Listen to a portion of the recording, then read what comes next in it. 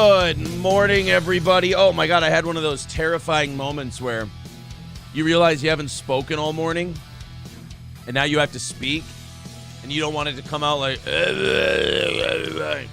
or good morning. Luckily, I'm okay. Welcome to the show. Oh, I gotta sub. I'm drinking my, the only caffeine I can have in the morning that I don't want to puke after I drink. I've been pounding that, but that tends to dry you out a little bit. Free water. Cardiff sent me a thing this morning, and by the way, it's good. I know we're going to have a good day when Cardiff is here before the show even starts, sending me a cease and desist. A Cardiff Electric cease and desist is, it's how you know he's a friend of your show, because most people he just beats the living shit out of or hires people to beat the shit out of you. And now at least he's sending a nice cease and desist. But welcome to the show. Cardiff sent April and I a DM on Twitter either last night or this morning. I didn't see the time on it. And he says, congratulations on your success. And it was a link to a podcast called the Free Water Podcast. It's either called Quenched or the Free Water Podcast. And I hope he doesn't think that this guy reminds him of me, because if so, I'm remarkably offended. This guy fucking sucks. He's so bad. I'm 15 minutes of the way in, or 15 minutes in, and I apologize for the nose. I'm getting sick. I think the house is getting sick. It's just, winter in Minnesota, close quarters with the kids all the time. It's going to happen. You're going to catch stuff. So I apologize. I'm going to try and mute my mic as much as I can this morning when I have to do the sniffles or anything like that. I didn't know until we started the show how sick I was getting. So I got the sinus congestion. I got the, that whole thing. So I apologize for that in advance. But I'm listening to this guy. I almost texted Carl from Who Are These Podcasts and said, boy, do I have a show for you. But I don't want to do that because I don't know if Cardiff thinks this guy sounds like me. I don't know if Cardiff thinks that this guy is like Steel Toe, or if this guy started shitting on Steel Toe. I'm not sure. Cardiff didn't send me anything other than, congratulations on your success. So I don't know what this means. So if Cardiff is still in the chat, if he could explain to me what it is this quenched, because I'm skipping around. I'm about 11 minutes and 30 seconds in. So I don't know if this guy starts shitting on us like he saw our show and he thinks we're garbage. I'm going to be really upset if I find out that the guy from the Quenched Free Water Podcast really enjoys our show, because he's not good. He's not, but I will give him this. I will give the Free Water Podcast this. This guy has all the confidence in the world. I mean, this guy is the most he says he's talking about you. Carl knows him very well. Uh-oh. Like Carl likes him? Oh, no. Sorry, Carl, but your boy fucking stinks. He's really fucking bad. He does have 13 patrons, though, so I'm going to watch my mouth. I don't know if he has a YouTube channel. I don't think your Patreon numbers count that much if you're doing like a show that a lot of people watch. If it's like a supplemental Patreon like ours is, people were like, hey, I don't want to watch the video show. I can never watch live, so I'd like an audio version of the show. Well, you know what? That takes me an extra hour, to transfer it from video to audio and then to put it up on Patreon. So here's the deal. I'll make you guys a Patreon. If you want to go $5, we'll do the Patreon thing. And I think it's got like 45 people. Fine. If that was the measurement of our show's success, if that was the main thing we did it on, that's a failure. I would be a failure. But the Free Water Podcast guy, he has 13 on his Patreon. So he could be on the way up. There's a chance. Cardiff says he's talking about you. All right, so Cardiff, I don't like asking Cardiff for favors. I feel like I'm imposing. I feel like Cardiff is a busy guy and I shouldn't bother him. But if you have like a timestamp or anything like that, I'd love to listen to this morning before April gets in a little bit later today. If you're just joining us for the first time this week, We did give everybody the week off, the week between Christmas and New Year's. April's, we're kind of doing it old school like we used to do on radio, where I do the first hour. I hang out with the audience. We get a nice diesel engine warm up, sort of. And then April comes in at 7. So we're doing, and by the way, if you guys like that, I'll change it back to that. But for right now, Jesus Christ, you can tell I'm getting sick. I can't hold a thought in my head. I can't keep a train of thought. We need to tighten this thing up. I'm starting to sound like quenched. All right, so if I can get any background on the Free Water podcast, if I could get any background on the quenched guy, I would really appreciate that. We're going to try and find this today. We're going to take a look at it and see what he has to say about Steel Toe. I'll tell you this.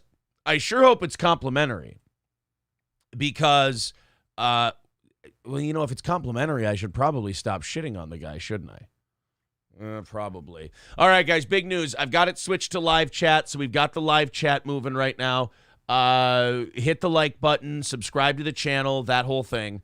Dub says, hope you feel better, Aaron, yet you sound fine, in my opinion, just saying. Yeah, it's the beginning of the illness thing where I've got it right around the eyes here and right in the sinuses. You can't, you feel most like shit before people can tell you're sick. And then as you start feeling better, you start sounding worse. So people go, oh my God, you sound like shit. You must feel terrible. And I'll be like, no, I'm getting over it. It's a couple days ago when I sounded fine. I felt like shit then. Stevie J says it's okay if you're sick. We're here for you in a gay way. Oh, thanks. As long as it's in a gay way. I don't want it to be platonic. So people apparently know some stuff about this Quenched Free Water podcast guy. Smokenstein says he's from Indiana, so you'd better watch your back. I only know that Gary, Indiana is a hardcore place. Anything other than that, I don't know anything about Indiana. All right. We'll listen to a little bit of this. Mad Max Mardigan says, gave everyone the week off. So the show is dying and you fired your actual talent. Haha. Yes, that is the other way to put that. Look, if the show was dying, there'd be a lot more than just those guys getting laid off, as it were. So we're going to take a little look at this a little bit. The Quenched Free Water podcast. I don't know who this guy is. Apparently, he decided to talk about our show, which I'm honored. You know, if I hear a show and the show is good, and then I hear they're shitting on our program, I'm like, uh-oh, this isn't good. And I get into defensive, fighting. I'm like, okay, we got to be ready to cover up and, fight back here a little bit. But, because when I found out Alex was not happy that we had shit on him, I was like, oh, no, I really like Alex. I like most of the stuff he does. We got to straighten this whole thing out, and we did. But when it's someone that I listen to and I go, oh, God, this guy is trash, then I don't feel so bad. You know what? Look at this. Aaron screwed this up already. Hold on, buddy. I'm getting my Bluetooth hooked up here. I didn't hook the phone up to the goddamn board. What a piece of shit I am. Hold on just once. Oh, shoot, he hung up. All right, just hold on a second. Call back right about now. Okay, now we're good. Now we're all hooked up. If you want to call back in, we'll handle this. I'm sorry, guys. I got the tissues out. I'm going to mute it. I'm going to be a gentleman. But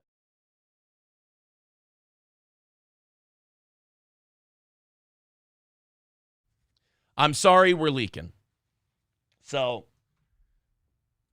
once in a while, we're going to blow the old nose. Once April gets here, she'll be able to fill in the silence. Oh, my God. Is that the Patrick Michael guy that Carl's talking about?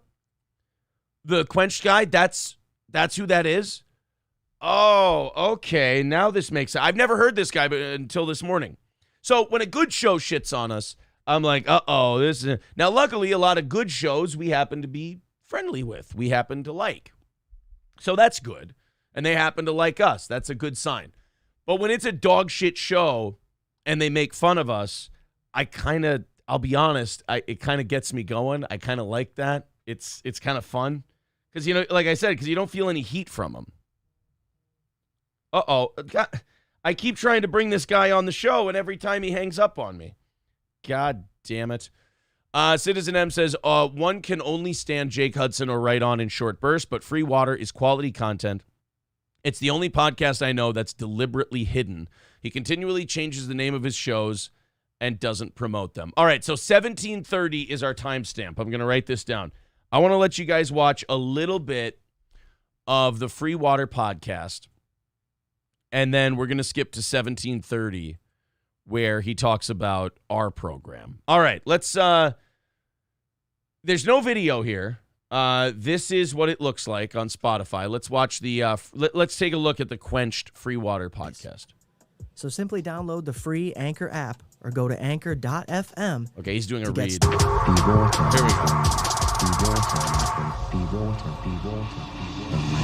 He really is a darling fish. You want to take a shot? Just a little rattle. Skip forward again. Damn fish. Jesus. This fucking intro. Simply to start the show because I'm going to rhyme and they're not going to know, and that's fine. God, I feel like a fucking idiot. I want to start over. I already want to start over. But That's truthfully, fine. I Just say keep, whoa because it's it's not like, gonna get guys, better. every time I listen to this fucking intro music, much like you, I'm pumped. I get ready to go. I'm out there living a life of a Viking. Truth be told. So he's a rapist. Okay, that's good to know. I see. This is where I wish April was here. She could take notes. Things because we're getting to know this guy now. Because if he's mentioning us, we can get to know the guy. And okay, so he's a Viking, so he takes without asking. This guy must be hardcore. Not so good. So for all those blonde bearded men out there that have to get tattoos in a language that is so far dead, I'm feeling like you right now and like your ancestors. What? I mean, I'm Irish. I don't know. I don't have a vast knowledge on Vikings, but I will say we're gods. Okay. All right. We've heard of Greek mythology. We've heard of Roman mythology and shit like that. People keep glossing over the Irish mythology, guys. We have Irish gods out there. They do exist. This is like an indie wrestling promo. Call from Total shithead. to accept, Total press shit. 1. To send Hello, Total Shit Thug. What's going on? Not too much. How are you? Pretty good. What can I do for you, sir? I just called this number because I want to see if you can order me a pizza. Oh, you know what? Let's see if we can do that right. It's a little early. I don't know if I'll be able to, but what can I get for you? Let's give it a shot. I want a cheese pizza with mushrooms and olives. Cheese pizza, mushroom, and olives. Small, medium, or large, sir? Extra large. Extra? Oh, you're a bigger fella. All right. Well, I can get that ordered for you, and I can probably get it to you in about 25, 30 minutes. Does that sound good? That works. I'm a big fella, just like that Corey Adam, who's a slacker, didn't show up for work today. I actually gave Corey the day off. I don't care. All right. So you ordered a pizza, and then you wanted to call Corey Adam a slacker. All right, I understand. Is there anything else I can do for you? Because so far I'm very much enjoying your company. I really, I want to say that you're a piece of crap. Fair enough. But I still love your show. I'm a long-time listener.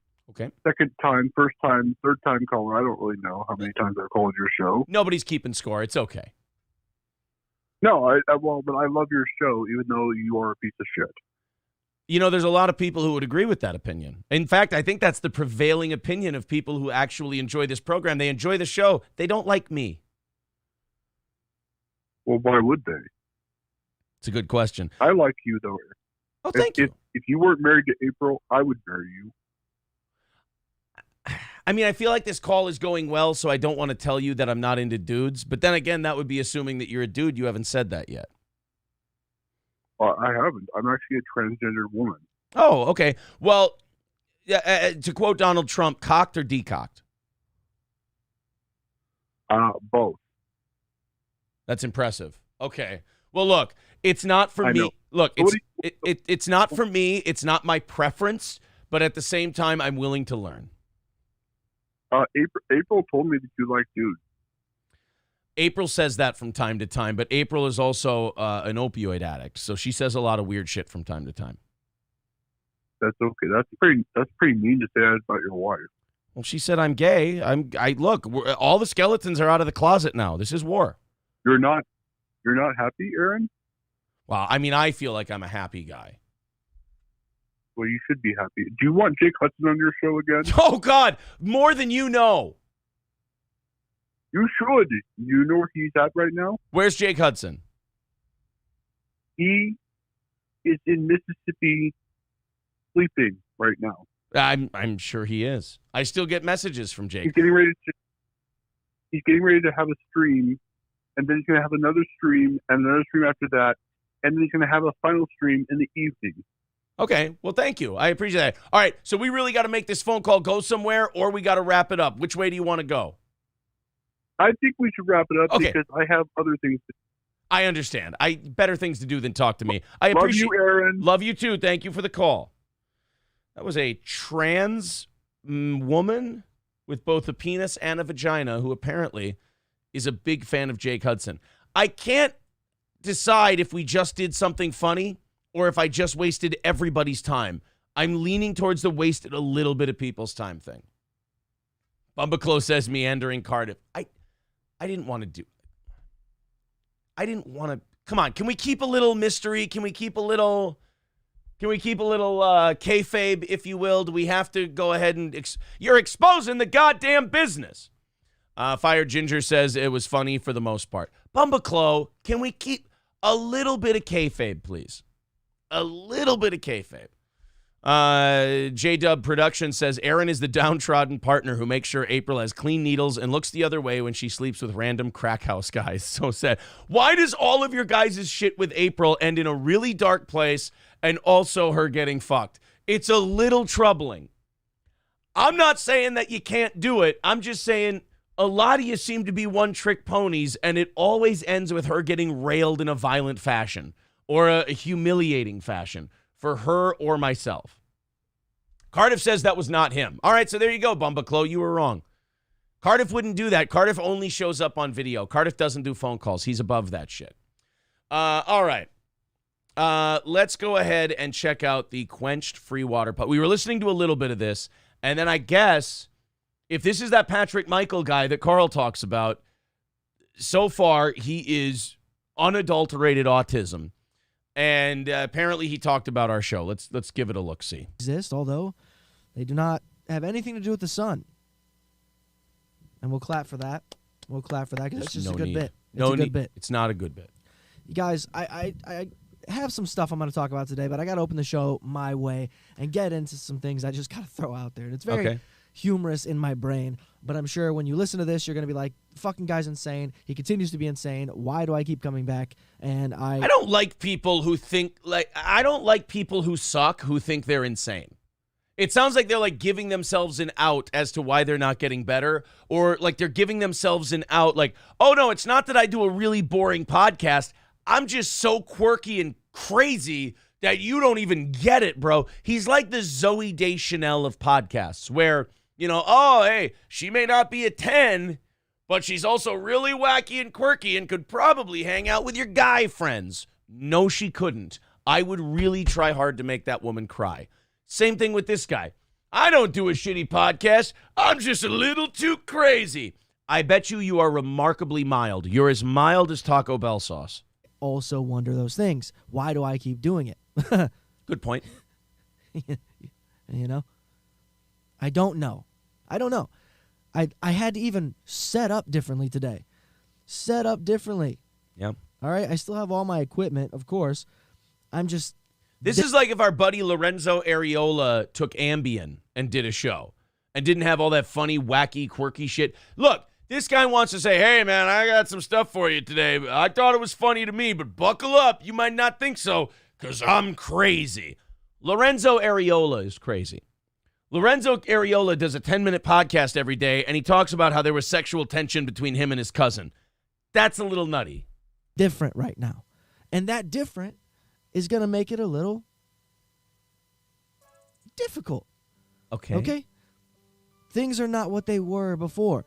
You know that stupid little saying at the bottom of your driver's side mirror? Objects maybe. That's what this podcast is. objects may seem closer than they appear. Is that the saying? I don't know. Is anyone else like leaning in going, it reminds me of that last phone call we had where I'm like, is this going to end up going somewhere? Like, we need to make a decision now. Are we going to keep doing a podcast and have this go somewhere? Or are we just going to kind of be in this meandering, rambling state for a while? So I feel like you guys kind of have a taste of Quenched, the Free Water podcast. I feel like you guys have like an idea that this guy is one of these people who thinks he's being quirky, thinks it's entertaining, thinks that there's nothing funny about someone who's not funny, who just decides he's going to meander. Balls Deep says, Zoe Deschanel is a 10 in my book, 11 if she's crying. I hear you.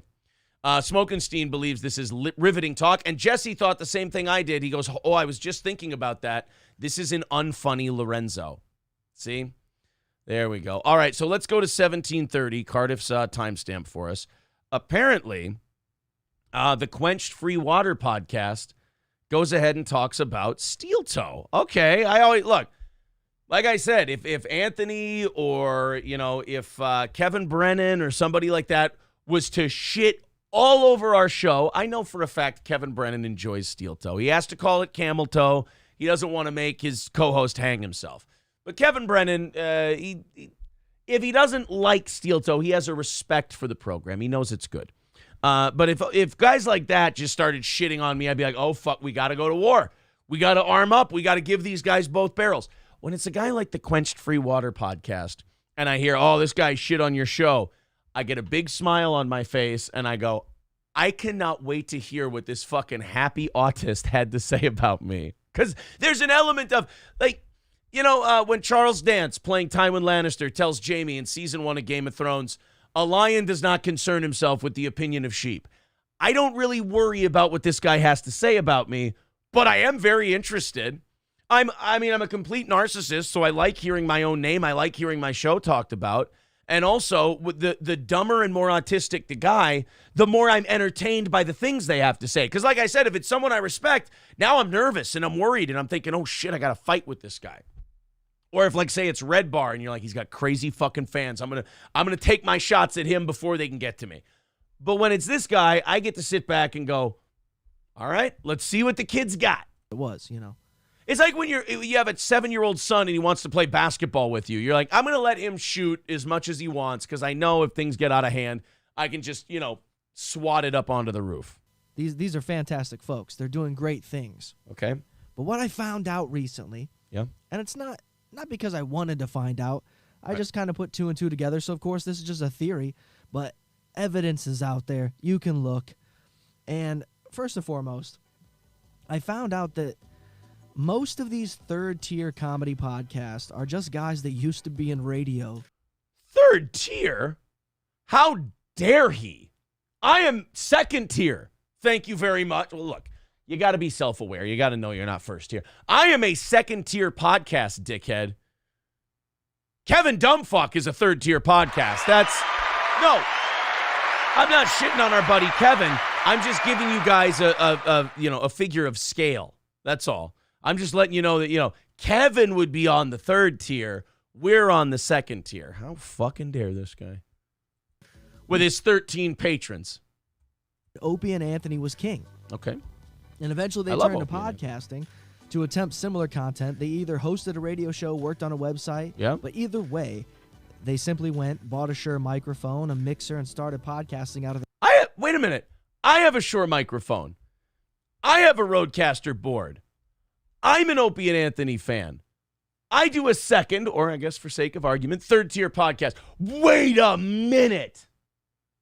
Patrick, if this is the Patrick guy that they're talking about, how dare you, sir? And to think we could have been friends. their basement, assuming I'm in my basement. They don't seem desperate. Like, hey, wait a minute. I'm desperate. Son of a bitch. I thought I was going to enjoy this. Now I'm starting to feel threatened. Guys, we might have an up-and-comer on our hands. Failing. Let's jump into podcasting as a team and attempt that. I have a family, and we're podcasting as a team. Wait a cotton-picking man. I think he might be talking about me. Here's a weird thing. If you're a tiny podcast, this is going to help this guy in his endeavors. If you're a tiny podcast, you have to say the name of the show you're talking about if the show is bigger than you. It doesn't make sense to talk shit about a show and then not say their name. There are people who have YouTube channels where they have 2,200 whatever subscribers. They're between like 100 and 2,500. And they'll shit on our show, and they'll know to put the name in it because it'll be the most viewed video they have. Total BS show knows this. The biggest thing they have is a steel toe themed thing. Chad knows this. The biggest thing he has is a steel toe themed thing. If you put our name in there and now you put our name in there and you're big, it's not going to help you. But if you're little and you put our name in there, a lot of our fans will find it. They'll report it back to me. Then you'll get a few views off of that. Don't be coy and subtle about it, you Irish Viking. Let's fucking do this thing. There are too many of them. Okay. And I'm sure some of them are good. But I think I could throw in a Jackass movie if I wanted to quench the need before hearing a guy with glasses and a woman's blouse trying to tell me what's cool. Okay, I get the glasses thing. That sounds like me. Women's blouse, I don't understand the reference. But if I put two and two together, we also know that this guy is terrible at ad-libbing and doesn't prepare a show for himself. So he might just not know what the fuck he's talking about. I understand. And if they were actually worth a damn, they wouldn't even associate with these third-tier comedians like Kevin Brennan and Gino Bisconti. Like these. Wait a minute. I associate with Kevin Brennan and Gino Bisconti. I'm starting to think this guy's trying to get one over on me. Son of a bitch. You know what's funny about podcasts like this? A, that we've quadrupled his listenership. But B, that like if those guys had a chance, like if a Kevin Brennan or a Gino Bisconti or Chrissy Mayer or anyone like that called this guy and said, hey, will you be on my podcast? I really like your stuff. He'd be on in a second. He'd be on in a heartbeat. Shuley calls him, he's there. Bob Levy calls him, he's there. And by the way, I don't like Kevin Brennan being called third tier. Bob Levy, Kevin Brennan, they've been in the business a long time. They deserve a fair amount of respect. Even if Kevin does consistently call me camel toe. It's a compliment coming from Kevin. These are your guys? These are the guys that you're like, fucking, hell yeah, dude. I talk to famous people. And if you guys want bigger names on the show, simply ask them. You don't have to get Kevin Brennan. First of all, I don't mean to brag, but Kevin Brennan doesn't do this show. It's hard when it's a show like this, when it's just overtly garbage. It's hard to feel any heat from him. It's hard for me to go into war mode. It's almost more fun to play along with the guy because it's like you're 6'6", 260 pounds, and some guy 5'1", $120 is trying to hit you. And you're just like, look, I feel like if I cover up and I return at this guy, I'm the bitch. Or Anthony Cumia. I love Anthony. I mean, I get it. Sure, historically, it'll do okay for your podcast, but you're simply just drawing a bunch of fans that are in their mid-50s. So that doesn't count. Hey, I understand historically as a business model, it works to make connections with other shows, and that's how podcasting has grown historically. All right, thank you for the compliment. But these guys, they're going to be in their mid-50s. They count, don't they? Do guys in their mid-50s not count as audience members of your show? I don't understand how this free water guy can't have a bigger audience. And by the way, mention Steel Toe next time. It'll help you. Why is it I always help these guys to shit on me properly? They can never do it right. And I'm like Sean Hayes in Scrubs trying to show JD, no, cut off the windpipe right there. There you go. Good job. Is that what you want? Yes. Is that what you want? Yes. Because eventually those people are going to stop being able to work their own phone. So they're not going to be able to listen to your shit anymore anyways. Oh, I didn't know that. So wait a minute. When you hit your mid-50s, that like you're 2 years away from forgetting how to work a phone?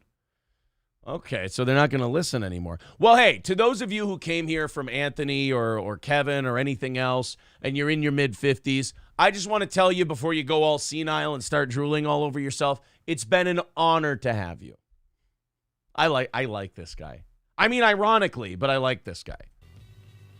But in the end, you find out that it is just a game, and they've actually said that it exists. The game of finding the guy or finding the podcast or finding the celebrity that they can poke fun at and find that celebrity will respond. And a guy, have you seen the internet?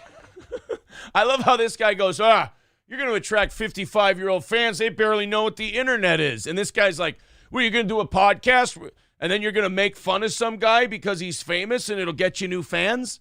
Yeah. Ask Nas and Jay-Z. It works out pretty well. I love when a guy basically comes out and says, look, I have no fucking idea how this game works, so I'm going to shit on the people who do. I'll give this guy this. He's got balls. No brains, no ability to entertain, but he's got balls. got to the point where they were like, hey, we could do this to people that are not celebrity at all. They simply make content. Okay. If they respond. If those people respond, we got them.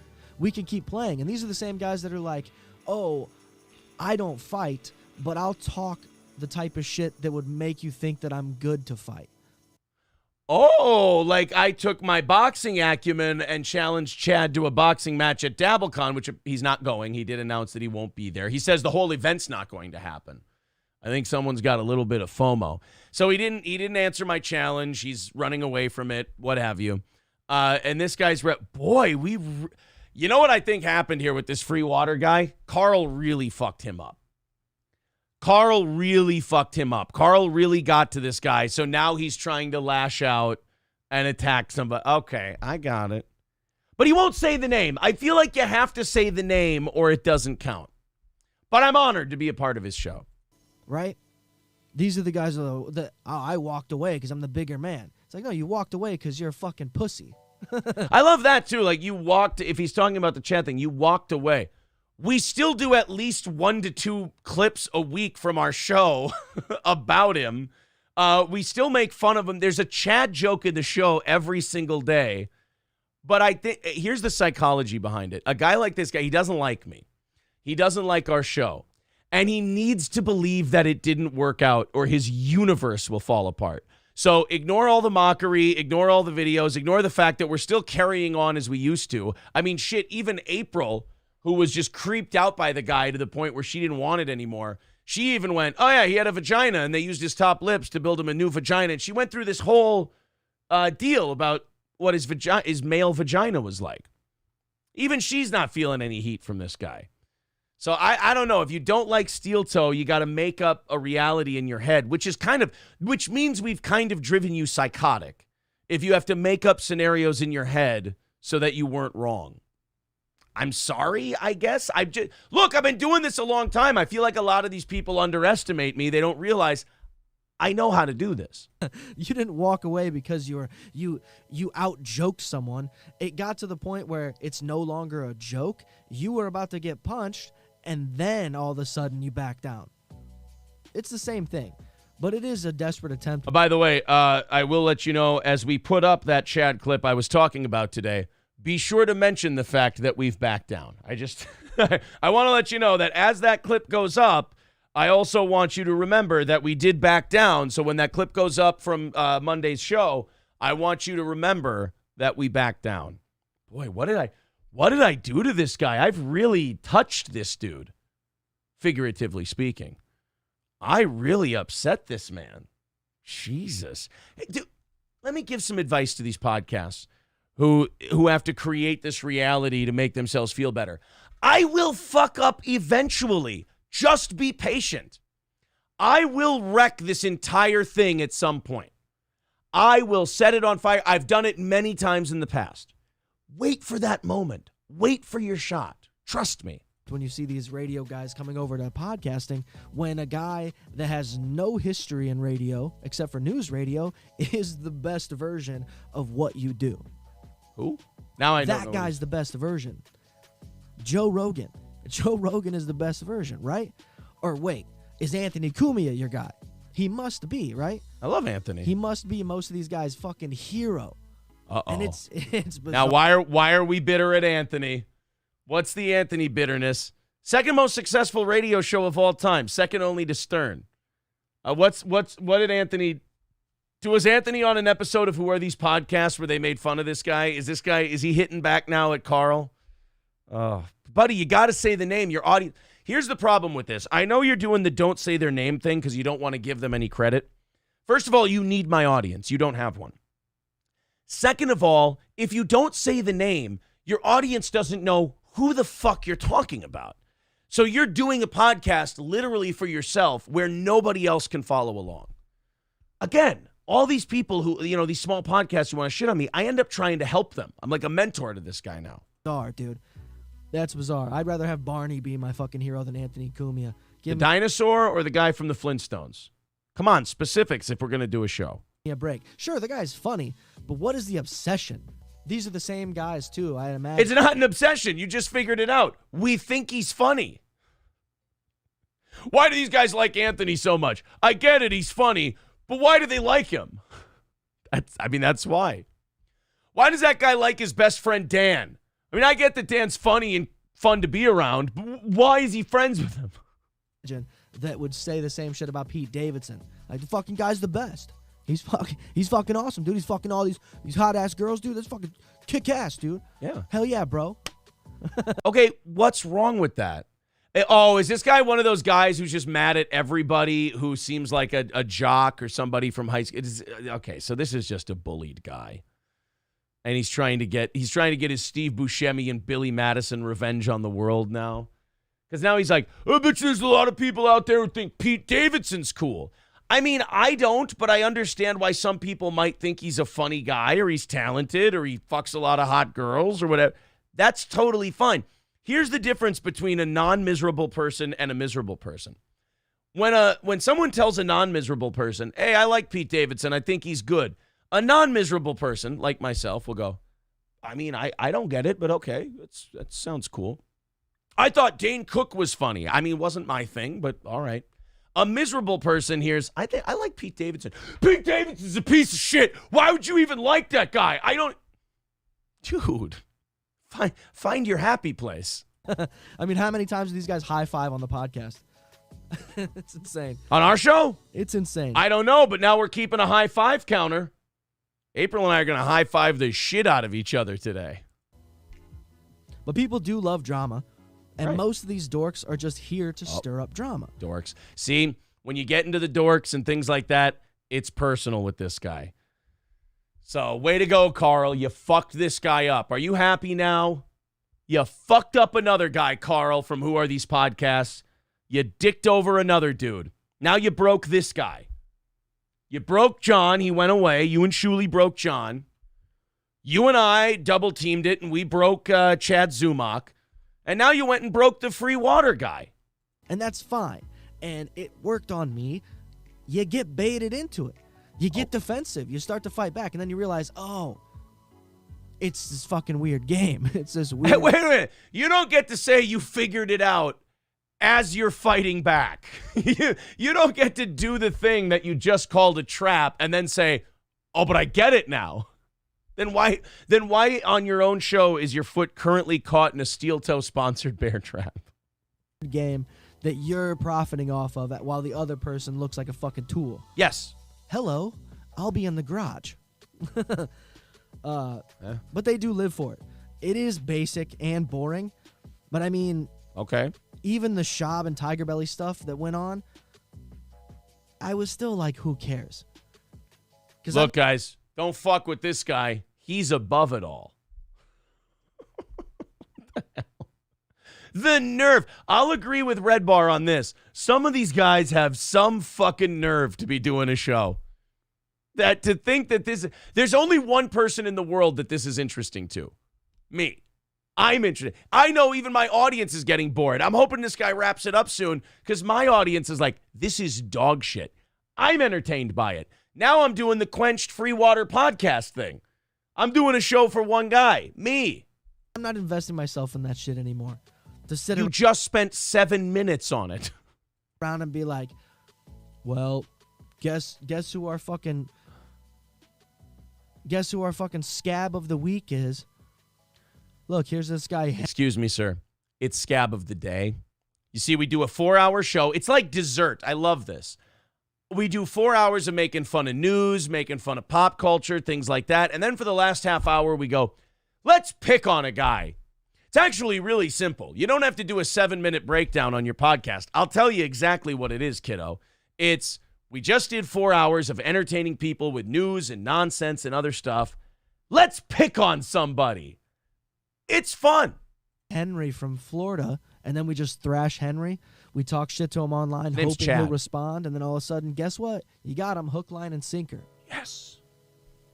But guess what? At this point, guys, that's so hard to do when you are the water. Oh, see, free water. We're the water now. Or no, he's the water. Who's the water? Usually when you play music after a segment, it means that you really wrapped something up and got somebody, but I don't know who the water is. So is that the end of that segment? Does he just play music for the last 10 minutes? Sam Roberts. No? Damn.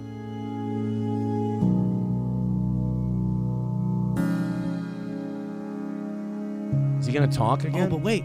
Gino Bisconti. Oh, Where are you? Oh, he's still upset. Hey, what's your show called? In Hot Water? Well, this is free water, Daddy. Welcome. Ew. Did he just call me dad? Don't call me dad. Don't call me that. All right. Well, thank you, Cardiff. You guys can thank Cardiff Electric for that one. Cardiff sent me that, and he wanted to let me know that I had made it because that gentleman from the Free Water podcast had talked about Steel Toe. But again, you got to say the show's name. Labglass says, this guy loves Rockin' 101. Lemmy says, this is painfully boring. Yeah. It was very quiet, too. He needs to mix it better. It needs to be louder next time. He's probably one of these guys who thinks that if you make it louder, that's hack, like loud is bad. Citizen M says, you're pausing way too much to dissect tiny pieces. I'm worried that my audience will leave if I play big chunks of this guy. So you're right, Citizen M. I did kind of red bar it on this one. My bad. But if I played 30 seconds of this guy at a time, people might think I like it and leave. I was worried they were thinking I'm into this. They're saying this guy has the charisma of a wet towel. Jeff says it's literally Chad's son. Nah, he's too down and depressing. Why Do I Podcast says this guy sucks worse than Kevin Dumbfuck. I mean, I would agree with that. This guy's gay. What does he mean by our scab of the week? Cardiff says, I believe he is older than you, Aaron. No. I just turned 36. There's no way that voice is 37 or older. That's like a 22-year-old's voice. He's a youngin', right? Oh, Cardiff, don't tell me that. This just got more depressing. Smokenstein says, I love how he turns being made fun of as that he's popular. Oh, is he talking about himself? With that, Cardiff says he's not done with you. I know, but Cardiff, no offense. We might have to do this in 2 parts, buddy. Like, I'm really bored by this guy. Like, I'm worried people are going to leave if I play any more of this guy. Should I? Do you guys want to hear more of this? They're saying he's 52. That guy's 52 years old, and I'm sad? What the hell? Look, Cardiff, we might have to 2-part this, buddy. I got people in the chat saying they're going to leave if I play more of this asshole. And I think so, too. I got to be done with him. I looked at the clock recently, and I saw 6:30, and now I see it's 6:44. I don't like it. No more, please. It was just Christmas. Yeah, only Marquise is saying yes, more. Oh, no, Citizen M wants more. I mean, the water is free, and people don't want any more. That's too bad. Well, I guess, you know what? You got to tell this guy that our audience has been quenched. Smokenstein says, to know the lore of Patrick Michael is to appreciate it. All right.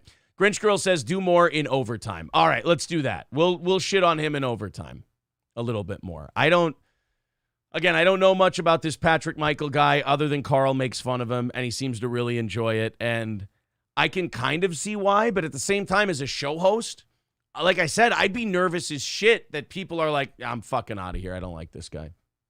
He's too boring to mock. The Fire Ginger with $5 says, this guy reminds me of the wannabe woke stoner who is always trying to make a point, but sounds like a bumbling idiot.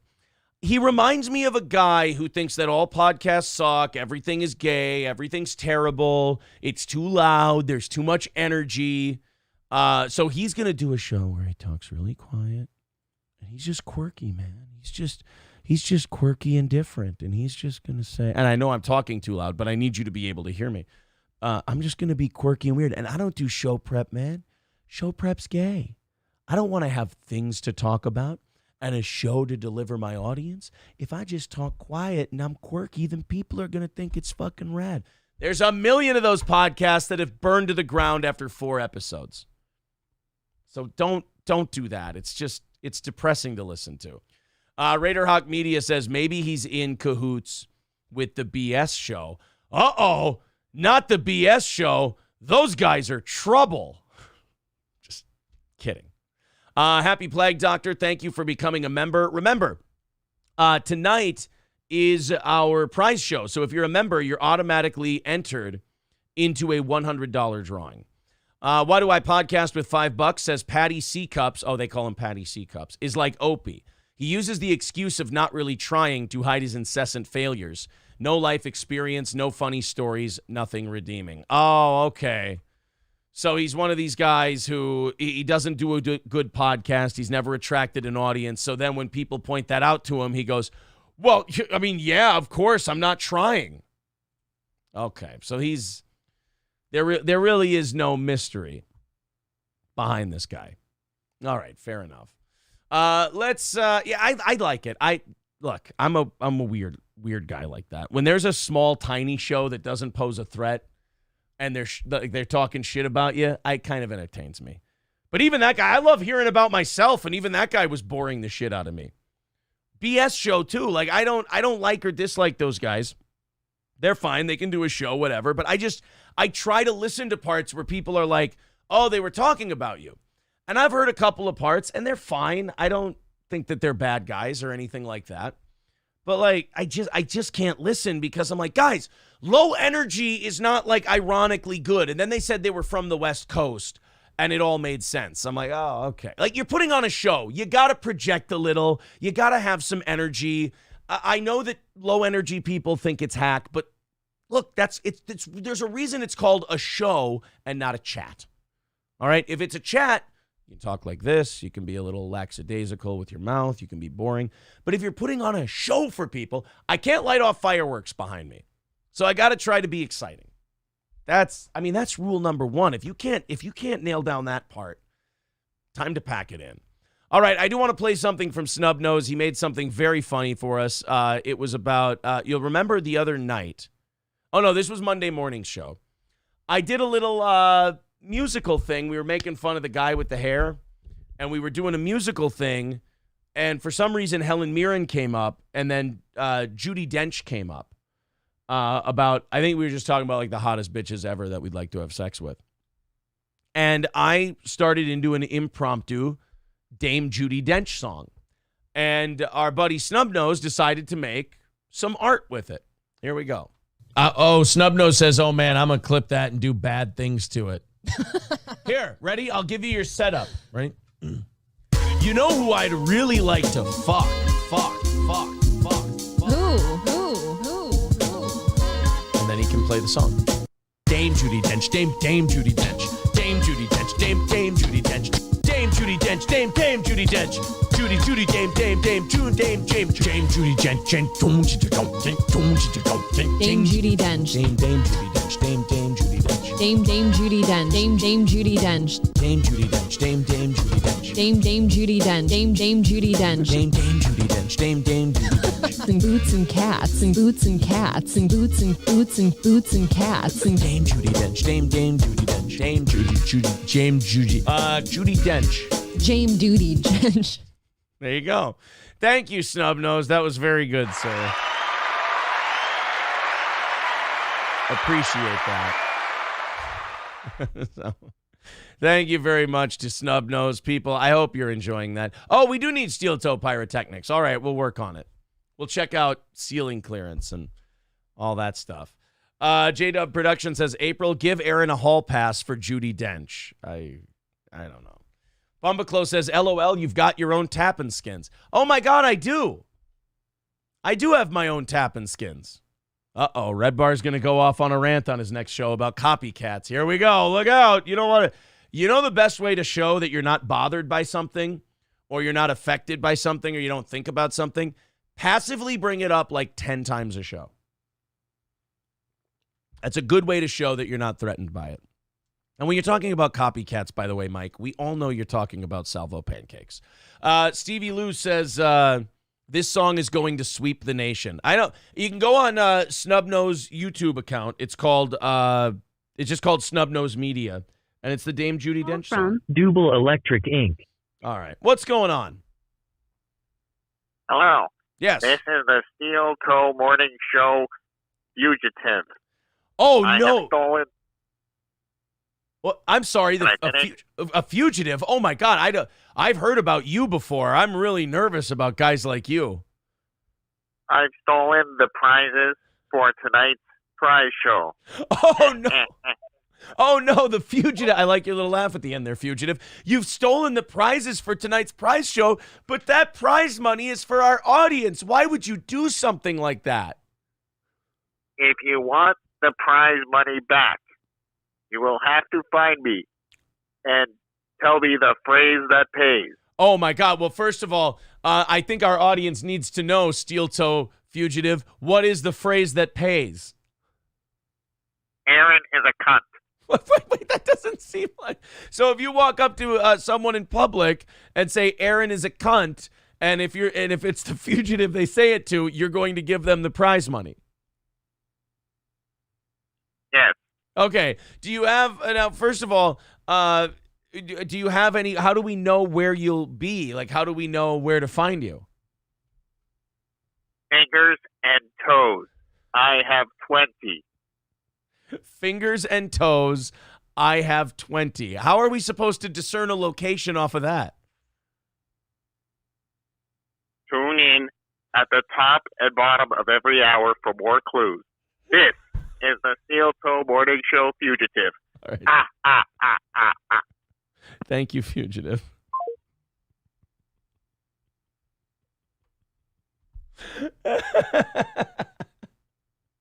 Oh, no, guys. We have a fugitive who's stolen our money. It's fucking... If you guys don't know what that's a reference to, it's the fucking shittiest, hackiest radio bit, which I will tell you right now, I never did, was never asked to do, would have never done it. A station that we were competing with did it twice, I think, and it was the cringiest thing ever. But you get like a salesperson or somebody to do a wacky voice, or you hire, some of these places actually hire a company, and they get a guy to say that he's stolen some prize money, and you have to go out and find him. Citizen M says, oh, fuck, he stole the S from the show. Now it's the Teal Toe Morning Show. Oh, no, that's not good. Oh, man, a certain young man from Queens might have to get on the case, says Stevie Lou. Yeah, we need Bobo for this one. So we're going to get calls from the fugitive at the top and bottom of every hour. I'm looking forward to it. A phrase that pays is look at the big brain on the toe thief. Yes. This is going to be a good bit.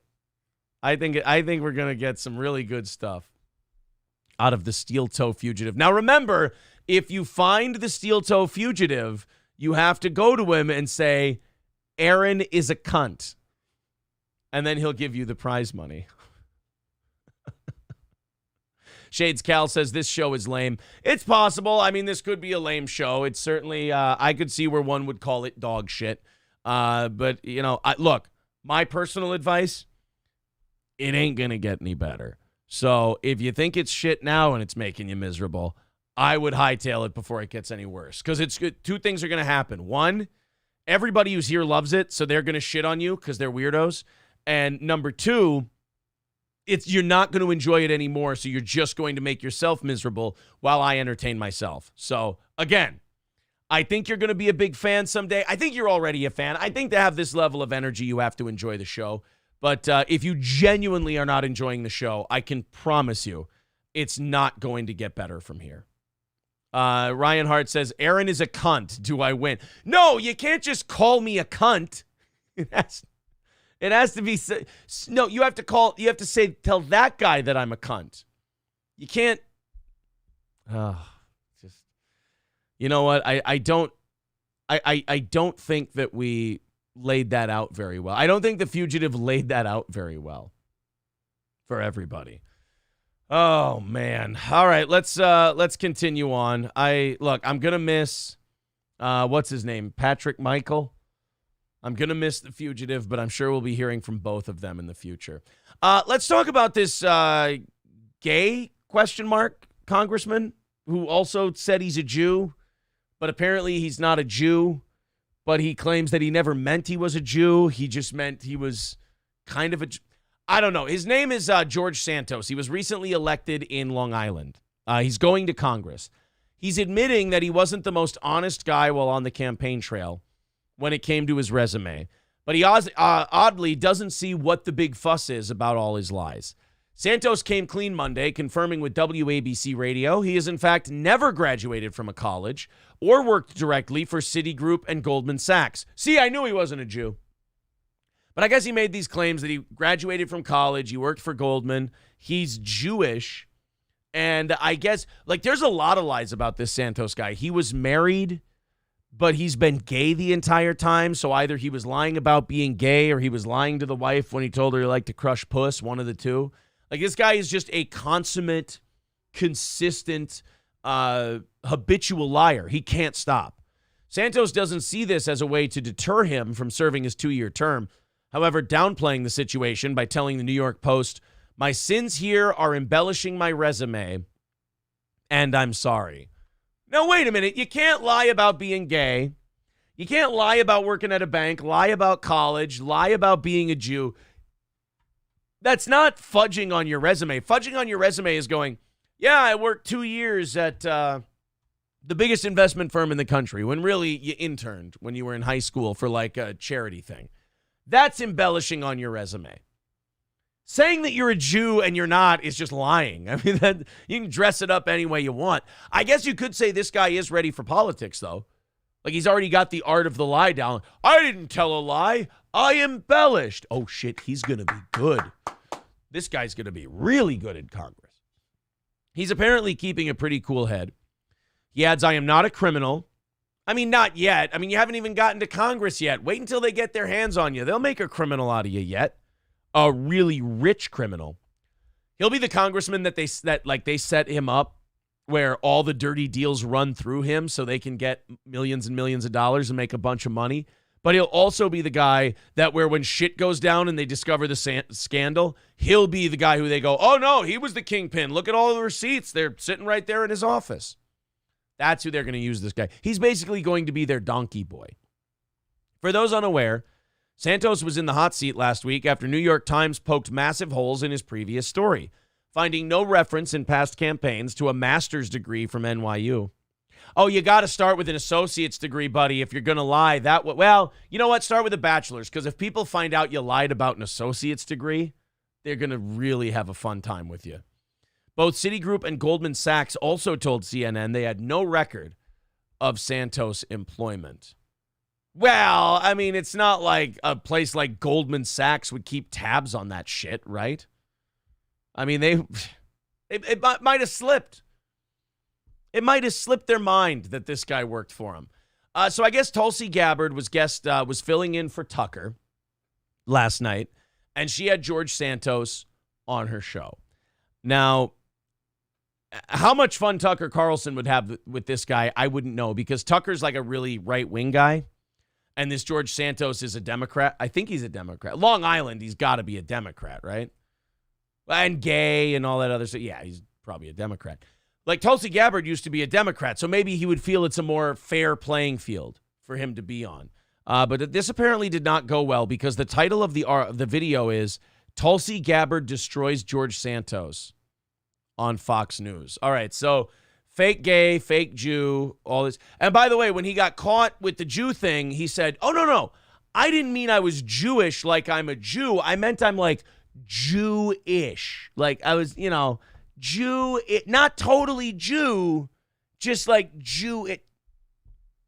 I mean, at what point do you just have some dignity and you go, look, I fucking fibbed because I thought it sounded good. I'm a politician. I love that we get hung up on these politicians' lies, but not the lies of, I'm not going to bomb any brown people while I'm in office. I'm going to stop the wars, and I'm going to rein in the American empire, and then civil wars in our name, hundreds of billions of dollars out the window. We don't care about lies like that. Hey, did you say you're a Jew and you're not? We got to get this guy. America first. Today. First question I really want to ask you, now that all of this has been revealed, is why are you gay? What does the word integrity mean to you? I believe it's an island off the coast of Spain. I visited there twice. It's very nice. Well, Tulsi, thank you for having me. You know, to answer your question, integrity is very important. And like I said to the New York Post, embellishing what my does it resume mean, was a though? mistake. What does it mean? Because the meaning of the word actually matters in practice. Uh-oh. Of course, it means to Oh, he's a Republican? This might not be the Jewish guy then. Is this not the Jewish gay guy? We have two politician liars? Oh my God. Well, then after this, I got to show you guys the fake Jewish gay guy. Oh, so George Santos is a different dude. So this guy's lying about working at Goldman Sachs and going to college. The other guy's lying about being a gay Jew. Okay, well, let's go to the phone. I don't know who this phone call is from. I know it's the top of the hour. I don't know who this could be, but let's check it out. Hello, who's on the line? This is the Steel Toe Morning Show Fugitive. Oh, not the fugitive. You did say you'd call at the top and bottom of every hour. You've stolen all our prize money, and you have 20 fingers and toes, and you have a catchphrase that if people repeat to you, you'll give them the prize money. What was the phrase that pays again?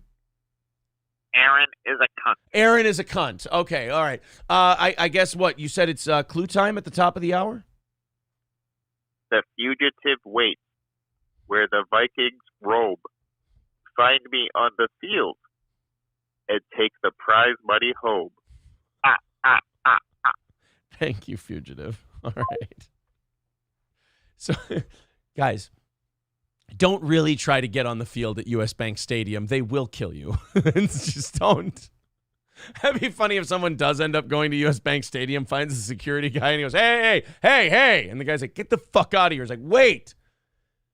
Aaron is a cunt.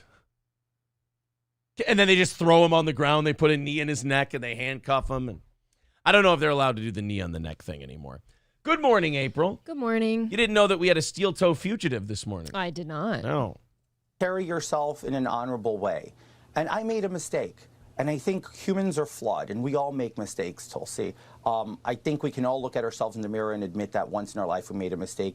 I'm having to admit this in national television for the whole country to see, and I have the courage to do so because... Wait a minute. Time out. This is what I love when famous people get caught lying about something. Hey, you know, it takes a lot of balls for me to come on here and admit that I lied after the entire country found out I lied. Well, no, I have to apologize, of course. But that's just the thing. It's like, no, dude, you have to do this. Yes, this is obligatory. Courageous is not lying about working at Goldman Sachs and not lying about having a master's degree in the first place. That's what courage would be. To be a college dropout and honestly run for Congress. It doesn't take a nobleman for people to go, hey, man, we found out you're completely full of shit. Yeah, but I have the courage to tell you right now that you're right. There is no metaphorical gun to my leg right now. Yeah, under the desk. It's like, what are you talking about, man? That's not courageous.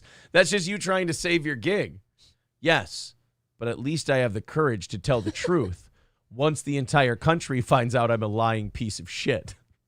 I believe that in order to move past this and move forward and be an effective member of Congress, I have to face my mistakes, and I'm facing them.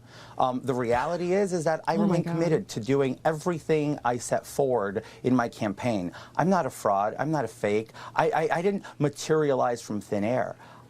I mean, you kind of are the literal definition of a fraud and a fake. I mean, Right. It's literally what your rap sheet's telling me. right. You're telling people, like, part of the reason you got to run for Congress is you had an impressive resume that included stints at Citigroup and Goldman Sachs and that you had a master's degree. Oh. That you did kind of appear from thin air because you just lied about I it. worked damn hard to get where I got my entire life. You think lying on a resume is easy? You're racked with guilt before you hit the print button? It's true.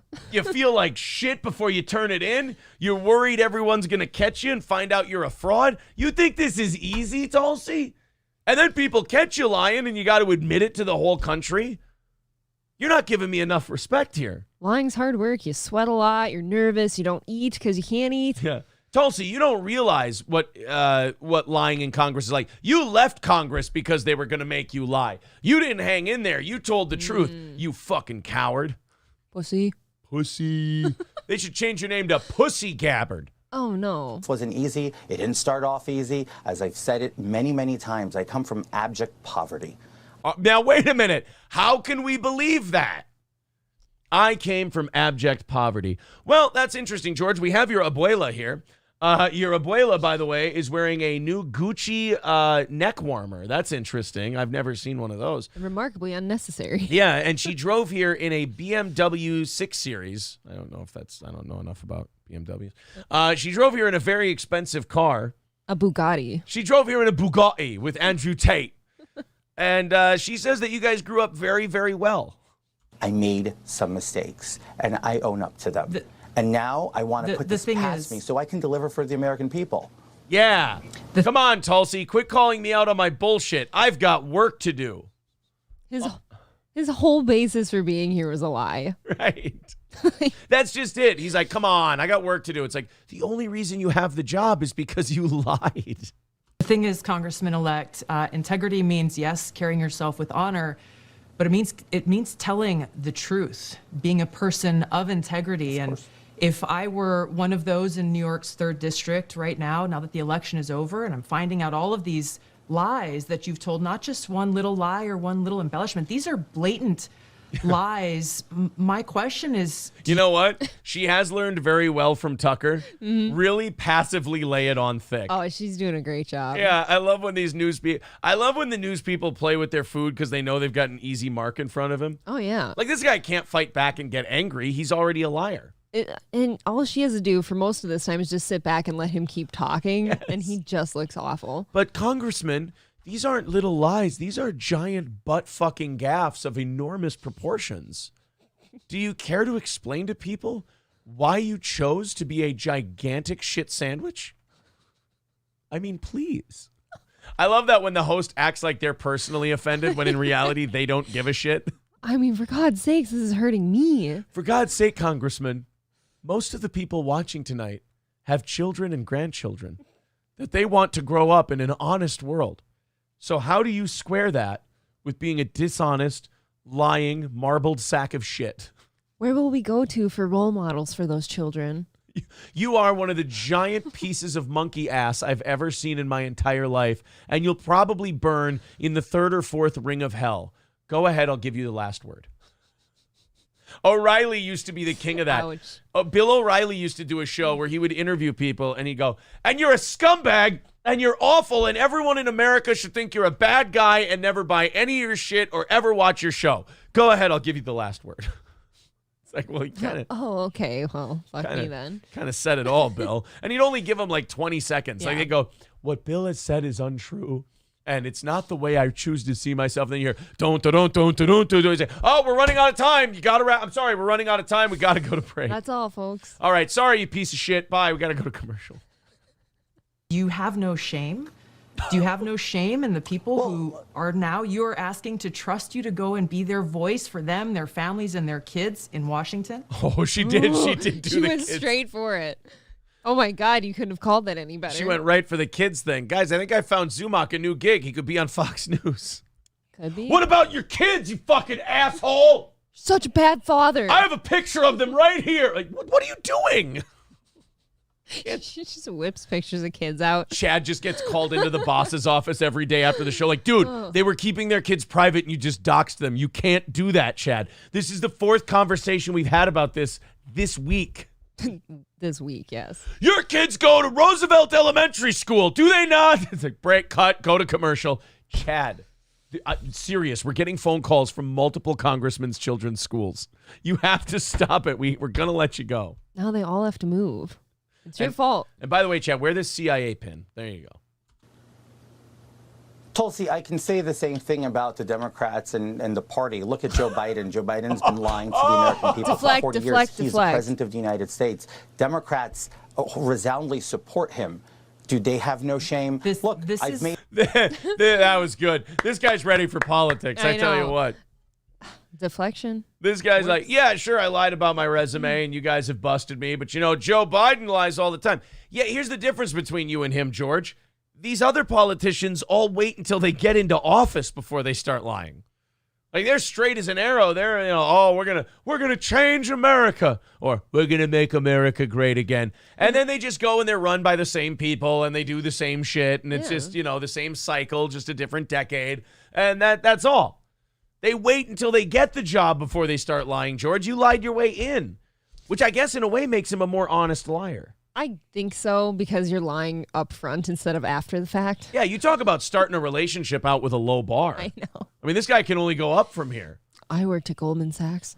What'd you have for breakfast this morning, George? A bagel. Fuck! Cereal. God, I can't even stop. It's an instinct. Oh, no, he's a proud boy. Yeah. Aw. Cheerios, Fruit Loops, Lucky Charms. Fuck. I would do the Proud Boy challenge. Here's why. None of those guys look like they. None of those guys look like they can punch. I don't care. It's humiliating. It is. Naming 5 breakfast cereal or getting punched by 5 closeted gay white nationalists. I think the whole package. The whole is a little gay. They might as well do it in thongs. I think they should. Yeah, just naked punching men until they name 5 breakfast cereals. Nice cheetah thongs. All right, guys. We're the Proud Boys. You have a choice. You can either name 5 breakfast cereals or 5 kinds of anal lubricant, whichever you feel is least gay. Whoa. What's your favorite nitrate brand? This is not about the Democratic Party, though. This is about your relationship, frankly, with the people who've entrusted you to go and fight for them. And I think one of the questions that really probably hits home to a lot of people is are you Jewish? We've got Oh, this is the Jew guy. Okay, good. Yeah. I didn't want this to be 2 different people. This is the Jew guy. By the way, with a last name like Santos, did you really try to pull off the Jew thing? Sure did. Hey, even Whoopi Goldberg changed her name. Kevin Dumfruck from Why Do I Podcast is very upset with this man right now. I bet he is. Oh, George Santos. Hi, my name is Jorge Cucamonga, Jolly Rancher, Maraca, Burrito, Festita, Goldman. And I'm a Jew. What? I don't think this works. Look, I've got a lot of rich history. My name is Henri Umbaka, and I am a member of the tribe of Israel. Like, what? No, this isn't. Something's not adding up here. Yeah, how you doing? My name's Mike Johnson, and I just want to say l'chaim. Dude, you're coming out of church right now. I don't think we're going to believe you that you're Jewish. I'm headed to temple. Yeah. Oh, I am very honored to represent the San Francisco 6th district, and also very happy to say that I am celebrating last night of Hanukkah, and after that my kids are going to dress up for Purim. Oh, very honorable. Would you like some potato pancakes and the Manischewitz? I don't think that guy's really Jewish. I'm starting to have questions. All right, we invade Ukraine, and if you fight back against me and Milo Jovovich, you are going to be an anti-Semite because we are now changing Russian flag to Star of David. We are all a bunch of Jews. Jeez, I didn't know you guys were going so hard in the paint nowadays. Letter that your campaign sent out earlier this year, which reads as follows. Uh-oh. As a proud American Jew, I've been to Israel numerous times for educational, business, and leisurely trips. Come on! She's a female Tucker now. I like this. Give me a lie I can use. To any as of a those. proud American Jew. What else did this fucking guy lie about? Look, maybe he's been there for leisurely trips. We'll see. As a proud American Jew veteran hunter of vegan descent who also believes in the Pledge of Allegiance, and I actually pray 4 times a day to Jesus Christ while being a Jew. I also was raised in the heartland and believe farmers are the backbone of this country. And I think if we don't support our troops, then we will not have God in schools. I also get down on my knees and pray to the east 6 times a day. The East? Yeah, you're right. You got to go that way. Yeah. You said there in that. Well, you would know that better than I do. You're a Muslim. Duh. I love this I'm a guy. proud Muslim. Dude, this is the level of psychopath, fucking narcissist, egotist that these politicians are, though. No job is worth this much humiliation. No, they don't stop trying so hard. But they will suffer it because once you get in, if you can stay in for 2-3 terms, you're set for life. He's going too hard with the fake it till you make it thing. Yeah. As a proud American Jew, obviously from Sicily, and my parents being... letter that you are, quote, a proud American Jew. How do you explain that? How do you square that Star of David? Maybe he was identifying as a Jew that day. Wait until you hear his answer. Oh. My heritage is Jewish. I've always identified as Jewish. I was raised a practicing Catholic. I think I've got... Wait, what the fuck? Like anything we say, he says. My heritage is Jewish. I identify as Jewish. I was raised Catholic. We were the proud Sicilian Santos band of Jews. Like, oh, what? Right now there's an Orthodox rabbi in the Diamond District in New York going, he is definitely not one of us. You can't just come in here and identify as Jewish. What do you think? You jump through a hula hoop and Shazam, all of a sudden you're a Jew? Come over here and let me see if you cut. Cock the decocked. All the Hasidic Jews are looking around at each other like, I've never seen this guy before. I know we don't tend to be a violent people. We're more of a merchant class, but do we have to kill this motherfucker? He has to go now. This man is Meshuggah. Soiling our name. He's a real plotz. Gone through this. Even I've not being raised a practicing Jew, I've always joked with friends and circles, even with in the campaign, I'd say, guys, I'm Jewish. Remember, I was raised Catholic. So look. So that April, naturally, he didn't mean he's Jewish. The media forgot the dash. It's their fault. He's Jew-ish, not Jewish. Like ish. Jew-ish. As in he wants to be a Jew, but he's really ish. That's, I believe, No, what see, he that meant. one actually makes more sense. Now I'm starting to buy his story. He's saying this shit with a straight face. He's funnier than he knows. That's always the most astonishing part to me is how do you keep a straight face through all this stuff? Aren't you embarrassed? You have at no all? shame. No shame. And by the way, one thing Tulsi's got to work on is her Tucker who farted face while people are talking. The only thing this interview's missing is Tucker going. She'll get there. I understand everybody wants to nitpick at me. It's not nitpicking. You lied about being a Jew. Don't we all want to be Jewish? That's like me Tulsi? yelling Allahu Akbar and going, just fucking around, guys. Like you go to the airport. In the middle of an airplane? Yeah. You go in an airplane and you go, Allahu Akbar. And people go, ah. You go, I'm just fucking with you. Dude, you're dead on contact, I feel like, if you do that. An air marshal's rubber bullet just hits you right in the chest. Oh, my God. Reassure this once and for all. I'm not a facade. I'm not a persona.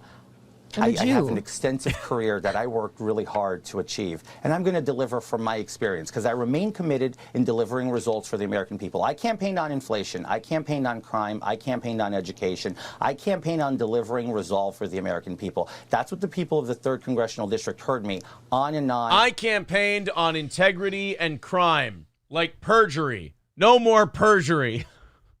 I was, shutting the door behind me. I got to lie my ass in here, and now I'm shutting the door behind me. No more liars. I think it's just wrong. Gross.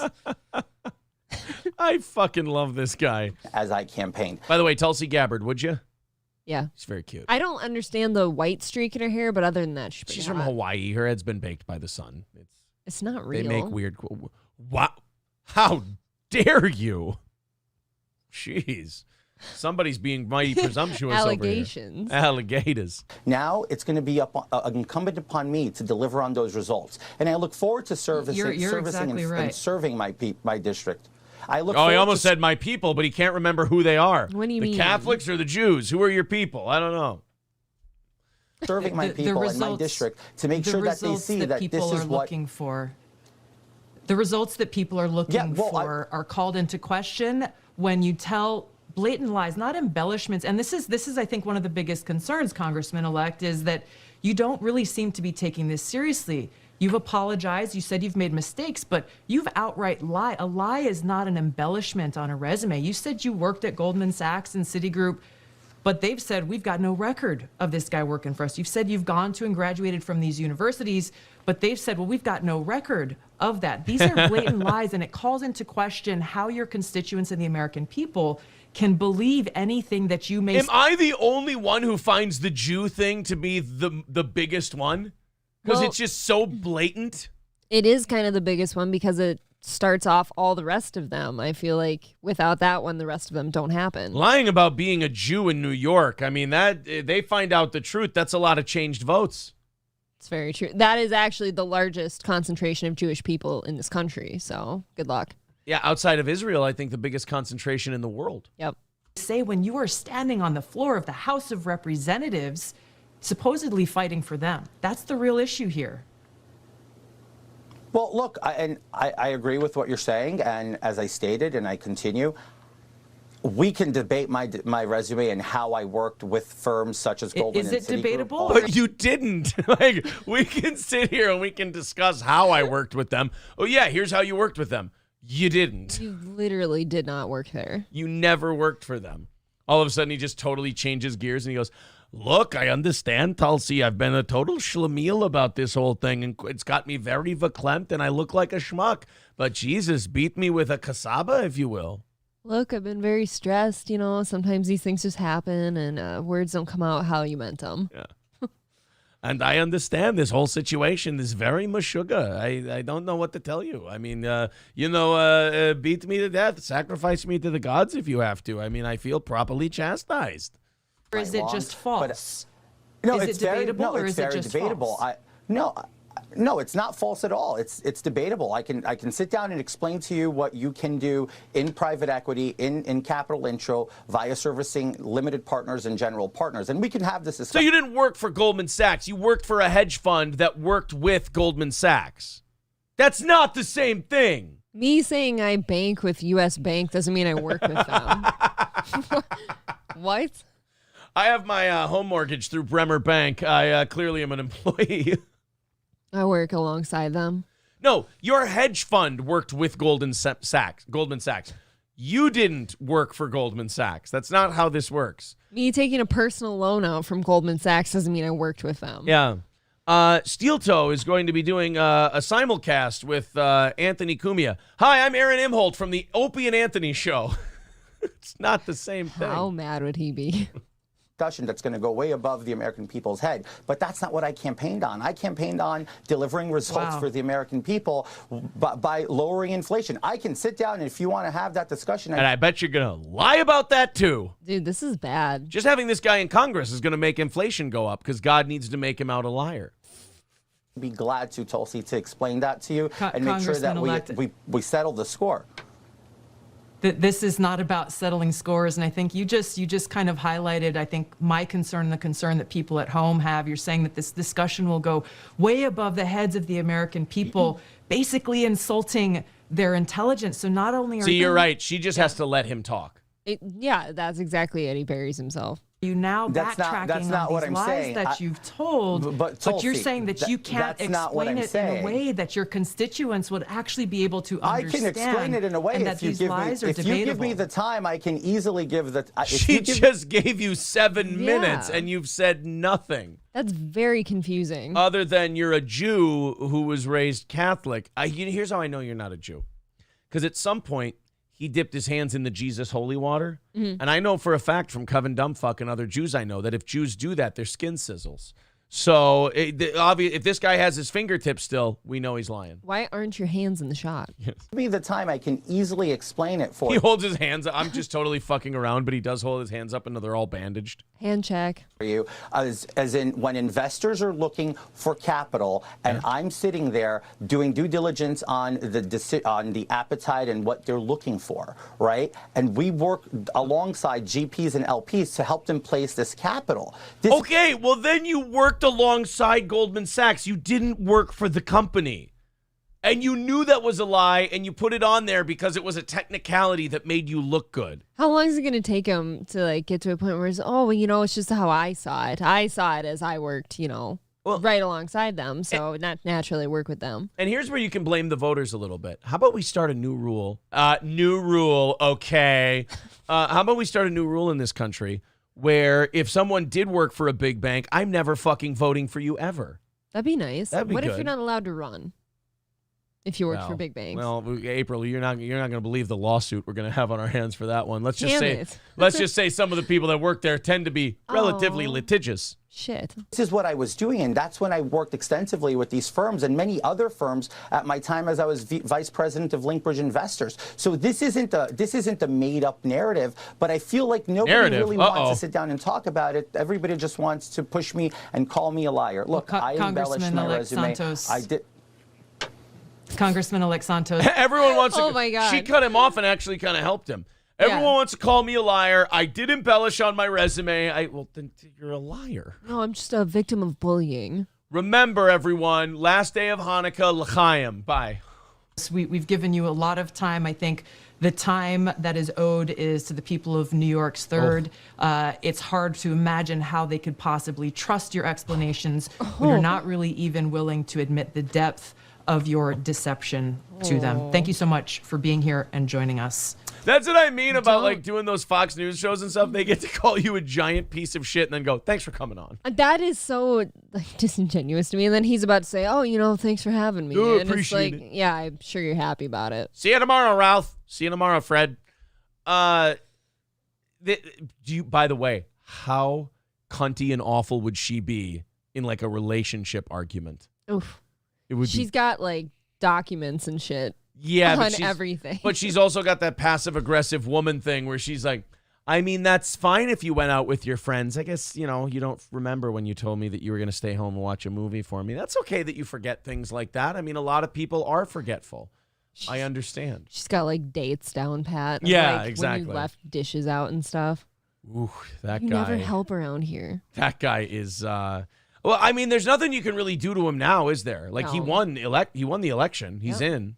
So, I mean, he can do what he wants. I mean, he'll have to explain this away, and people will bust his balls about it and whatnot. I'm just guessing people will never trust him again, so he's not going to get reelected, obviously. Yeah.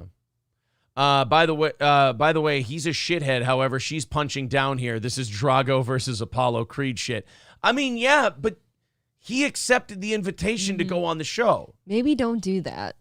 Don Lemonade says, I bought a rake at Menards. I've been working with them ever since. See?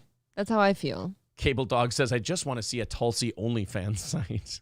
She is pretty hot. She's pretty cute, yeah. Okay, finally, let's get this answer. Tulsi or AOC? Oh, Tulsi. The Thank teeth you. the teeth fuck me up on AOC. Let me here, I got to show you something. Tulsi Gabbard. She's got videos. She has workout videos. Okay, can we stop posting these? She has videos of her like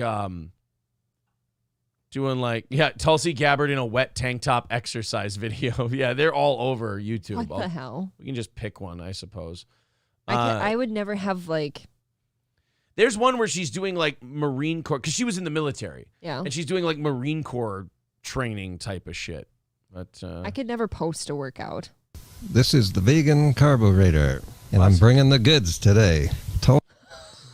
Now we're headed to the gym for a warm-up. Let's work on our sound mixing a little.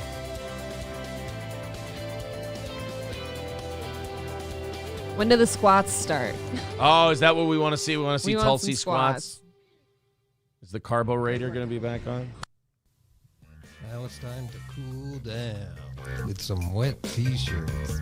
What the fuck? This guy's not okay. Yeah, I have an idea, Carburetor. How about if we're going to do a YouTube channel and we're going to go, here's a really hot politician chick in a tank top. Let me put it in the lowest res possible.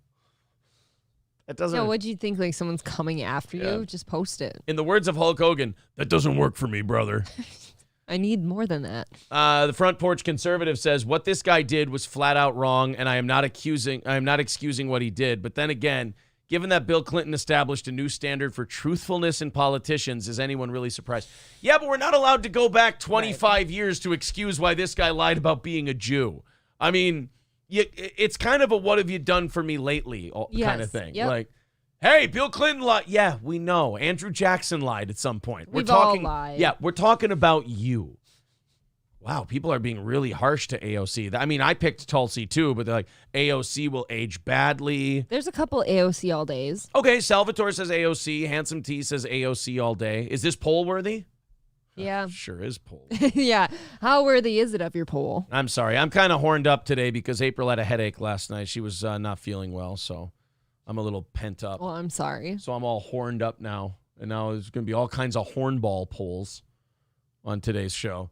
Would you rather AOC, Tulsi, and go? We should have put Kristi Noem in there, too. Oh, that would have been a She's good one. Way hotter than both of those. Well, two. it's too late. Yeah. AOC claimed to be Ashkenazi Jew, and that's a lie. She claimed to be a victim of sexual assault, and that's not true.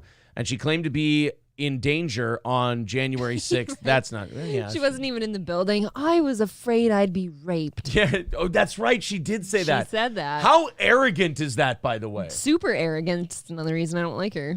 Yeah, I know I was a couple blocks away from January 6th and them storming the Capitol, but I wasn't really afraid for my life. It was my smoking hot body because I'm pretty sure they'd fuck me. No, that's like almost verbatim, honestly. Everyone else they want to like drag out and beat up and make them say that Trump is president, but me, I'm pretty sure they're just going to try and get in my pussy and asshole. Just gonna, have to go to Planned Parenthood later and take care of things. Yeah, I mean, I'll probably have to get an abortion because everyone wants to fuck me so bad. Got like 7 men's seeds in there.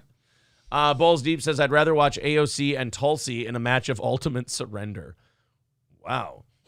I'd fuck the Latina Mr. Ed before Noam, says Don Lemonades.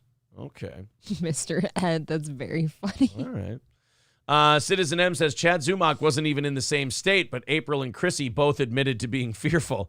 Yeah, when you have a crazy guy saying he's going to rape you, that's kind of a thing that you get a little weirded out by. No, that's Citizen like M. the type of person you don't know like what they could do after that. All right, now our fugitive is really committing to the bit. Let's hold on a second here. Call from. This is the Steel Toe Morning. To accept, press 1. To send a. Oh, no, not the fugitive. Oh, no, nobody's found you yet? Good morning. Good morning. I'm calling with your clue and final clue for the day. Oh, this is the final. Okay, this is the final clue. But before you give us the final clue, can you remind people what now you are the steel toe fugitive who has stolen our prize money, and people, if they find you, have to give you the phrase that pays. Could you remind them what that is? That it's supposed to incentivize people to listen throughout the entire show, but sure, I'll give it out again. Aaron is a cunt. Okay, Aaron is a cunt. All right, fugitive. Yeah. What's your final clue? This is the Steel Toe Morning Show fugitive. Brothers and sisters, I have none. Aaron is a cunt, but April seems fun. Doesn't really sound like a clue. Thank you, fugitive. Thanks. All right. What the hell? That's the steel toe fugitive. Yeah, no, I got that. You see, he stole all the prize money. Oh, shit, I can't give anything away. But if you find him and you say Aaron is a cunt, and we're all good. You get the prize You know what? money. I'm going to look hard for him today after the show. Okay. Keith says, I'm the fugitive. Well, you're not supposed to admit it. Now people can just go, Aaron is a cunt, right at you, and then you got to give him the money. All right. Real Popcorn says, love that top, April. Thank you. It's because your boobies are showing through it. Are they really? Look at how minuscule. You had a little bit of boobie. Little. Look, You're talking about guys on the internet. That is the tiniest little peak I've ever seen. Guys on the internet see the slit in the burqa and they just start jacking it. Oh, your wrist was showing. Yeah, they just like, oh my God, is that an ankle? Oh, fuck. Now, if you put your foot up on this desk, I bet, everyone goes wild. I don't mean to brag, oh, God. But there we go. These are my least favorite. Guys, these are the sweatpants he wore in his first wrestling match ever. Yeah. I lost a zipper on these sweatpants in that wrestling match. There were casualties. Now I can't wear them out anymore. But you still do. No, not these. You wear them out to the gym, which means you have to walk out in public to get in the gym doesn't count. You've worn them to the grocery store. Once or twice. All right. Fair point. Okay. Did I mention I was raised Jewish? Okay, you know what? That cancels everything. See, look, Tin Man Taylor's wet. He's soaking. Those were 3 water droplet emojis. I like that name. All right, we got 121 people voting, 75% Tulsi Gabbard, 25% AOC. And that's how it should be. Some people, look, I've really divided our audience here. We got Real Popcorn wants me to sell my foot pics on OnlyFans. You had another nice foot, Aaron, but then yuck, capital yuck. What is up with those feet? What the fuck? Show him your big toe. Hobo Flexible says now you're going to have a wiki feet entry. See, I didn't That's true. Do you know what that is? I wasn't prepared. No, what is it? Wiki feet is like it's a page. Chrissy Mayer's feet are all over it. It's really? It's a page where like people get like celebrities' feet pics. Really? And just put them all over it. And it's wiki feet? Yeah. So Chrissy has wiki feet pictures? Chrissy's feet are all over here. Oh, no. What the fuck? There's 126 Chrissy foot pics. So that's from Content House. Yeah, they just find pictures with people's feet in them and make sure they post them everywhere. What the fuck? She's got some good arches, right? That's what people say. Is that a good arch? You've got to have a certain foot size and a good arch. No, I'm serious. Like, so the ideal woman's foot size on Wiki Feet is 7. And you've got to have a nice arch, like a curved one. I didn't know this existed. No, it's a real thing. What size foot are you? Like 7.5, 8. Oh, so I'm you're too right big. there. Okay, do you have a good arch or are you a flat-footed broad? No, I've got a good arch. You got a good arch? Oh, okay.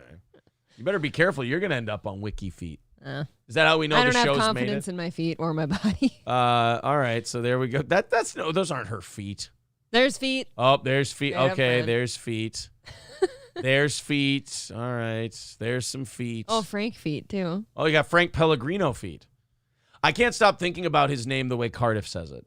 Now he's Frank Pellegrino. Forever and ever. Aaron OnlyFans would unironically make tons of cash because men are fucking pigs. My OnlyFans? I have a question for you. Do you want... Look, there will be nothing sexual in it at all. I will set you up an OnlyFans and it'll be just for completely non-sexual images of you and your feet or you existing. No, I don't want to have... Don't you want to see how it goes? I don't want to have a foot OnlyFans. It doesn't have to be strictly feet. It's not feet exclusive. I don't want any kind of OnlyFans. I could put some really good stuff on there, though, and it could help. I would like a cameo because I want to outdo Chad's cameo. That's the only thing I want. I want a cameo. Cameo, OnlyFans. Because I beat the shit out of him at everything else. I want to beat him at another thing. I'm a competitive guy. How did he get on Cameo and not you? I haven't tried since we've been on YouTube. Oh. They don't care about Twitch I on Cameo. really would like to try that OnlyFans, though. Zen Rhino says, Chrissy has a nice booty on her. I don't know. I didn't know that. I just knew about those knockers. All right. So her air inflated tits. Yeah, well, that's right. Yeah. Who said that her tits were inflated with air? I don't remember. Somebody did, though. Somebody said that they, wasn't it Brennan? Kevin Brennan said that she pumps her tits up every day. She pumps her tits up full of air. Look, not all of Kevin's insults hit. Okay. Some of them sound really retarded. She's a remarkably nice looking lady. Stevie J says the ideal size is 7. Men and women agree on something. Meaning a penis being 7 inches long. I don't know if I've ever seen one of those. I've always found women are into more the 6 to 6.5 range. I don't think that totally You've always just found that. Kind of just gave away the game there, didn't I? It's a pretty... Guys, I got to be honest with you. I mean, she'll say it's a, good dick, but I find my big dick to be remarkably normal. Your bick? My bick. Like it's a pen? It's a remarkably normal dick. It is very average. Just kidding. What's funny is no, but it is though the size. This is character It's April. all. This is character April you're seeing here. This isn't real life April. I don't like talking about my sex You life see, on the air. real life April will say, that's a big dick. I only to which want to talk I about disagree. my sex life if it's the past. April and I disagree on my dick. Oh my God. I find my dick to be, regular dick, good dick. It's a good dick. Why don't you stroke yourself on air about your But dick? April will be like, that's a big dick. Like, oh, that's a lot of, I believe the quote is, that's a lot of dick. Okay. So her and I disagree on my genitals. Ironically, I'm a little more humble. Oh, you're the humble one, and I just want to keep my sex life off the air. When it comes to my genitals. Oh, yes. I just want you to be honest. Well, I'll try to be less humble. Bumbaclo says Chad's cameo is 50 cents. I don't think that's allowed. Go buy one. Go buy one then. It's not 50 cents.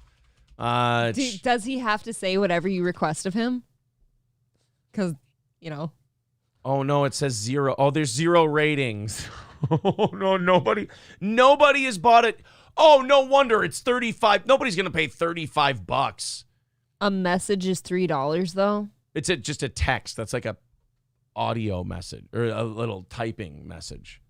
Is $3. A personalized video is $35. I don't know. I feel like one of you could buy Aaron a cameo for $35 for his birthday. He has 0 reviews. Well, can we leave reviews on his cameo? I feel like only if you're a customer. Oh, okay. Well, shoot. That's too bad. So nobody's used his cameo yet. You could follow him. Would you like to see his video and see if it's... Because, if you want to invite people to do a cameo with you, you got to be, hey, how you doing? I'd really like you to be on my cameo.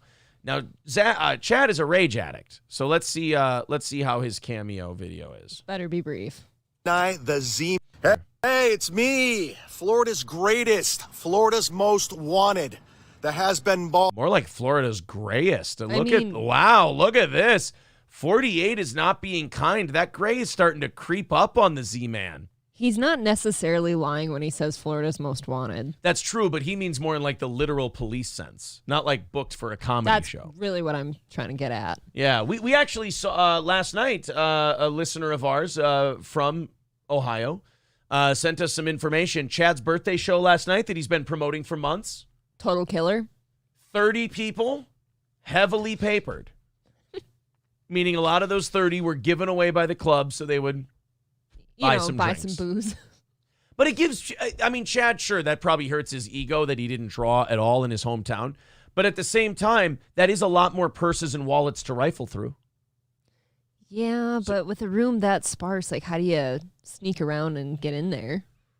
Yeah, you gotta have a packed room for that, like where Yeah. you're shoulder to shoulder, and you can kind of. Because otherwise, with only 30 people in there and 10 of them paying attention, like you're kind of the main guy of the room, aren't you? they're gonna see you. Yeah, you're right. You can't really blend in. All right.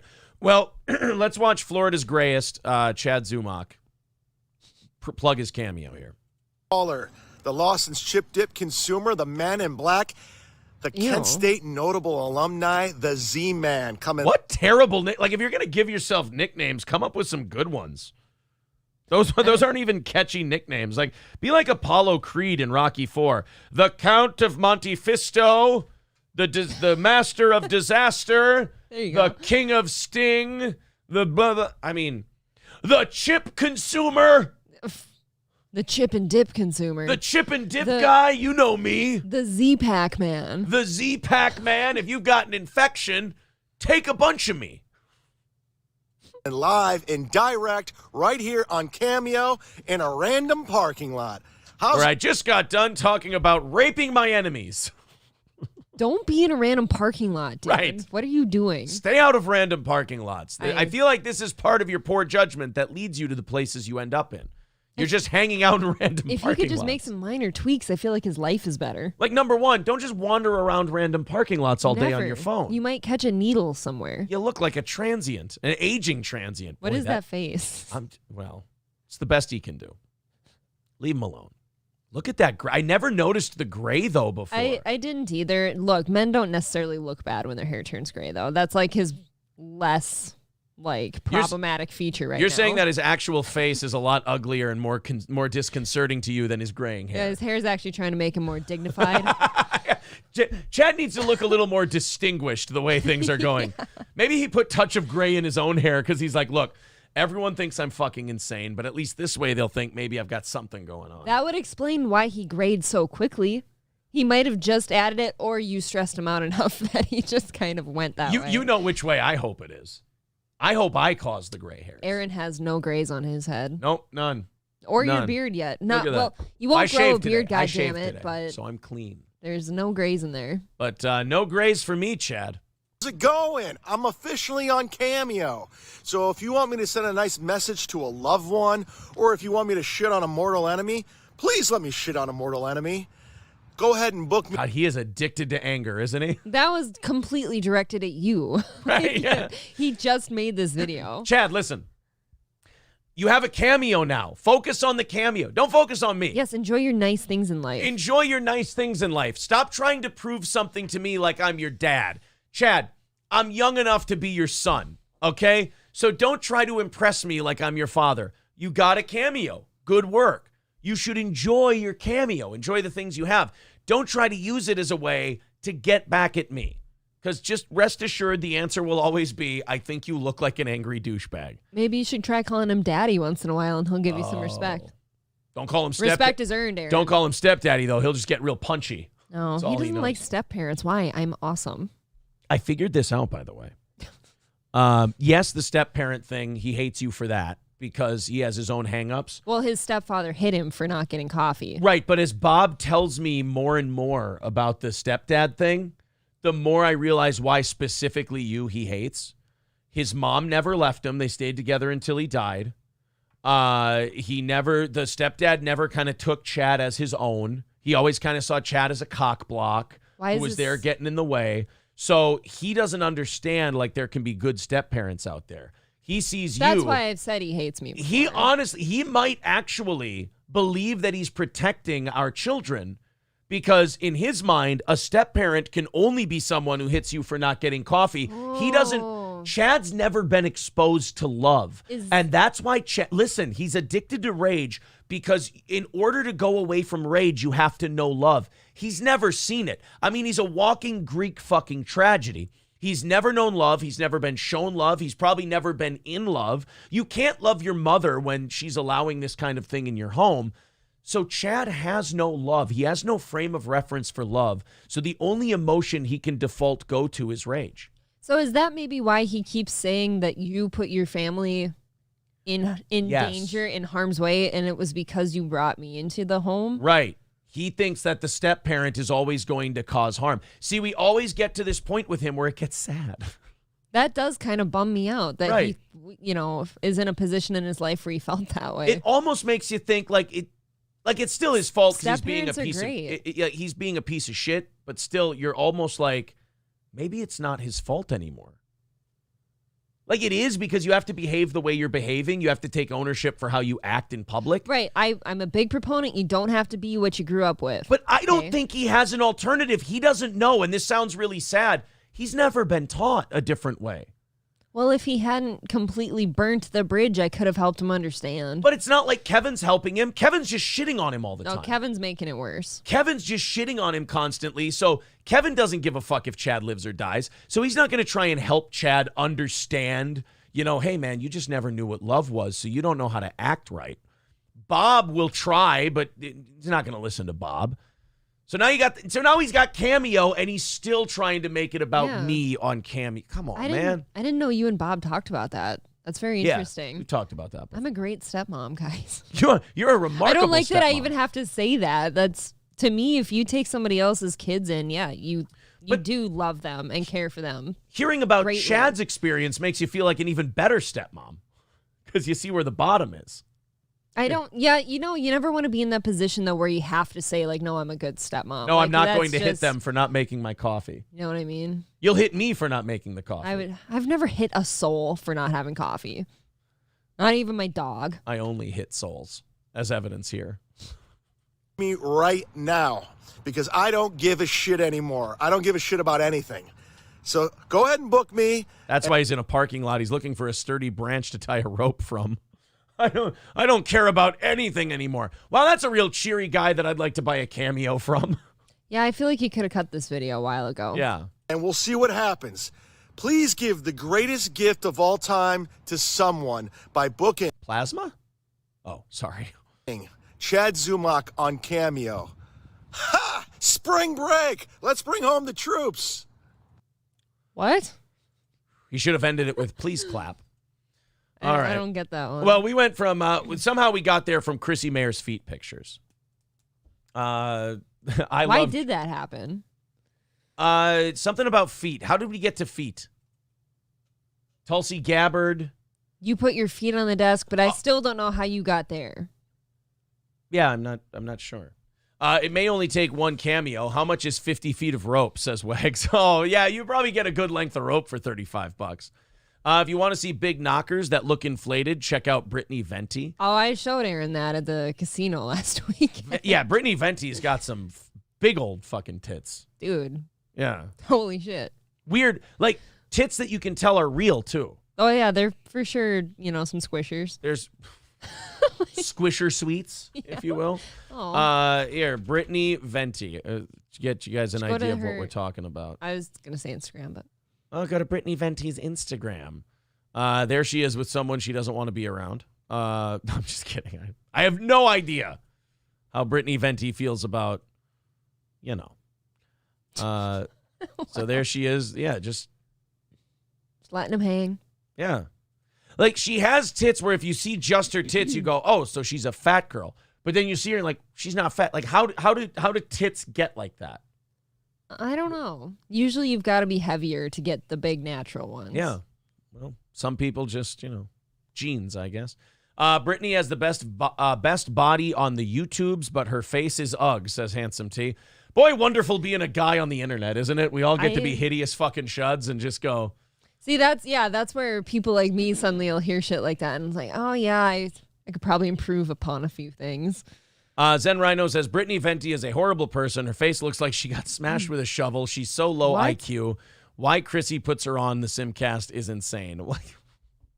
Because I'm not into the lore of these people. I have no idea what they did to all these people to make them feel this way. And I actually don't mind her face. I think she has some very nice eyes. Are you saying you'd fuck Brittany Venti? No, not my type. Oh, why not your type? I don't know. The whole package wasn't my type. That's all. You think she's I'm part very black? Picky. I'm very picky. Okay. I've never said that. I would go for Justin right now. You yell at me for it all the time. That's enough of that shit. We don't need to hear you. Jefferson's my man. We don't need to hear you blasting your cuckoldry all over these airwaves. I saw the disgust in my father's eyes last weekend when I told him about it. As he should be. At least he knows I'm a good guy. I'm sexually attracted Why? to Kirk Because Cousins. you're white? Well, that too. All I did when I first met your dad, I just went on my credit score app and I showed him, and he went, "All right, right. You're okay." What did my mom say? She What said, did my mom have to say about she goes, you? "Do you have any money?" She would never say that. All right, so look, guys, I'm not trying to start a holy war over Brittany Venti here. Why don't I just? What happened? How did that happen? Why did you say Brittany has some big old tits? Why did you say that? Brittany Venti came up in the chat, and then I was talking about how you and I that one night were like, you were like, look at Brittany's tits, you're something like that. She's got 2 Instagram accounts. One of them's like Saturday Night Supermodel or something like that.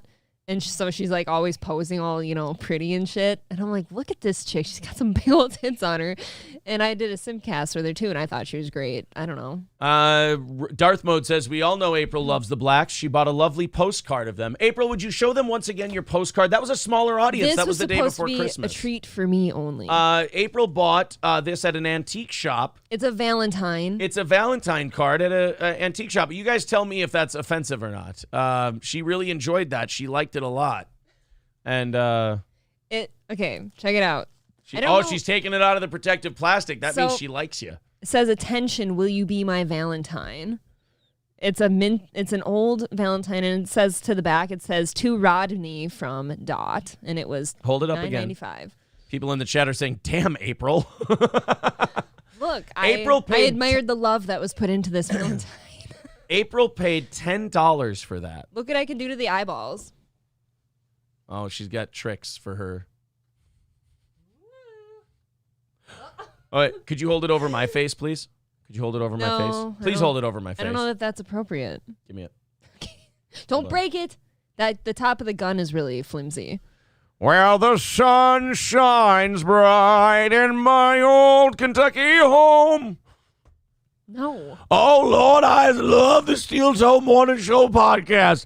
I's done love Miss April. I love Mrs. April. I love Mr. Imholt. He even makes me call him Master Imholt from time to time. He sure does. I love the Steel Toe Morning Show. I like to say, show is good. Right, there you go. I paid $9.95 for this. You did. You know what the bitch of it is? I was so excited. I thought this was so cool. Aaron ran out of the store before I could even go ask the lady to get it out of the case for me to buy it. He was so ashamed. The mood just over and over writing, Omaha, Omaha. It's beautiful. I love it. Paul Polito says, low-hanging fruit reaped. Thank you. Mad Max Mardigan, all right, the universe is right again. I'm not nearly the monster you two are. No, he was ashamed of this one. Okay. Stevie J says, you're getting moisture on it and devaluing it. I know. Sorry. Dude, there's a few, Beige Pebbles says, withdrawing sub, so offensive. No, I was doing it as a tribute. No, I actually bought it so that nobody else would have to look at blackface in the store. Right. April was ridding this country of blackface. And that's just not a minute blackface. ago. That was just a cute black soldier with a puppy, and I liked it. Sure. Why is that offensive to you? Mikey Two Milk's correcting me. He says, it's show am good, Aaron. I apologize. I'm good. Oh, Beige Pebbles, we talked him off the ledge. He says, okay, never mind. All right, good. I did everyone a favor. Plus, I don't know why it has to be offensive that I bought, a Valentine with a black man on it versus a white man. I don't see what's wrong with that. Sign in VR says, bet Wrestling Otaku would want it to call him Massa.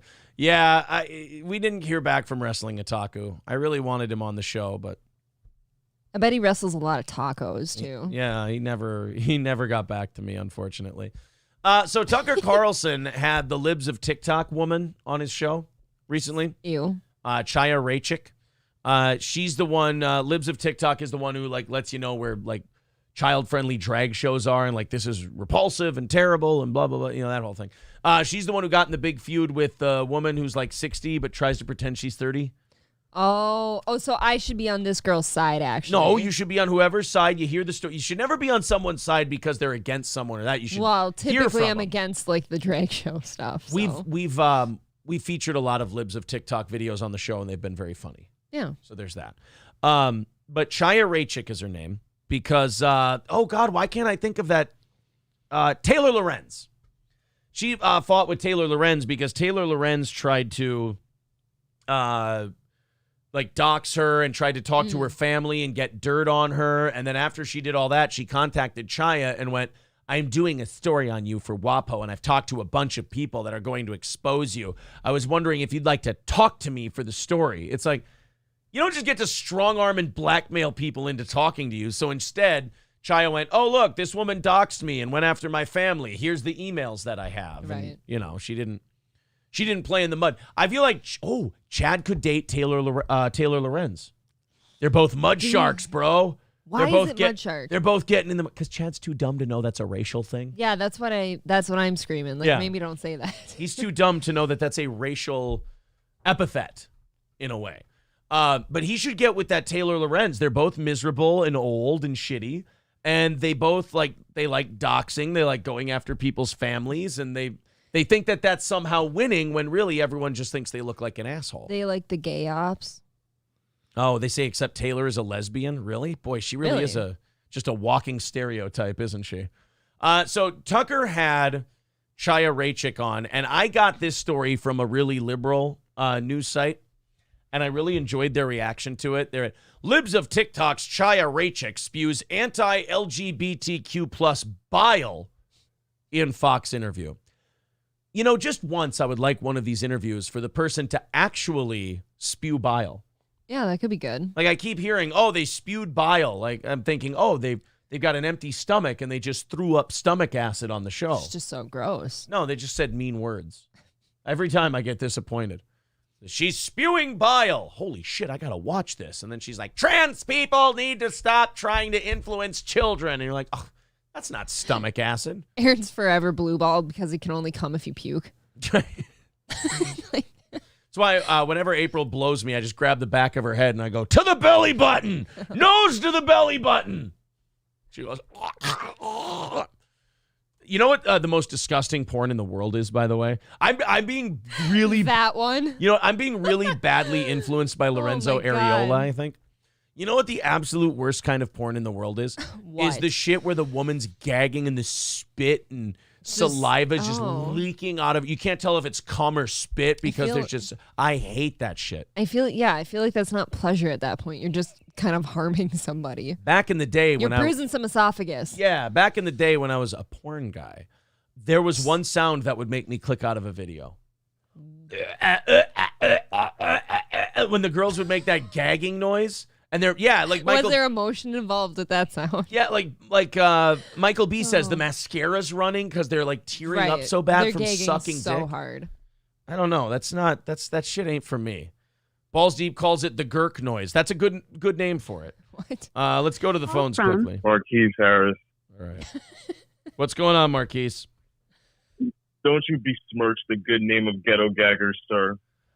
Look, I understand that you feel a kinship, a tribal kinship to them, Marquise, but I will not be applauding the... When I can hear their fucking uvula moving from the back of their throat to the front, I can't get into it. It's rough. Actually, last night on my stream, I talked about how I view this type of porn, and very few people in my circle know that I view this. So, Ghetto Gaggers is not something that I'm proud to say that I view and whack it to, but it is a... No. Yeah. Oh boy. This is a real thing. Look, I gotta let you go because I'm gonna go investigate this. Oh my God. All right, thank you, buddy. My throat hurts just watching. I don't want to click on this. For God's sake, do we have to make them airtight? Oh my God. Oh, that's a big bitch. Oh, that's Lizzo. Oh no, this is Who's beating off to this? Apparently Marquise. This is rough. Oh, this is really rough, dude. Fucking disgusting. Bringing a tear to my eye. 98,000 views. Is that Lupita Nyong'o? Can we get some support for them puppies, though? Did you see that one? Yeah. Oh, my God. It's very National Geographic. Searches related to Ghetto Gaggers. Fuck her throat rough.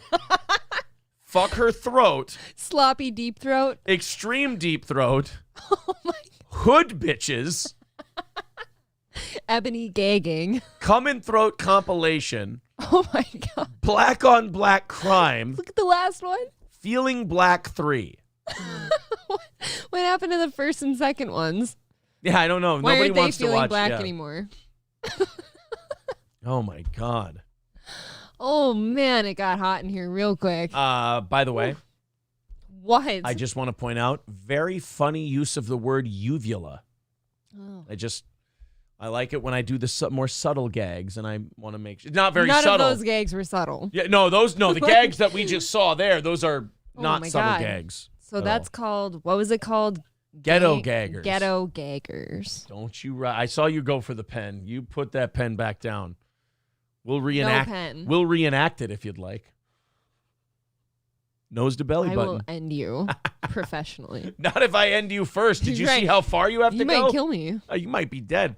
Like put fucking vice gripping the back of the man and the woman's head together. How are those dicks not just going right through the back of their neck?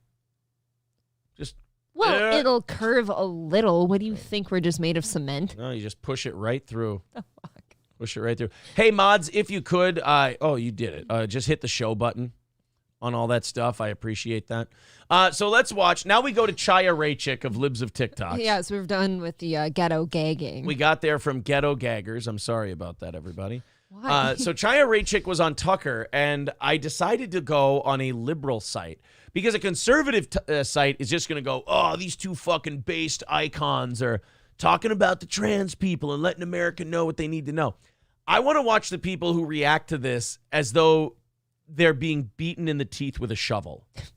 That's who Okay. I want to hear from. Sure. So Alejandra Caraballo, which when it's people like this, I never assume the gender, says Chaya Raichik went on Tucker Carlson and said the LGBTQ community has become this cult. It's extremely poisonous. She later says they're just evil people and they're out to groom kids they're recruiting. This is one of the most bigoted interviews I've ever heard. All right, you ready to hear one of the most bigoted interviews this person's ever heard? I am. I'm already holding my tongue. Because, I mean, I don't know how many bigoted interviews you've heard. I've heard a few of them. Quite a few. There's one of them that explains why the black is the superior athlete. I've heard that. And it's because in the slave days, they used to take their big black and breed them with the big woman. And then they'd get a big black kid. Thank you, Jimmy. You're welcome. You know what? I didn't know that. All right, let's see if that's more offensive than Jimmy the Greek. What is going on here? Do you have any theories? I think there's Uh-oh. She's about to say Jews. And then there's stopped something it. so unique about the LGBTQ community has become this cult, and it's so captivating, and it pulls people in so strongly, unlike anything we've ever seen. And they brainwash people to join, and they convince them of all of these things. No offense. She should stay on Twitter. Because she's remarkably boring? Or Yeah, because she's just wrong? really, really boring. Okay. No, I don't. I mean, look, I don't use these big sweeping terms like these people do. Like when you're in politics, you've got to like put everybody in a group. Yeah. And then generalize about that group. Oddly enough, I'm a little more careful about stuff Yeah, like I that was because gonna I don't want to say, look like an asshole. You should maybe not make a total blanket statement because I'm sure they're not all like that. But I will say this, the activist wing of the LGBTQ community, yeah, they never stop. Yeah. They the ask, activist wing, yes, yeah, for sure. The activist wing, like, there's a shitload. I would even say, and here's the bad thing about like Fox News and CNN and all these places and the internet in general, Okay. is they make you think your neighbor thinks the same way as this whole group of people, and it turns people against neighbors who would normally get along. It's groupthink perception. If you go out in public, I would say not only the vast majority of people, but the vast majority of gay people are probably like, you know, like our buddy Suave Banana. They're like, look, the activist portion of that community, they just go too far and they're fucking annoying and they don't shut the hell up about being gay. They're And I'm just embarrassing. trying to live in the suburbs with my new husband and we're trying to make a life. I don't give a shit about pride parades and fucking schools and shit. Like, I don't care. Correct, yeah. but They just want to live. Right. But Tucker and this woman and then the internet and Twitter and YouTube and all that would have you believe that like your gay neighbor, oh yeah, he's out there going to schools and dressing like a drag queen and telling kids that they've got to be trans and shit. They're not, most of them don't give a shit about that stuff. They've got lives to live and things to do. Not only do they not give a shit about that stuff, they probably don't agree with it or don't want to be involved in it. Right. So you create this country and like Fox News will go on there and say, oh, I lament that we've become such a divided country. And it's like, dude, I like Tucker. I like those guys. But like you guys have contributed to that too. You've convinced people that it's us versus them, when in reality, it's mostly, would you like to come over for a barbecue? Who cares if we talk about politics or not? I'd rather not. But that's still the majority. That's Yeah. still where most of America is. Just because a bunch of wingnuts on a university, you know, say horrendous, stupid shit, and some dumb bar owner in Seattle has some, you know, degenerate event night and then invites kids to it. That's something bad, and that's something we got to keep an eye on and put a stop to. That's got to end because you shouldn't be doing that to your kids. But it's also important to remember most people you encounter either aren't like that or don't even know that shit exists and don't care. Because they're not around it. Right. They're not involved. Exactly. And it's really, really hard to get out of it. It's really difficult. And there are studies on this. Like there's been a lot of reporting on this about people, parents who are like, you know, my child is starting to say, you know, that they're non-binary or transgender or whatever, and what do I do? How do I stop this? And it's really, really difficult. This is why you don't have your favorite Twitter account on your TV show. Yeah, because I feel like all the sexiness is gone now from any Yeah. of it, you know? Like, it's just not as good as you'd hoped. Right. She's really good at taking things from the internet, curating it, and putting it up on her Twitter. she's not very interesting when it comes to her own thoughts. Is this one of those never meet your heroes moments? Yeah, well, and she's not a hero, of course. Right, but never you know. meet someone that you like and Yeah. think is funny or whatever or interesting. Don't meet us. Yeah, like Tucker had her on because he likes her Twitter. And I hope I hope Tucker realizes that, like, dude, when you actually make her come up with her own shit, she's very plain Jane. And plain Jane is fine, but plain Jane is also not good for a TV show. No, it's not. No. So it was very dry. Yeah. Guys, quick reminder, we are 180 away from next Wednesday's goal. So we are working on, we're a week ahead of the game here. Thank you guys very much for that. There's the Streamlabs. There's the PayPal if you feel like contributing to the show. Otherwise, Super Chats count as well. Tonight is the prize show. And the prize show, once the prizes are covered, will count towards that goal. So there's a good chance that we go into tomorrow still a week ahead of things. So thank you guys very much. It's now we just post the link twice a show, tell you about it twice a show, and then we get to give you guys more content. So thank you. I think this last month of No Goals has been fucking awesome. It's been great. It's nice to not have to focus on it on the show. Am I getting too sick and congested? Did I just say Pride Show instead of Prize Show? Can I tell you something? What? I'm so overtired. I don't know. Okay, so you can't even hear me. I didn't hear you. All right. Wow. This could be a Pride show. I said Pride Show. I meant Prize Show. It is the Prize Can anyone go back and clip it? show this evening. Prize Show. Pride show on Steel Toe tonight. We have to be in rainbow form then. Okay, all right. Well, do you want to do a Pride show? I mean, not on your life, but damn it. No, I don't know what to do. So tonight I will dress like a complete, He'll wear his juicy pants. I'll wear my juicy sweatpants and we'll do it the right way. And then tomorrow April will be with me. Friday April will be here. It is an all April week if you've enjoyed that. We gave everybody the week off this week because I said, the numbers are going to be down.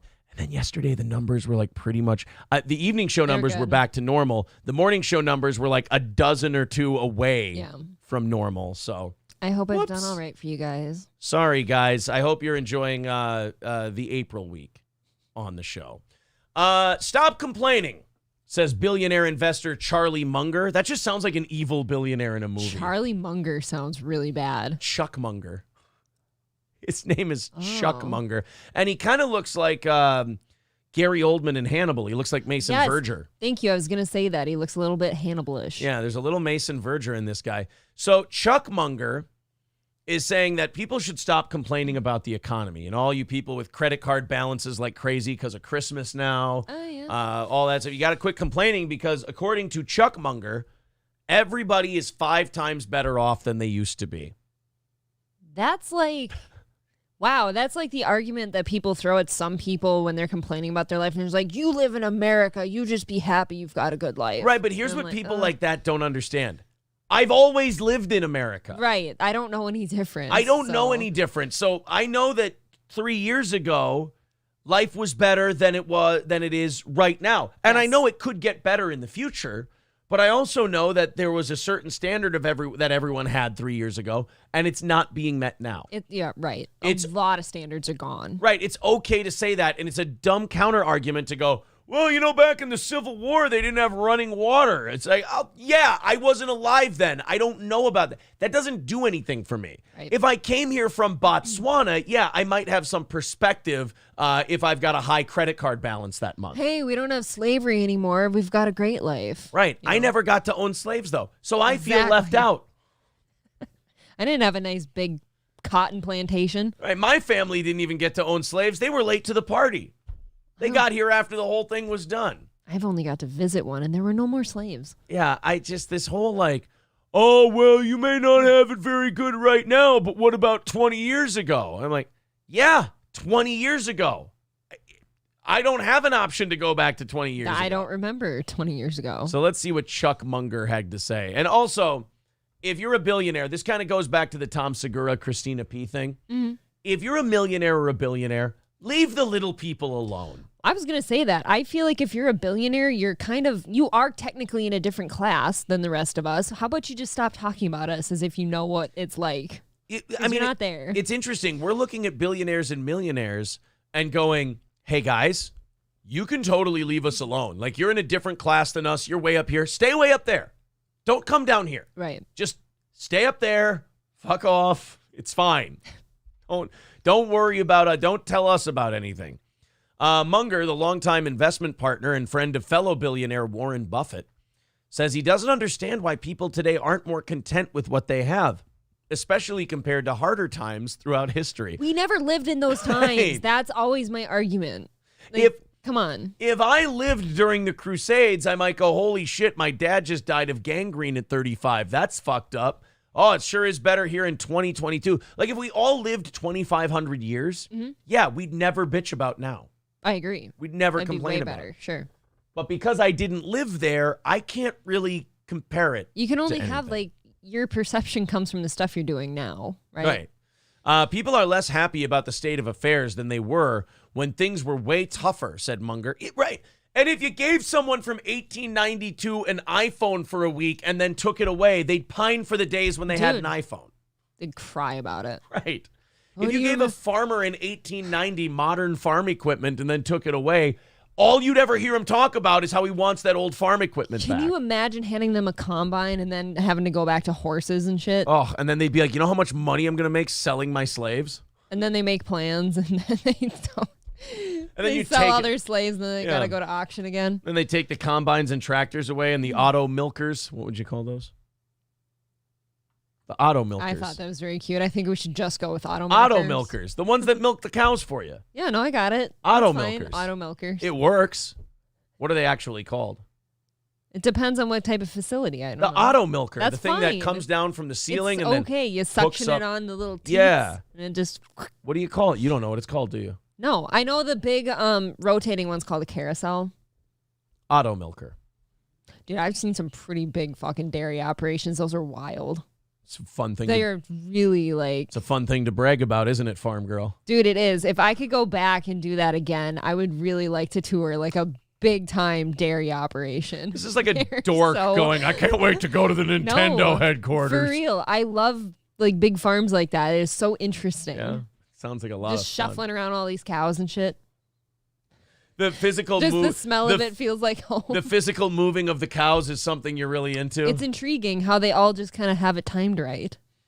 And by the time it comes around, like that one's bag is sucked dry. Synchronized cow movement is something you really are impressed by, huh? Yeah. Look, if you were there, you'd understand. Paige Pebbles says Aaron's brain went immediately to slave profits. It did. It did.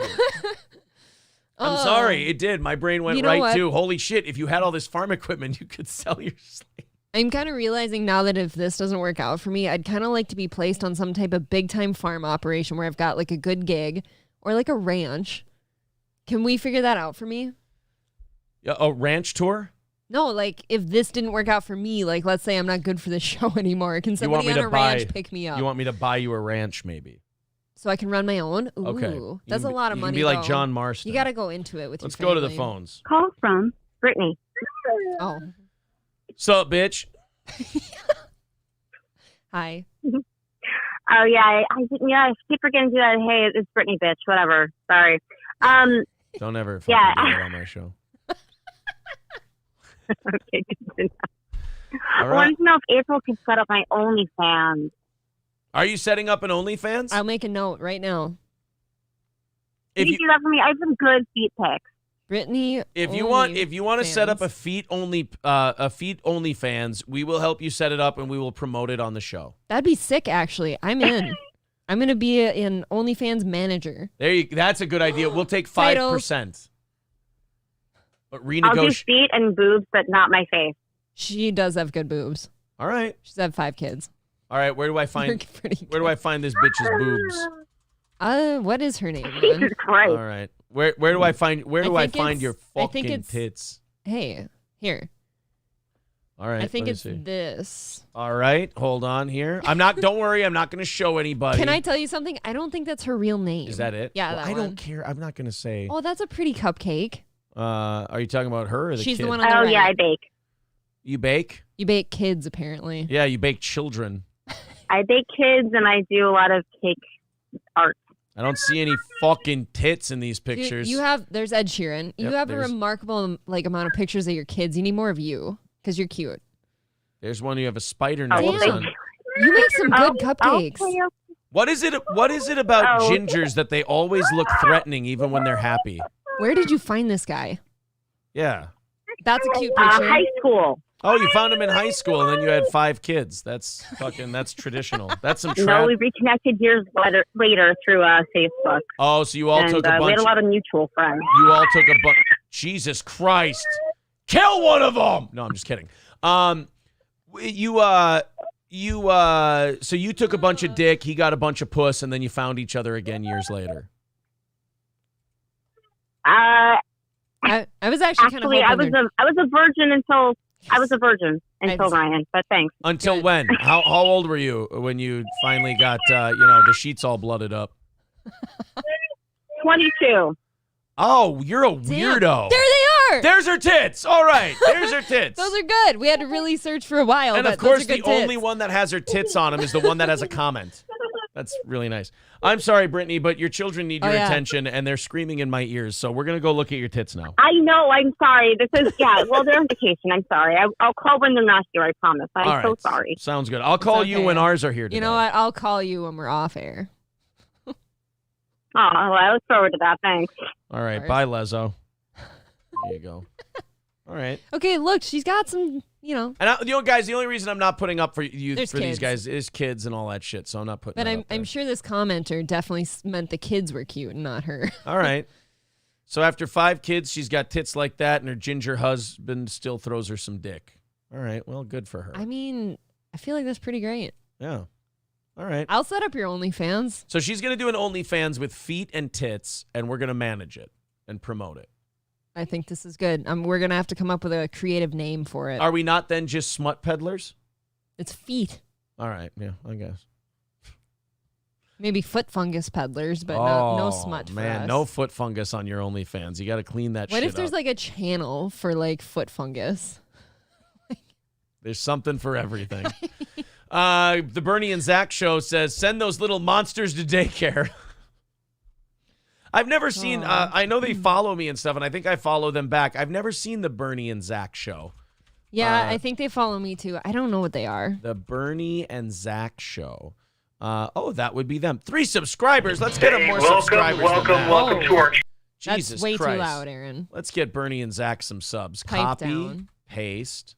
There we go. They YouTube.com/@Bernie and Zach. They seem like nice enough people. They seem like nice guys. Well, they like us. So if you like You're us. right. If then- you like us, you've got to, Right. shoe up. People that aren't normal. Smut substances. Russian release. Nativity love. I like these titles. Nativity love. I have to see that. You want to check in with Lorenzo real quick? See what he's thinking about the last couple days? If you don't know about Lorenzo Areola, I found him on an episode of Who Are These Podcasts, and he just does 10-minute podcasts every single day. And he's only got 329 subscribers, 60 views. He should have way more than that. Lorenzo is so goddamn funny. This episode is called Flying Roaches. Let's see. Ew. Oh, God. To cancel a free trial or subscription. Like, that's what happened to me just today with this OnlyFans subscription to that chick who's the leader of that band Pussy Riot. I know I've said it before, about her, and she's pretty nice. She's got nice itty bitty titties and, a nice asshole and vagina. So, yeah, it's very nice, Do you want to very show them clean this too. image? Look at that. By the way, You got to stop that. Lorenzo burps right into the microphone. He doesn't look. take time. Guar. Oh. Indian propaganda or anti-Russia shit, but it's not bad. But yeah, I had signed up for it originally through Black Friday, like a Cyber Monday deal. It was like $2, and now I'm OnlyFans subscribed. has Cyber Monday and Black Friday deals? I missed my shot. That's and for a few another month, channels. regular price. Like, fuck, that's how they get you, right? And I know that's what happened to me when I did the free trial for SiriusXM. I had signed up for it because I thought I could watch the Conan podcast like video, but yeah, they don't have that on there. So shit, I can just listen to that shit for free on Spotify. Luckily though, SiriusXM refunded me, what I didn't use, so I was happy about that. I don't think good to this catch is up with happening with Lorenzo. OnlyFans. And on fucking SiriusXM 2, I I don't really watch Howard Stern. I would watch some of the musical performances on there. Like I know he had the Chili Peppers on there recently. But lately, like I was just never into him and the shit he's done. And I know recently with all these personalities, they're having to tone down the way they freely speak Fuck that, on I'm their setting up content, OnlyFans. and that they make to put out because the people are just not accepting of the nature of a free thinker or whatever you want to. Right. No, Lorenzo's getting a little too deep for me today. I love Lorenzo. He's got a good show. Subscribe to Lorenzo Areola. Oh, more Chrissy Mayer foot pics. We never closed that. There we go. Can you imagine being in a position where now you only watch Howard Stern for the musical performances and not the bits? I could never imagine saying that 15 years ago. Nope. That's like I still can't say it. Right. Like, oh man, I only watch Howard for the guests. What? James Wordy says, take notes, Why Do I Podcast? See, when Aaron plays a video, he comments on it, plays just a portion, and doesn't try to steal the original creator's spot in YouTube search the same day as their show. Now, come on. What's with the fighting? I will also say this, that I get criticized for pausing too much. Some are saying. So thank you for the compliment that I pause enough to make it my own content. That's why I pause a lot. Otherwise, I feel like I'm just taking other people's shit. And I don't want to never do take that. people's shit. I have to put my unfunnier commentary on top of funny things so that I'm not stealing. So anyway, Chuck Munger, after we went off on Britney's tits and OnlyFans, the 98-year-old noted that he came of age in the he's 98 years old. A 98-year-old billionaire is going to lecture me on how I should be more appreciative of the shit I have.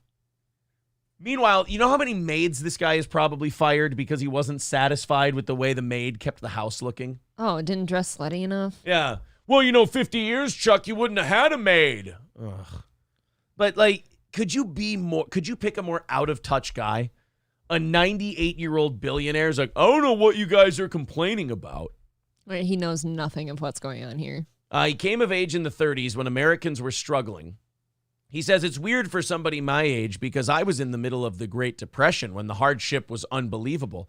Okay, but that's you, not me. I wasn't here in the 30s. You know what I went through? 2008. That's the worst I went through. And you know what it meant? I got to buy a house for really cheap. What about 9/11 where we all lived in fear after, Aaron? Yeah, I have 9/11 in 2008. Never forget. If nothing else, Munger's sense of widespread envy in today's world might be right on the money. Recent studies show that roughly 75% of people are envious of someone else in any given year. Okay, but that's true 50 years ago, too. You don't think during the Depression there were people starving and going, oh, I'd really like to be that guy instead of me right now? Yeah, you don't think in the 30s that this Munger guy wanted to be someone else? Yeah. Somewhere else? By the way, when you say Charlie Munger's name, do you almost feel like you're saying a racial slur? I do. Yeah. So, I don't know which one, but yuck. So, guys, Chuck Munger wants you guys to be a little more grateful for what you have and, stop bitching so fucking much because he's really starting to get annoyed by your bitchiness. And I think Chuck Munger, what he's trying to say is he's trying to take a nap and you guys will not stop complaining. He's cranky. He's a little cranky when he doesn't get his nap. So that's Chuck Munger and why you guys should be more grateful for all your shit. I mean, look. If there was a monk and he went on TV and he's a monk who had sworn off all possessions and income and women and all this stuff, and he went, we should all be more grateful for the simple things we have, and we should worry more about what we do have rather than what we don't have. Then I would go, all right, we should listen to this guy. He's probably right. Sure. We're a little too high strung. But a guy who lights cigars with hundreds and like fires maids like they're, fast food employees, I don't know if I have to hear that guy's shit on how ungrateful I am. I don't think so either. No. Standalone Cakehorn says, let Chuck Munger sleep peacefully on his piles of cash, you ungrateful fucks. Seems uncomfortable. Yes, you're making it very difficult with your menial whining for me to enjoy my polo match that I'm watching. He's humble bragging, much as Tom Segura. Yes, he's, yeah. I think Chuck Munger watches Tom Segura. He goes, I like this gentleman. I want to know more about his watch collection and the inspirational speeches he gives his supporters, like, stop being a poor loser. Right, a.k.a. the peasants. Yes. You ever watch Sleazy P. Martini? I don't know what that is. I don't either. But I think I found a name for Britney's OnlyFans. There you go. I also wrote down I have to get Ed Sheeran's permission/consent. Oh, okay. So if you could get his permission for her to start a foot and tits OnlyFans. Yeah. What did we say? Sleazy P. I think it's taken already, though. It must be a thing because Sleazy they're asking. B. All right, let's check out this story out of Plains, Pennsylvania. You can tell that this is a fucking super redneck town in a super redneck place. So I'm in.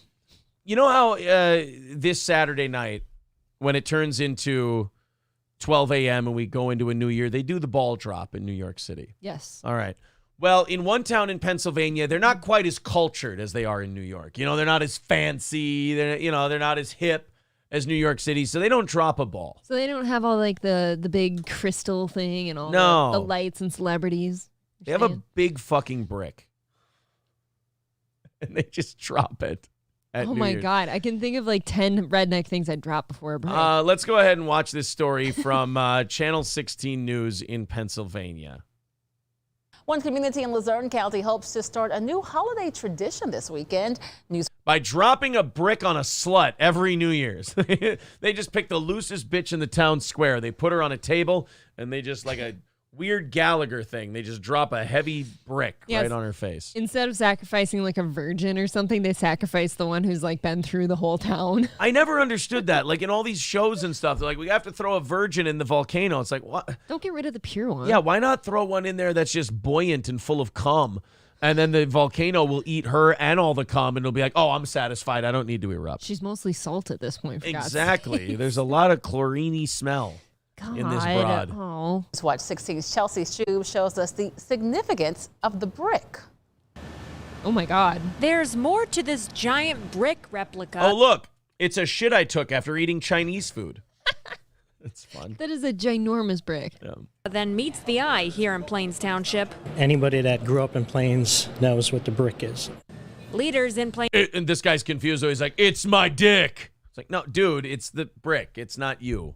Plains Township say this is about a new tradition centered around community. Oh, we're going to do a New Year's Eve tradition. We're going to try to start something new for the township. It's a replica of the center of our town, and we thought about it for a couple of years, and we're just putting it to reality right now. This has been cooking for a couple of years, and the best you could come up with is let's drop a giant brick at New Year's. Right. You can't like drop something fun that explodes or something. You can't do it actually in the Times Square. You ever chuck a brick at the Town ground? It'll explode. You just might catch some shrapnel. How about some tannerite? That's all I'm asking. Born and raised in Plains, and as a kid, the center of town was at the intersection of Cary and Main Street, and there was a brick wall there that you can sit on.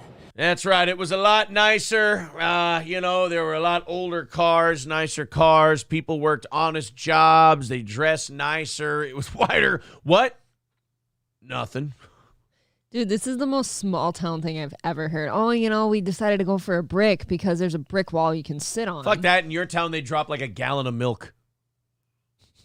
Or a cow. Yeah, or a cow or something like that. A cow gives birth, and then that's the ball drop. Yeah, that's kind of how they usher in the New Year's with the birth of a calf. The new calf. Yeah. And everyone hung out at the brick. So you tell your If the calf comes out head first, it's going to be a bountiful harvest for Litchfield. If it comes out ass first, it's going to be a desolate, it's like Groundhog's Day. Terrible harvest, yeah. Friends come up, meet you at the brick. Officials here in Plains Township will be closing down part of Cary Street here for the brick drop. Not Cary Street. How will people get to Family Dollar? Why do small towns always have like $3 stores? It's Dollar General, Dollar Tree, and Family Dollar. Because then there's competition for the best frozen microwavable burrito. Can you imagine like buying scrimps from a Dollar Tree? I want to try it now. I sure don't. They're going to have a non-alcoholic toast and live music. Gay. Oh, that's gay. Gay. What is this, a town full of drunks? You can't have a drink of booze, otherwise you'll be like The Walking Dead the next morning? Hashtag not my small town. Jesus, what a Alcohol or nothing. A small town that doesn't drink, you might as well be swallowed up by the sea. They probably have like street dances and shit in the summer too, where they just a dry street dance. Yeah. Ugh. God. Who wants to dance when it's dry? Nobody. My wife and I, Allison, we have the Broken Road duo. So Doxing. we're performing music from starting with the 60s, which was song. We'll go through the decades, 60s, 70s, 80s, So 90s. he's a singer? All the way up to 2023. I do Lawrence Welk and Miley Cyrus. It should be a hell of a show. Is this giving you hometown vibes? It is, but they're not doing it right. It's really upsetting me. What did he say their band was? I want to see if we can find them on YouTube. 70s, 80s, 90s, Low all the way up to performing music from starting with the, yes, my wife and I, Allison, we have the Broken Road Duo. So Broken Road Duo. Yeah. All right, hold on. YouTube Broken Road Duo. Let's see. Oh, that's Rascal Flat. All right, they're getting outdone by Rascal Flats. Yeah, we need like the small town. Oh, Broken Road Duo, original song 9 years ago. Is this the Country Bumpkin one? This might be them. God Bless America, Time I Spent With You. This looks right. I think this is them. All right, Brighter Than the Sun, Ring. It's got to be an original song because if we play a fuck yeah.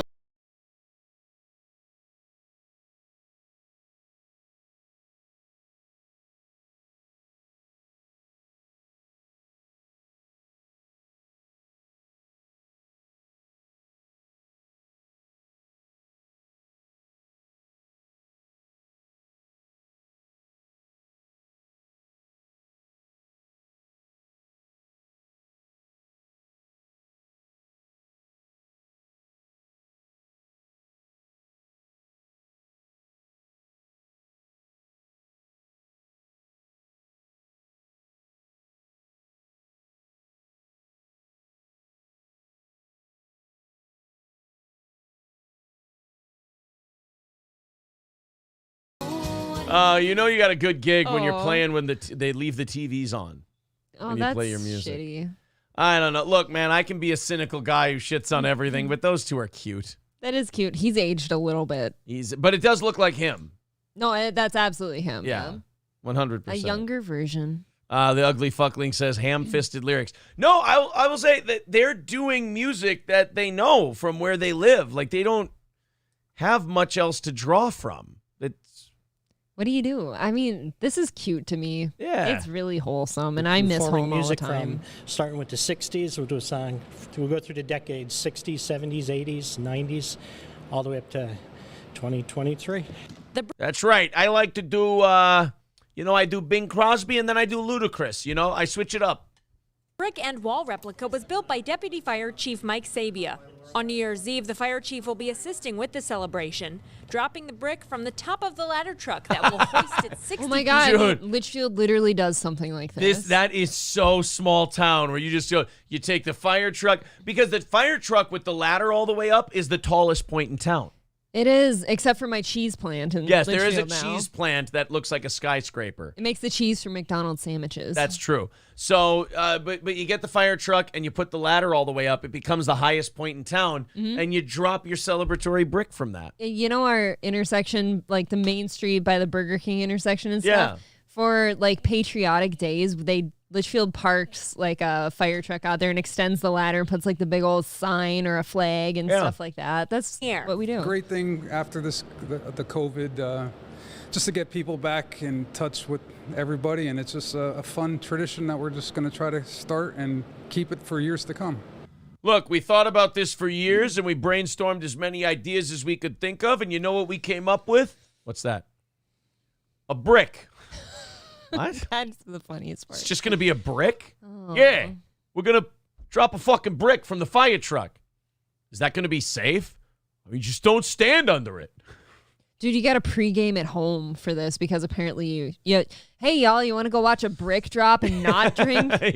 It's going to be like a lot of old people and like middle-aged parents wondering where their teenage children are while they're in all their basements drinking. Yeah. Oh. And all the God. teenage kids are like, hey, you want to go see the brick drop? And then you beat the shit out of that kid for saying that. With a brick, actually. With a brick. You actually hit him with a brick like he's Reginald Denny. Zen Rhino says, I like Broken Road Duo's cover of Ends in Paris. Yeah, they do a really good job covering that Wow. one. I've not thought of that song in a Well, while. he said they do it all, That's true. Yeah, they do a really good cover of YG's entire back catalog. That's good. I like that. Yeah, that's a really good performance. that they give. Do you think they'd cover some Juvenile for me if I asked? Oh, yeah, for sure. Okay. Girl, you working with some back, yay. That ass, yay. You can smoke or buy a bag, yay. Grass, yay. I'm the player with the money, yay. Don't act funny, yay. Got birds by the hundred, yay. About 100, yay. Girl, you looks good, won't you back that ass up? You's a fine motherfucker, won't you back that ass up? Girl, who is you playing with? Back that ass up. That would be a good country song. That is. Oh no, here we go. Hold on. You spelled it wrong. Juvenile. Juvenile, yeah, exactly. Oh. Make it spend his cash, yay. His last, yay. Hoes frown when you pass, yay. They mad, yay. Go ride in the Jag, yay. But I think they'd cover this one. I got money I can flash, yay. And trash, yay. I'm a big time yay. Pull the trigger, yay. A player, hater, flipper, yay. Grave filler, yay. I be slanging wood, yay, out the hood, yay. Okay. Let it be understood, yay, it's all good, yay. Got a screaming Lord, yay, on the hard, yay. A smooth little broad, yay. These lyrics are awful. To do the trick, yay, on the dick, yay. Wow. All right. Oh, got birds and I'm running, yay, about 100, yay. Yeah, there you I go. doubled up the lyric. My bad, guys. I'm really sorry about that. Saw somebody in the chat giving Litchfield shit for not being able to keep a Burger King open. Brown Candy says, are you impersonating Kane Brown? Yeah, you know what? That's a pretty good one. Kane Brown. Like, who classifies things as country music now? Because that is not even close. Hold on. I have another song that I want to play from what are they? Old Town Road Band? The Broken Road The Broken Duo? Road Duo. All right. I said that I'm a ride for my motherfucking. Most likely I'm going to die with my finger on the trigger. I've been grinding outside all day with mine, and I ain't going in unless I'm with mine. Mine. Sounds like you have hiccups. Could you do the backup for me, please? Hold on a second. Mine, Nick. My motherfucking. You gotta do it like a girly sing-songy voice. I can't do it. I don't like this. I get too close. I get too close. I just want to say it so much. It's so fun. I think the Broken Road Duo could really branch out a little bit.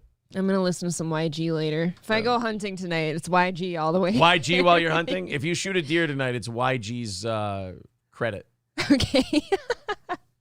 You want to hear what a piece of shit the police department in Hays, Kansas is? I guess. I couldn't believe this, man. So they've dropped charges against a guy. Hey. But hear how the charges came up in the first place. Let's I don't know if this video is the story. I may have to end up reading this to you because I didn't see this video yesterday. You and vaping are not getting along. Wait until you hear what Insufferable Bastards sent me about vaping on shows. Okay. They found another guilty party. I've never been much into vaping. See. Here we go. Good evening. Thank you for joining us. I'm Emily Younger. And I'm Jeff Herndon. Hayes Police and Hayes Medical Center receiving threats tonight after an article was published that the police chief is calling misleading. KSN's Hannah Adamson spoke with the chief and the son of the man. All right. Medical department and the police had to put out a statement about something that happened. Do you have any guesses what could have happened at a hospital or a medical center that involved the police that they're now having to explain away? I want to see how close you can get to how shitty this is. Oh, God. Now I feel like the pressure's on. You're not going to get it, but I want to see how close you can get. God. So free your mind. Liberate yourself. Drugs. Something with drugs. Something with drugs. Okay, keep going. Drug abuse, like drugs being used in the wrong way. Okay. Drugs being used in the wrong way. How specific do I have to get? Can I have a By hint? the police? What do you use? Because the police are offending people by what they've done. supporting a drug use. Okay, so maybe bringing they're drugs in support or bringing helping? drugs into the hospital? Yeah. Okay, let's check it out. At the center of this case, it's new at 10 tonight. Hannah. Jeff, Emily, police say a, quote, mischaracterization. Does this woman have a broomstick in her spine? Like, what the fuck is... Oh my God. Thank you for calling that out. Something was bothering me about this person. Jesus Christ. I'll tell you what's bothering me. Those giant fucking tits. Giant tits. Jesus. Okay, she got some big old tits, but then look at how like spindly her arms are. That's what I was thinking. Like They're she's too got small. She's got skinny girl arms, wide ass hips and waist. She got like tiny T-Rex arms. She's got Mrs. Doubtfire's body and then like Freddie Mercury's arms. And then look at that chin. Right. Oh. It looks like if Olivia Munn retired and came back 7 years later and had eaten herself to death. This kind of looks like if somebody tried to make you into a trans. It's trans me. That's trans Aaron. And I just swung for the fences on the tits. Oh my God, yeah. You really went for it. Well, that's like your redeeming quality right Well, now. look, if you're going to make them, go big. That's what I would say to the surgeon. Go big or lop them off. Yeah, all right, One or the other. enough bullying of poor Hannah Adamson. A lot of girl-on-girl crime going on here. Of this incident as a raid resulted in the story being spread worldwide. That being said, the son of 69-year-old Greg Brett says more needs to be done in Kansas to help terminally ill patients. Kansas really needs to legalize medical marijuana. You always want that. You always want that being the voice of that message. Oh my God, those eyes are wild. By the way, this is why marijuana has not become legal in this country yet, is because it's always guys like this who are delivering the message. Like the weed movement wants a guy who looks like Weed Man to be their messenger. What they should have gotten a long time ago is a smooth-talking, suit-wearing, professional-looking dude. With like, me on their side. Like, I feel like if you had like a nice couple up there, suddenly it's cured. You know who they need? Treat Williams when he was playing Mike Ovitz in The Late Shift. That's who they need to be the spokesman for weed. I guess. Yeah. And help people who actually need it. Shock and outrage following an incident involving police and a patient at Hayes Medical Center. Hayes Police Chief Don Scheibler says on December 19th, officers were called to the hospital after staff caught 69-year-old Greg Bretz using THC products in his hospital room. That he's just trying to get through a hard time. A 69-year-old man is smoking some weed at the hospital. So the hospital, very uncool, ratted him out to the fuzz. Fuck the hospital. I mean, that seems extremely uncool. You're right. We're not done yet. There's something about this patient that is going to make this story even shittier. Is he the police officer? The 69-year-old? You're not close. I'll give you another guess. I'm not though. close. What's going to make this even shittier? They called the cops on the guy for smoking marijuana, and he's 69 years old. Bro. Oh, man. Well, how could this be really? How could I you don't look know. at the medical center and the police and go, wow, you guys are real bags of shit? What could make it worse? Goddamn. He's a Jewish. Wow, okay. I don't know. They're ratting out like an innocent. What is going on here? I don't know. All right, let's see. They were concerned about the potential fire hazard, and more importantly, and they were also concerned about how it made him feel sick. Brett's son, Lee, says his father is terminally ill. His cancer inoperable. Oh. So he is just trying to get through a hard time. That's it. That's all I said a couple minutes ago. I'm like, dude's just going through something. You can't let him smoke a little. He's 69 years old. He's dying of cancer. There's nothing they can do for him, and he wants to smoke a little weed at the hospital. If the hospital's going to be bitches, let the guy go home and smoke his weed and die in peace then. Right. Like, what is he going to do? Not go to the hospital and then get hurt? Right. Is he going to die on the way home? What is he going to do? Get sick? God forbid. Oh, Put him out of no. his misery. That would be the fun thing about cold season if you had terminal cancer, is you'd be like, I'm going outside without my coat on. I don't give a fuck. Like, hey, aren't you worried you're going to catch cold? Yeah, I don't want to get sick. That'd be shitty, right? I'd almost punch people for saying that. I know. Like, if you're trying to keep me healthy and I'm already dying, that is kind of shitty. So the chemo hadn't been too kind to him. So he's been exploring some other options.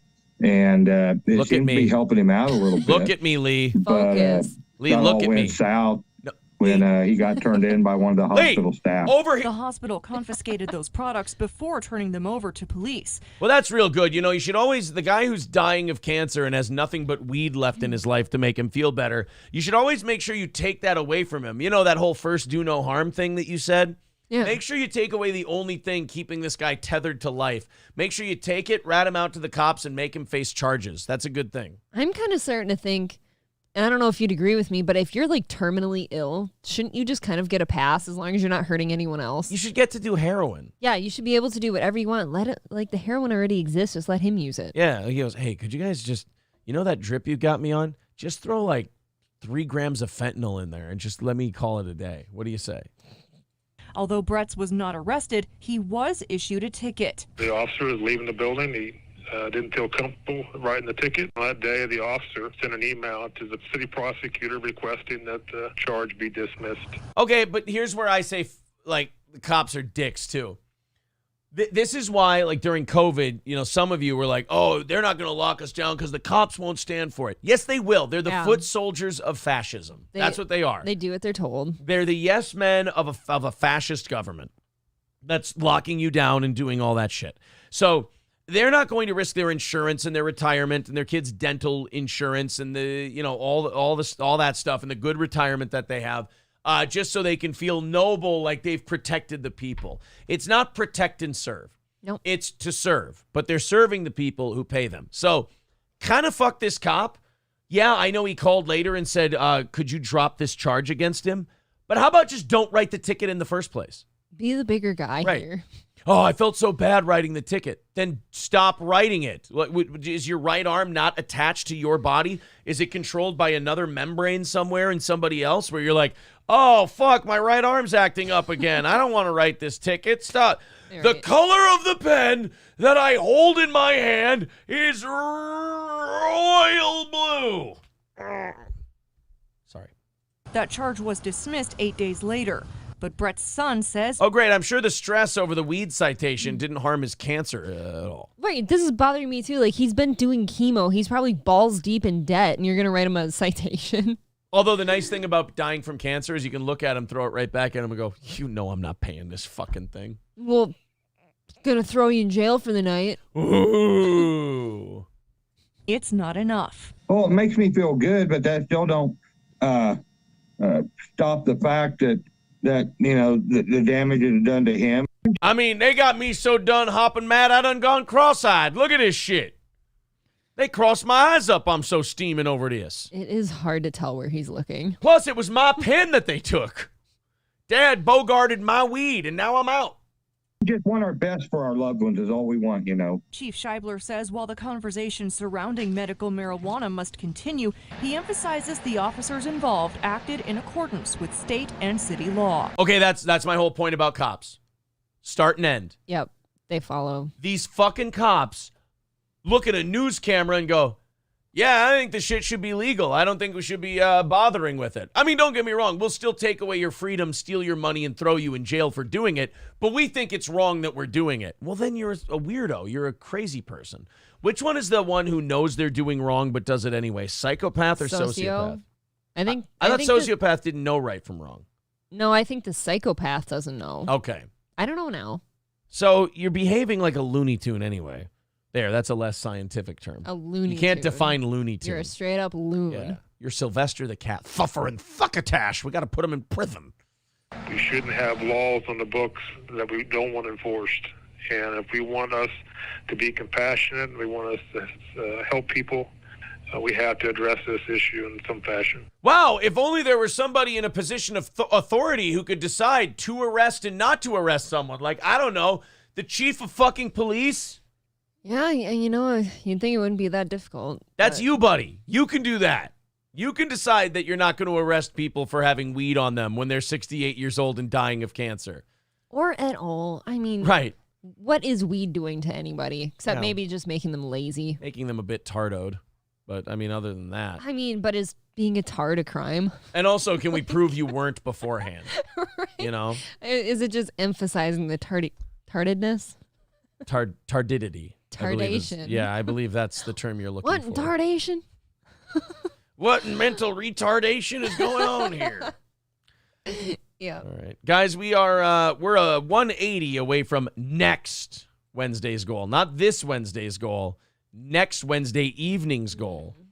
So far, 180 away. There's Streamlabs. There's PayPal if you feel like keeping us ahead. We do appreciate what you're doing. Drinks a lot of bourbon, says no dipshit. He's saying to repeal the law entirely. Yes, and what I'm saying is that until that day, how about you don't enforce the law? I agree. If you don't agree with the law, stop, Right. like you said, enforcing it. You're not just some dickhead trooper who's out there and has to answer to somebody. I'm the chief of motherfucking police. And you can do it. You can be the one who just goes, yeah, no, we're not arresting people for weed anymore. In your jurisdiction, can you make that call?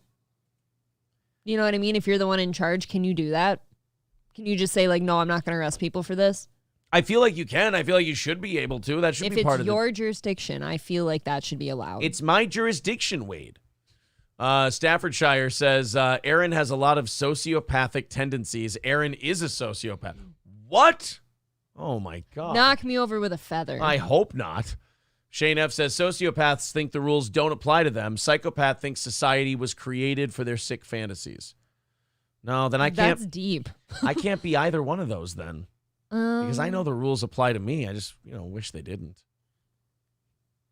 I don't know. I feel like you've got a touch, maybe, but you couldn't go full blown. Zen Rhino says, yes, April, they can do that. There were several sheriffs that said during COVID they weren't going to enforce certain bullshit rules. That's what I was thinking about. Yeah. Now, can a sheriff can't come into a city and tell the chief what to do unless the chief goes outside the city limits, right? I feel like we're taking this straight out of Super Troopers, but I'm not sure. But inside the city limits, the police chief is in charge. If he goes outside the city limits, it's now the sheriff's deal. I think so. Bernie and Zach Show says, are we talking about Opie now? Yeah, I would say you're on the sociopathic spectrum. I'm far away from Opie. He's definitely out there. Is he sociopathic? I don't think so. If I have to choose between sociopathic and mentally retarded, I would go mentally retarded. I just feel like he's grumpy. 629 Staffordshire says, anybody in broadcasting or entertainment in general is not normal.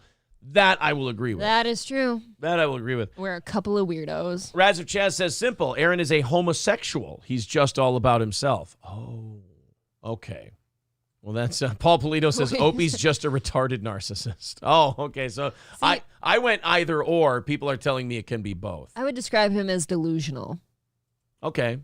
I don't think all of these things are mutually exclusive. Oh my God, this is terrifying already. Let's check in with Florida, shall we? Let's see what they're doing in Florida. Apparently, in Florida, I know this from people who live there. Like a lot of times you'll find like in your garage or your basement, somehow a snake got in and they're just coiled up somewhere. They want to be somewhere damp and cool. Mm-hmm. And so you'll find them just kind of coiled up in these different places that's comfortable for them. And I'm sure like the first 18 times you see it as a Florida resident, it scares the shit out of you. That would scare me every time. But now apparently these people here, they're kind of used to it. So they're just kind of, they figured it out, and it's just finding a snake somewhere is just, all right, this is something we need to handle. This is a woman who found a snake wrapped up around the axle of her car tire. Stop that. And, she's got to go to work. How does this happen? How does a snake just get in your garage? That's not a small snake. Well, I mean, you didn't see that? Maybe that's why you got to close the garage door. This is why I yell at you so snakes don't get in the garage. Shut the damn garage door. Right. Minnesota, as you know, known for its Burmese pythons. It's a big problem here. Maybe. They just, dude, first frost, you just see them falling from the trees. That's gross. If Burmese pythons really lived gross. in Minnesota, is like as soon as the first freeze came, there'd just be dead pythons just dropping out of trees. I've got family down there. We've got friends down there. I don't find reasons to go to Florida typically. You'd have to, like, literally in the wintertime, you'd have to rake up snake corpses. Stop that. If they were in Minnesota. Corpses? Why? Oh, yeah. in the yeah, state, they'd freeze to death. Okay. Yeah. Did you know that in Florida and the Carolinas, that when it gets cold out, in the morning, dead geckos or unconscious geckos will fall from the tree? Unconscious ones, they're not dead. Some of them are dead. Geckos are cute as fuck. I'm fine with that. Yeah, geckos will just face plant. They're so cute. Yeah. I used to play with salamanders on the farm and pretend that they were geckos. Does not surprise me at all. They're kind of poisonous. Does not surprise me. They're slimy. I think it was Bob Levy who said something very funny on Levyland last night before our show. He was talking about how you have to blend in with your surroundings like a salamander. Bob, no. Bob said, no. Bob said, you got to be like a salamander. You got to blend in. Bob, that's not the right creature. Well, he was close. He was in the lizard family or the newt family. The newt. Yeah. Newt Gingrich. I actually owned a small salamander. Okay. So it was minute. You like that one? You like that? That's a good joke. You guys can have that one. You can steal it. I just came up with it now. I got 1 million of them. My motherfucking newt. Oh, jeez. Newt.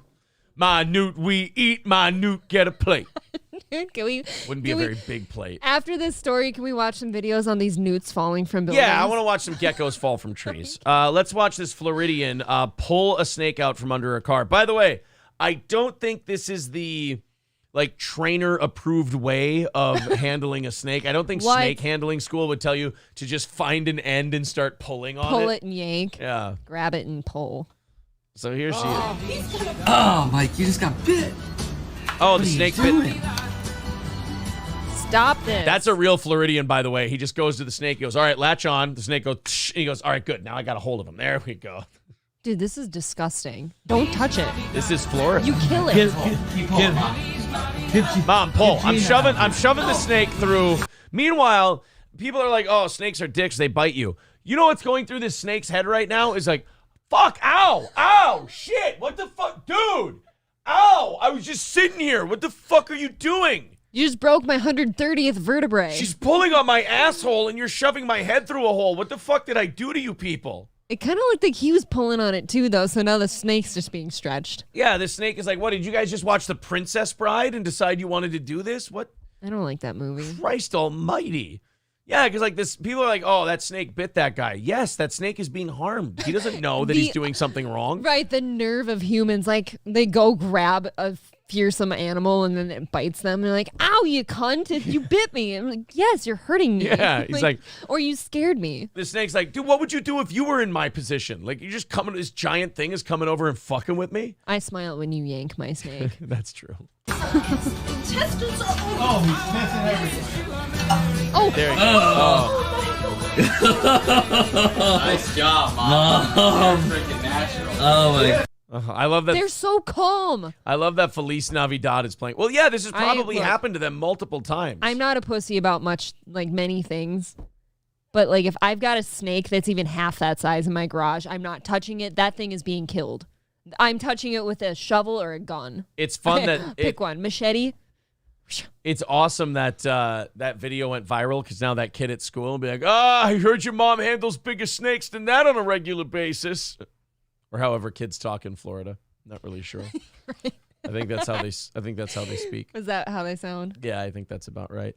Let's go ahead and check on geckos falling from trees. Heads up, cold Florida weather means iguanas fall from trees. That's not a gecko. That's not cute. Oh my God. Yeah. So you promised me a gecko. They're all fucked up. They're like frozen and they pass out from the cold. They're all frozen and shit. Yeah. I cannot believe. Kill them. Eat them. That iguanas really die in this weather. Oh my God. You cannot go in They're not dead, by the way. Get 'em, They're buddies. immobilized. I don't know what to do about cleaning them up. You pick it up and put it in the trash. Oh my God. So it's too cold. Like they're just- coldblooded animals, so their blood like freezes almost. They just look like drunks passed out on the sidewalk. Their blood circulation gets so low that it can't power their body, so they pass out and they fall out of a tree. What a life. Look at them. Yeah, they just pass out. Just anywhere. If I fits, I sits. Yeah, it looks like there was a gecko rager in your backyard last night. They eventually soon recover from this temporary paralysis. I want to like put a hairdryer on them and warm them up. Put a heating pad under them. Yeah. Watch them live.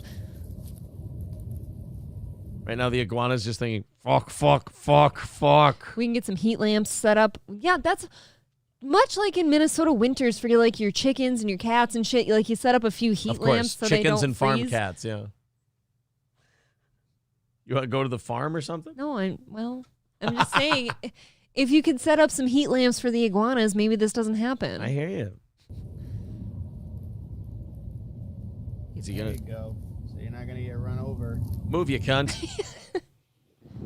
Oh, It's like you've got like a lizard sickle. lizard Fickle. They've literally got like rigor mortis right now. Yeah. Oh, there he goes. Oh, he's figuring it out now. Oh, I can move again. Yeah. There's one. Do we have like actual? I wanted the newts. I want an action shot of them falling out of the trees. Where are the geckos though? Frozen iguanas falling out of trees. Falling iguanas. Do you think this guy's everywhere? And below, they go lethargic or they die. They go in like a sleeping state and they fall in the trees. Let's go see what we can find. I feel like I know that guy. Right. Oh, what a dick. So he just goes and shakes the trees to launch the iguanas out of it. He's trying to get a video of it, and so he just makes it happen. Yeah. He's not playing God. He's being judged by him. I wore my man gloves. My man gloves? These are nature's man gloves, my friend. The dog food. So he's going to shake the iguanas out of the trees. Oh, there's... Oh, he sees one. one. On top of that tree right there. See him? Tell me he goes in the water. Oh, look. Oh, my God. Hold Lauren, you see that one? Yeah. His legs are just crawled over.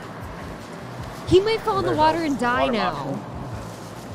Look, this guy's got a YouTube video to make, okay? Yeah, but he's going to kill that lizard. He's going to climb the tree first. Are we going to see ass crack? Yes. Nope, that guy's got him up nice and tight. Think about it, though. If that lizard falls in and he's too frozen to swim, he dies. Probably. Oh, no. Oh, he did. He bite me. You killed it.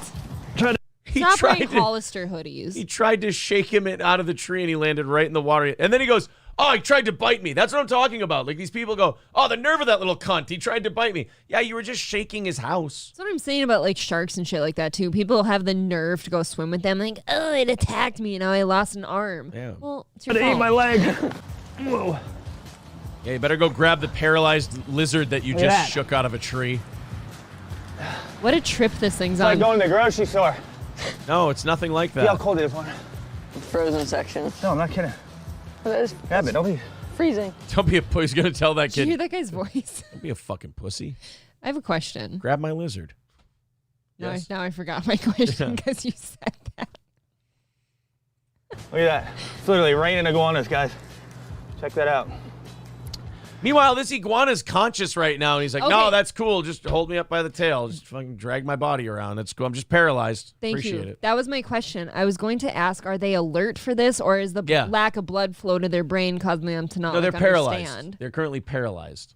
But you'd think if the blood's not getting through your brain, you're not thinking either. Look, who do I look like? Fucking Jack Hanna over here? I'm trying to make an interesting I story. mean, I for wish you were more people. like a Jeff Corwin, but Yeah, well, I wish I suffered the same fate as the crocodile hunter. me too. Wow. That'd be a cool way to die, and now I'm famous. It would. You get a fucking. They said he his died. wife and kids got real famous after that death. They said, did he die instantly or no? They said that he was like back on the boat and he goes, oh, I'm dying. There would have been, I think that there was a little bit of time before the death. Yeah, because he did say something. They said his last words were like, I'm dying. Yeah. And his wife burned There's- the tape, which I there's- thought was pretty cool. Right. There was some kind of footage of it. Yeah, crocodile hunter, last words. Possibly very aware of the severity of the injuries, Steve turned to Justin and calmly said, I'm dying, which would have been his final words. The cameras continued to roll as Justin gave Steve mouth-to-mouth for an entire hour until paramedics arrived on the scene and declared him dead. I mean, the stingray barb went right into his heart. Like, you're a goner. Can we just stop going in the water with shit like that, though? I understand it makes for a good video, like, if you don't die, but the flip side of that coin is you might die. You're saying juice versus squeeze The juice is never worth the squeeze to me. on the stingray thing is not, Like, not the best. I'll chance myself with, like, livestock. Like, Yeah. that's the biggest thing I'm, like, willing to do. Right. Armed car. Oh, yeah. I want to play you guys this story. This one happened in Tennessee. After that, I want to do the Georgia Waffle House one. I've been waiting to do the Georgia Waffle House story all day. Actually, since last night. We've got a bunch of good ones. Oh, God. Coming up here. We got 3 in a row for you. You guys will like these. Titles are good. Oh, by the way, if you have time, hit the like button on this video. Great for the algorithm. Subscribe to our channel. I think we're pushing 7,300 now. We wanted to get to 7,000 by the end of the year. Then we wanted to get to 7,000 by Christmas. We surpassed both of those. We did say, hey, wouldn't it be cool if we got to 7,500 by the end of the year? We kind of knew that wasn't going to happen, but we needed to set some kind of a goal. You guys are doing great. Yeah, we're at 7,250. So let's try to see if maybe by the end of the week we get to 73. Very cool. That'd be pretty awesome. Thanks, guys. And always be on the lookout around 1 o'clock in the afternoon. We usually put show clips up at that point. Let's go to Tennessee for this one. Not only did a woman try a carjacking, which is not typically a woman thing to do. Oh, I'm sorry. They want me to do the thing. Here you go, guys. Hit the subscribe button, smash that like button, and click the bell to get notifications. There you go. Carjacking, not typically a women's thing. No, I feel like you got to have some beef to you. You got to be intimidating in order to get someone to get out of the car. Be scary. Well, wait until you find out not only is this woman a complete piece of shit carjacker, but she's a remarkable coward on top of it. You can't pull crimes and be cowardly. Yeah, I mean, aren't most of them? A lot of hit and run shit, smash and I grab. guess, That's kind of but cowardly. If you're going to steal a car, you better, You better have some fucking balls if you're going to Confidence steal somebody's woman. car. Yeah. A Goodlettsville woman Also, is now stealing in custody. Sorry to do this, but stealing a car in Tennessee, like there's a good part of that population that'll shove a gun in your mouth.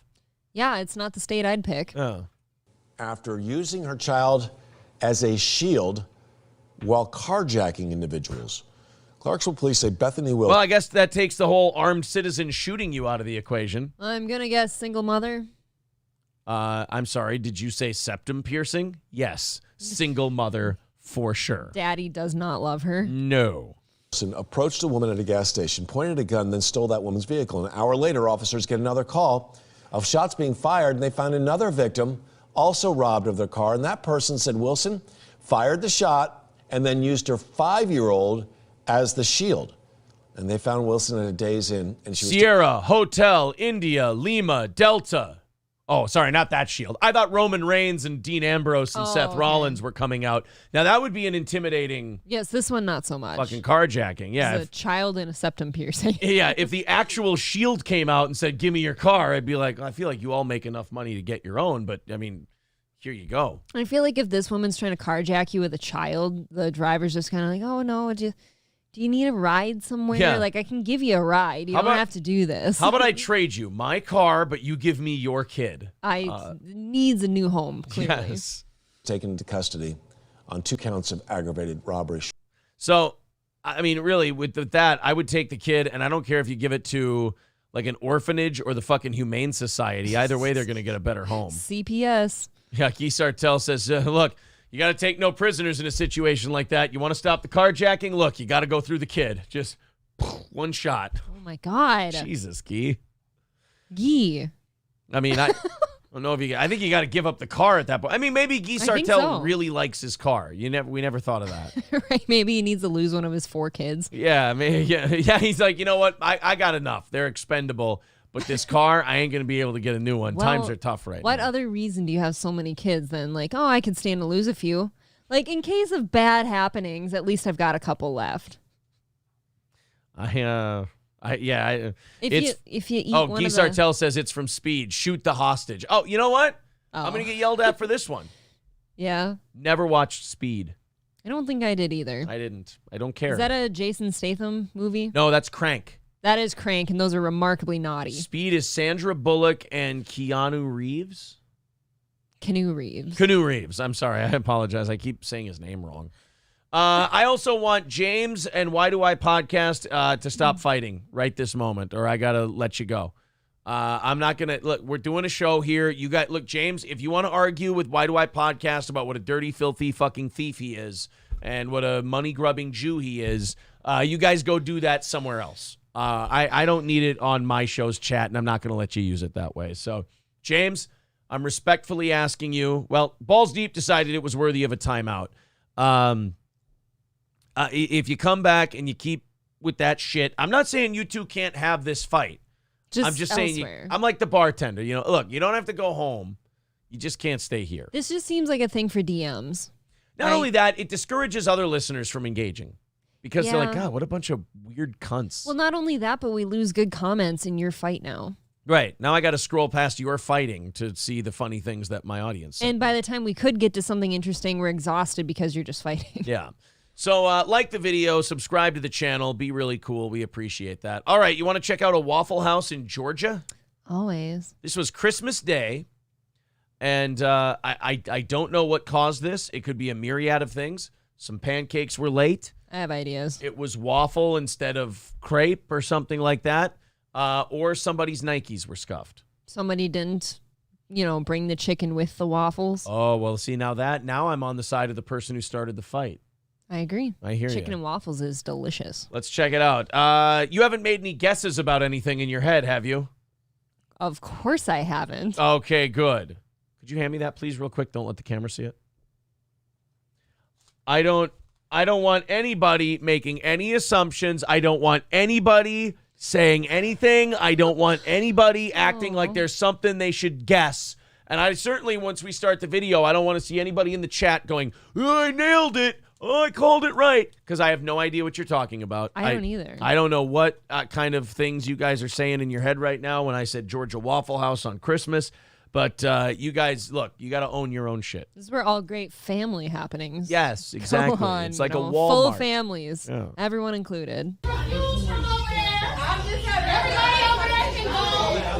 Bro, what the fuck going on, bro? Hell no. I love our Jim Ross on commentary that we have. Bro, hell no. Bro, hell no. I'm going to get the fuck out of here. I'm going to hop in my broham and go back to the crib, motherfucker. I want people that talk that way to, read me stories at night when I go to bed. Man, it's just soothing. That bitch, she went into the bear's house. She starts eating all that food and shit. She's like, this one's hot. This one's cold. This motherfucker perfect. Sat down, ate a bowl of porridge and shit. They didn't have no chicken? Can you do Humpty Dumpty? Man, this big egghead looking motherfucker done sat on a wall with his goofy round ass and he done fell off the wall. Then a bunch of horses and shit come around, can't put him back together, and he's acting all hurt and shit. The end.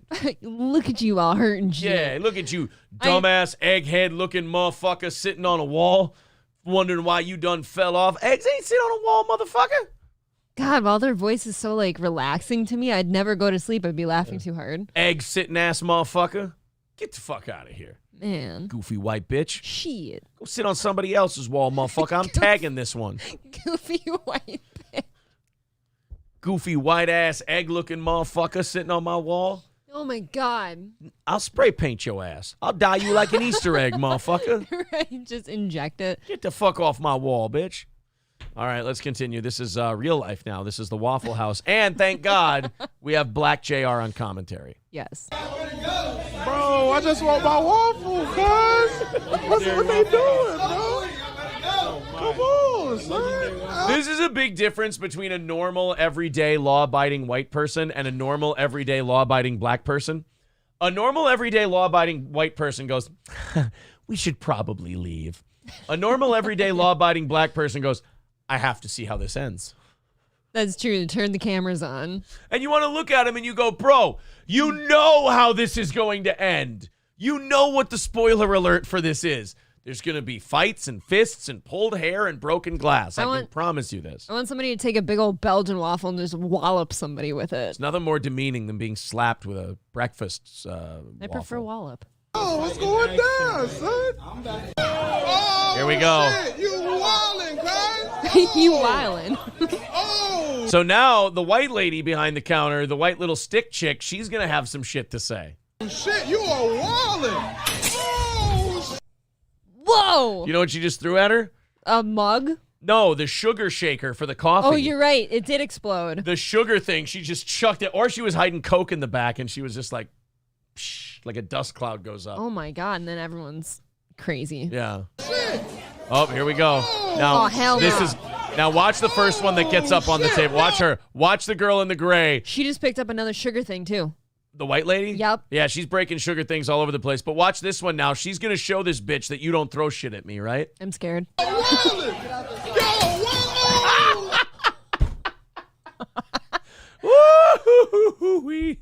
There's a ledge there, ma'am. Oh, ma'am, you've sacrificed sure footing for a killing stroke. And now do you think the staff is just going to wait for her to get up and calmly walk out of the store? Probably not. Or do you think that there's going to commence a greasy-handed Waffle House ass beatdown? I mean, I'm hoping for that one. Oh, that bitch can go. But she's outnumbered. By God, they got her now. By God, she's outnumbered. Look at Chunky Butt over here. She is a oh my big one. God, I'd be afraid of her just sitting on me. That's what we call in boxing. That's you play. Here's how you play with her: catch and counter. You just let her wear herself out. Just make sure you catch as many as you can. Then when she stops, you return fire. She'll be out in a little bit. Don't Out worry. of breath Yeah. is what she'll be out of. The black guy's trying to separate. He's like, don't bruise the white meat. Don't bruise the white meat, y'all. Do you just hear the animalistic sounds coming out of these? Whoa. I didn't hear animalistic anything. I There's see white humans. people. Yeah, but are they the ones shrieking Don't like... you judge me. You're right.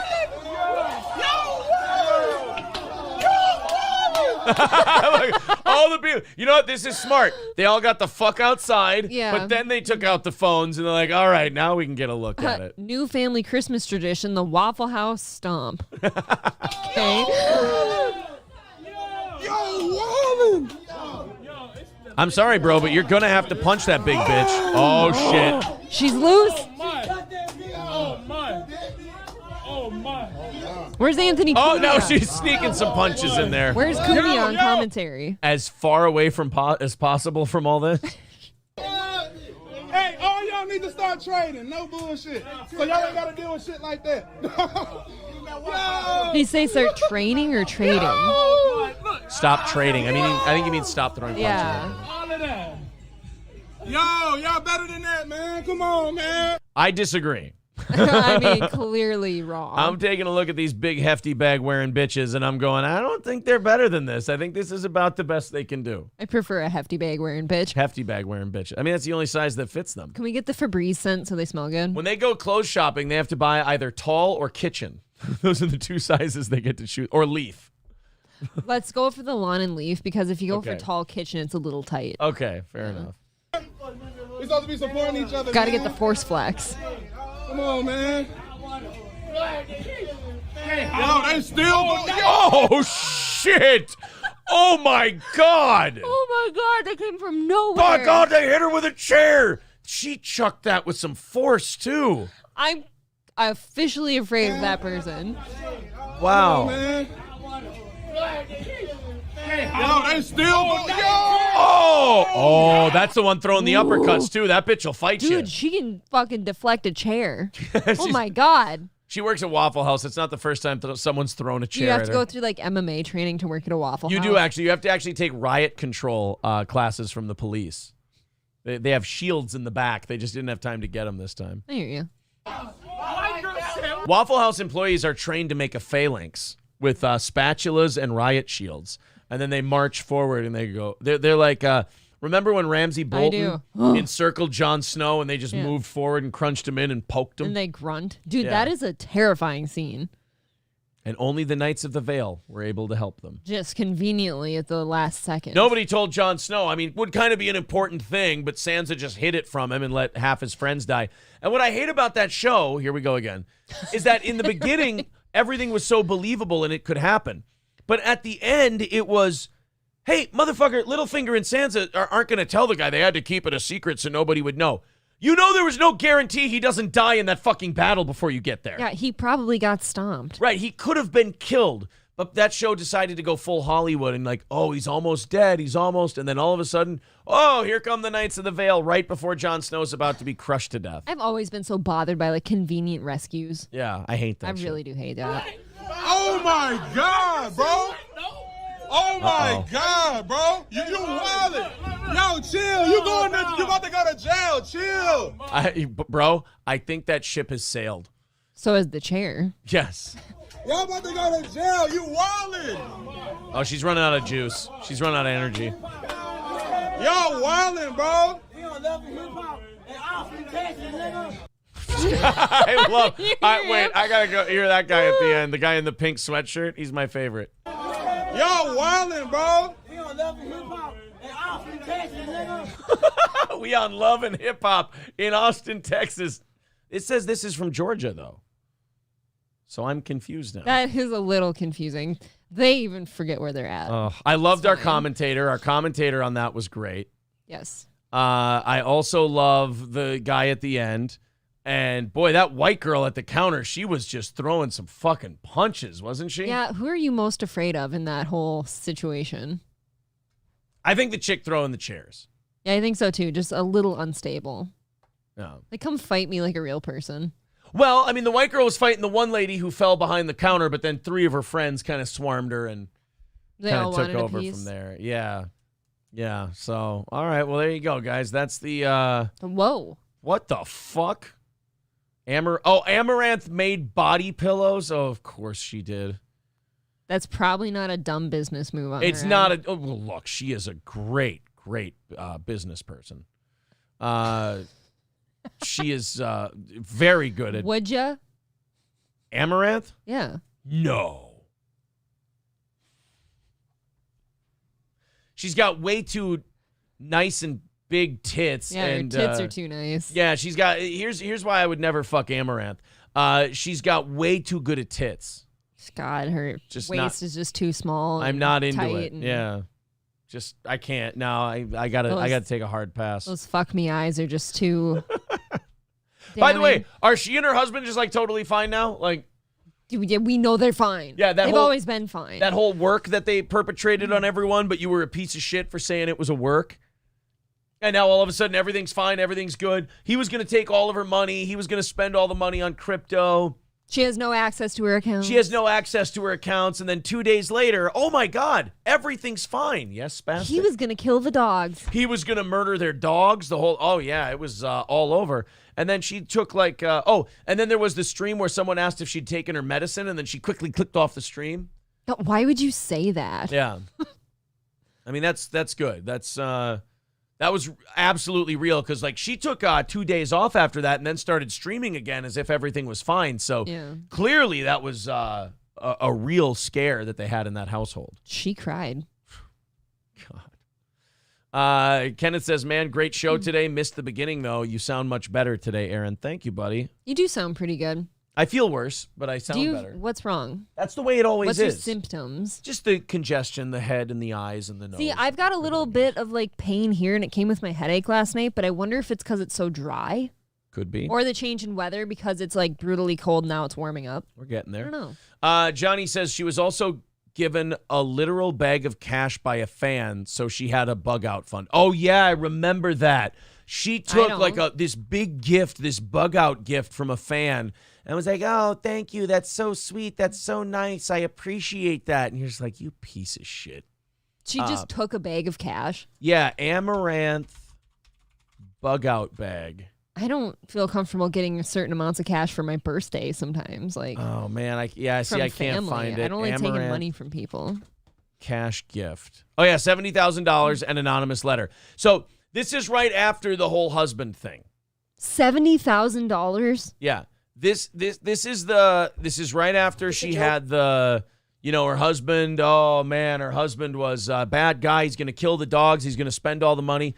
Got her tits out again. She's streaming. She's got that, skin out there everywhere and happy as a pig in shit. And then look at the piles of cash that this guy sent her. Sent her $70,000. That's insane, number one. But what is she wearing? What is that? The shit she wears. But I'm more focused on the cash and that. If you have any dignity, and because she knows this is a work. She knows she and her husband planned this shit so they could make a shitload of money off of it. Don't you have the decency? There's a return address on that. You send that shit back. Yes. Or you donate it to something. How about this? If it's not a work, you donate the $70,000 to a women's shelter. I was going to say like something for domestic abuse. Yeah. God, I hate these fucking people. I really do. Because there's a lot of people who are making a living on the internet doing shows, and they're honest and they break their backs to be honest. And I love those people. But then there's people like this. And they're just, as Frank Lopez would say, they're a haza. They want more, to the point where they work their audience and they jerk them around and they're not honest with them. They make them think they could fuck them. I'm sure her and the husband had the conversation. Oh, maybe we should say that we're divorced, and then you'd be single, and then a bunch of simps and stuff would try to win your affection over, and we'd make a fucking killing on that. To go out on like lavish dates, take gifts and stuff. Sure, absolutely. Ugh, it's so gross. This a joke? We were not sure. We were trying to figure it out earlier. It seems like if it was a Yeah, it's a joke. They just sent you bundles of cash, stacks of cash because just fucking around. It has to be someone with a lot of money, like a YouTuber or something. But it doesn't really add up because a YouTuber or a TikToker or a streamer, in order to get return on the investment, would want to have credit in some way, but it was anonymous. So it's really weird. The poem says, Caitlin, the magic fades too fast. The scent of summer never lasts. The nights turn hollow and vast, but nothing remains, nothing lasts. I'm getting a restraining order the minute I read that poem. Yeah, that's pretty creepy. I'm getting a fucking restraining order. You send that shit back and you get the restraining order. Well, she said it was anonymous, so there might not be a return. Then you donate it somewhere. You don't keep that fucking money. The silence of words that cannot be said, but somehow flow through ink. The words of one who somehow knew they'd make you stop and think. That someone cares enough to show a heart that is true, a heart that wants to give this. And then it explains what it is. This is a SHTF kit. Anyone know what that stands for? It contains... Oh, by the way, make sure you're spreading your legs, too, while you're reading it. By your stripper pole. Yeah, make sure you're by your stripper pole. Make sure your legs are spread so your pussy's on display. Your tits are almost falling out. Right, get the angle where the tits are almost coming out, where you've just got the nipple covered. Oh, she is... I didn't dislike her before. I thought she had good business acumen. I thought she knew how to, work her audience and everything and all that shit. But it was when... she faked the husband thing that I went, okay, look, if you want to put your tits out and people think you're hot and they give you money, fair. That's totally fine. But to start working and using the husband and everything else, that's... I feel like you got to leave your husband and stuff out of that conversation if that's how you're going to behave. JJ says, if we all donate that, will April agree to buy that same outfit? Could I wear it the way she does, though? Some people are theorizing that it was Fred or David Chandler who sent her all that money. Well, howdy, Fred. You'd all be dead now if it wasn't my David. No, they just send it to man-titted podcasters. Much better return on investment. Dave and Fred have a much better chance of fucking me than they do Amaranth, so they're just playing the odds. I mean, you can't blame a guy for trying to get his dick wet. Everyone's ears just perked up and said, so you're saying there's a chance? Yeah. My asshole is on loan. His asshole is actually still a virgin. Yep. I've never had anything other than... what? Other than? Well, have I had anything in my ass? Why would you I have guess something toilet in your paper ass? is not in your ass. Don't put that in your ass. Yeah, you're not putting that in your ass. So no, I've never had anything inserted into my anus. Wow, I feel great about Anus that. hymen intact. I got a 36-year nothing in my anus streak. I am not breaking that. You've got a price. Be honest. What's your price? Would you do it for a bag of $70,000? My price is so high that I don't know what it is yet. But there is one. Look, to quote the poet laureate Ted DiBiase, everyone's got a price. Everyone's going to pay. You've got an anus streak. I've got a 36-year anal streak of not putting anything in my asshole. Drew Allen says, got to check the prostate, though. I don't know. I think I'm willing to die of prostate cancer to keep that streak alive. I think that's the one thing you and my dad have in common. Neither of you are willing to go get checked for ass cancer. You'd rather die of it. Look, I'll know when my prostate has a problem. Okay? I'll know.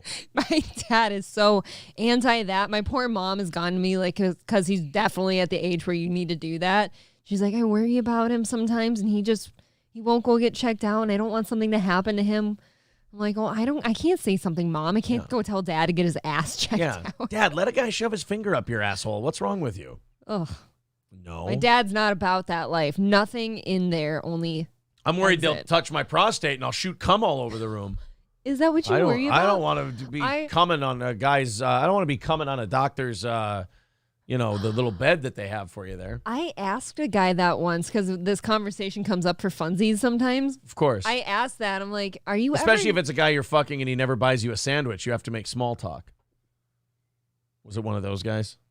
Why do you always have to I'm just saying, you have a history of giving it up. I don't have a history. You have a history of giving it up without getting any kind of guarantees back in the college days. Maybe I'll just stop giving it up unless there's a guarantee after. I believe you're wearing the guarantee on your finger right now. It It's just doesn't say you're going to bring me a sandwich or food. I always bring you a sandwich You never or food. cook for me. I just always eat mine first. And mine.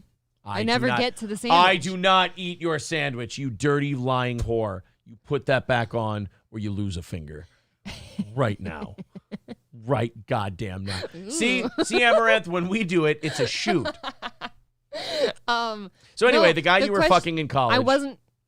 Okay. No, this was a long-term boyfriend, actually. Oh, okay. All right. So thank you very much. I did get the sandwich this time.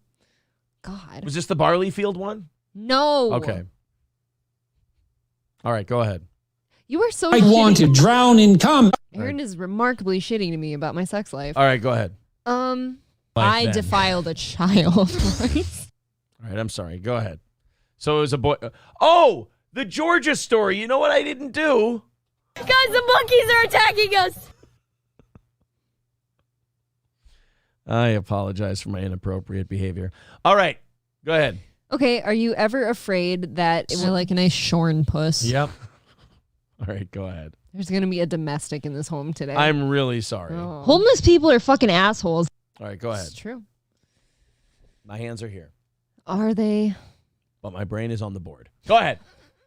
Come on, we got a show to do. Are any men ever afraid that, like, when you go in to get your prostate checked, that you actually do, like, cum or something or get excited over it? Look, it's not something anybody wants to have happen in a doctor's office. You know, you'd rather. But what if you do? You'd rather have it happen on a masseuse's table. You know, Just when they're checking your prostate? yeah, you'd rather have it have that happen. But Does that happen to men? Like, when you're getting your prostate, you know, fingered or whatever, like, do you ever... I don't know. I've never had my prostate fingered. I don't know how much effort it takes to make you just shoot jizz all over the place by Doesn't touching that scare the you, though? Is that kind of why you won't go do it?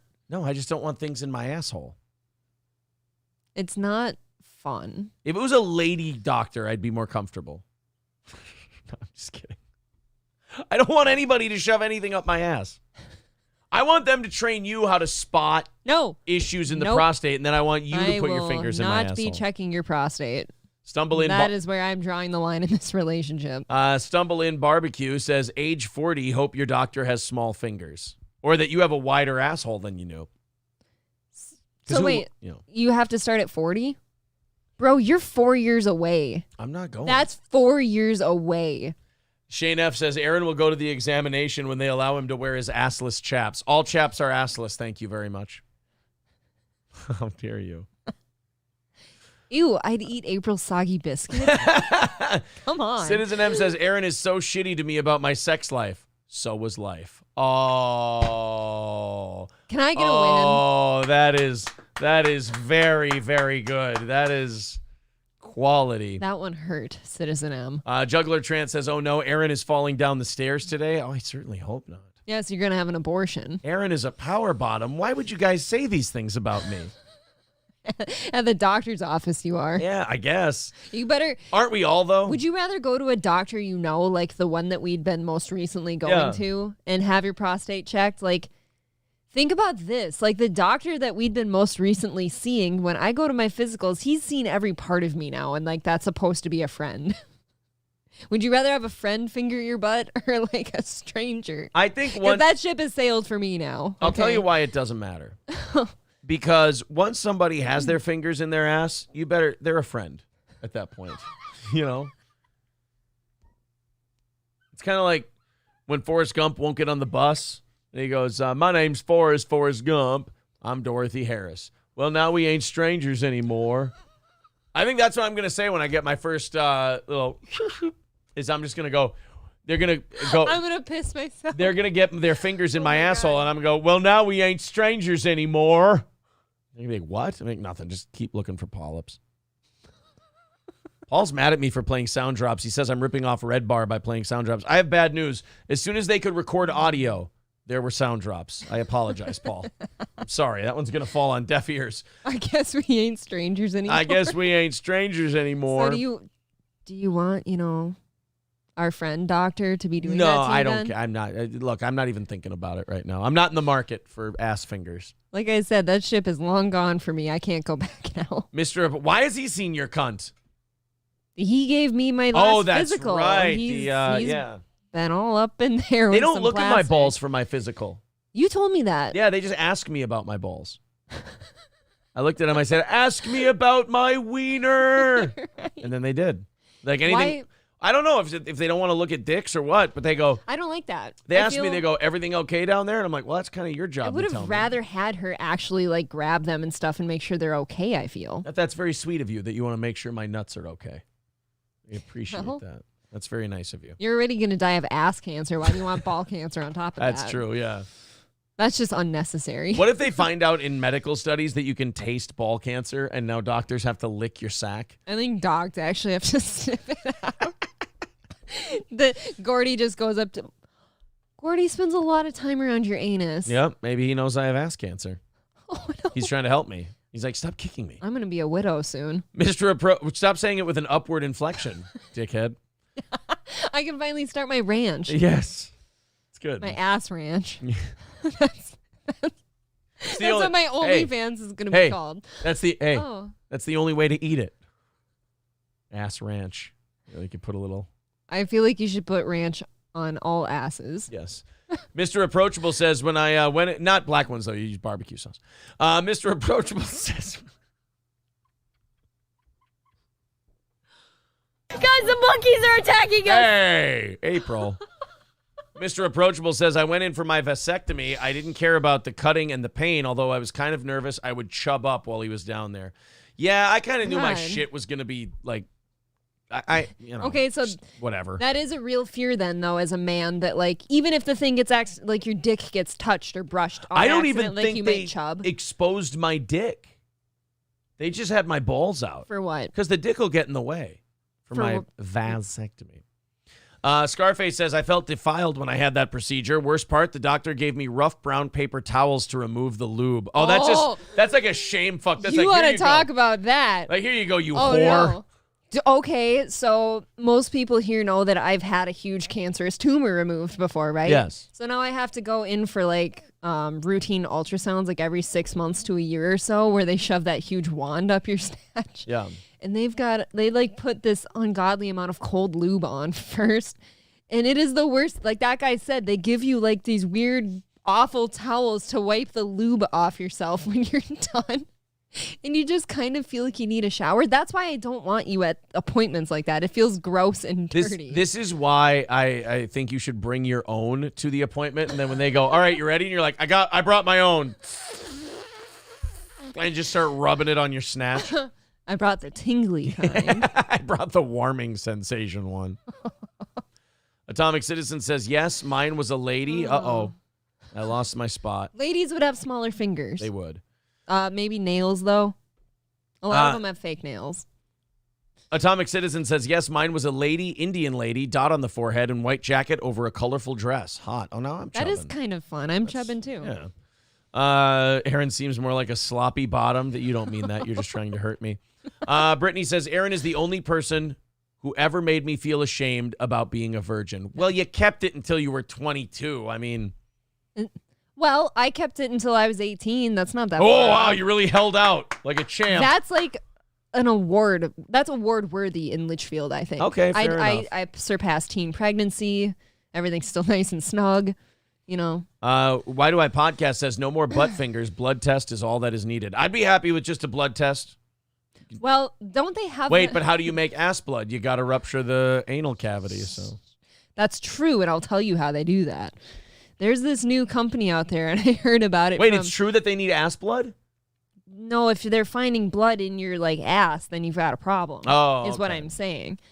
There's this new thing out that I heard from elders at a church in Litchfield, actually. I overheard them talking. Okay. About you can get this box sent to your house. I call her April. Yes. Send me to everyone for your, No. gift season. No.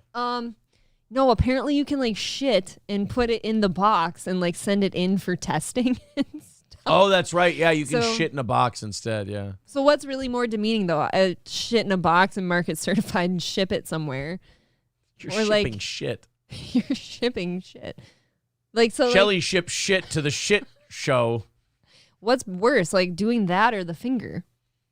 That's something you can all contemplate today. Did you see my little action shot Yes, there? you get a little tickle. I like to imagine this is how they finger your prostate. Shay J says, my first physical, I had to get a semi so they didn't think I had a small one, but also didn't want to have a full-blown boner. It was a fine line to walk for a 16-year-old me. See, now that sounds like something you'd do. Like, you'd want to, like, fluff it first, as you put it, and, like, make sure it's looking good first. People are saying I tried to give that Mr. Approachable comment 5 or 6 times. Well, I know. I'm all over the place. The chat is all over the place.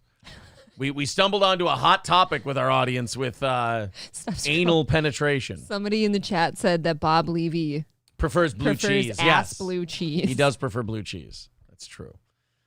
Yeah. Why do I podcast saying that's how prostitutes feel? Yeah, you just chuck towels at them and go, wipe yourself off. Why is someone alleging that I know what it's like to fuck a corpse? Levi says, April, how old was the minor that took your virginity?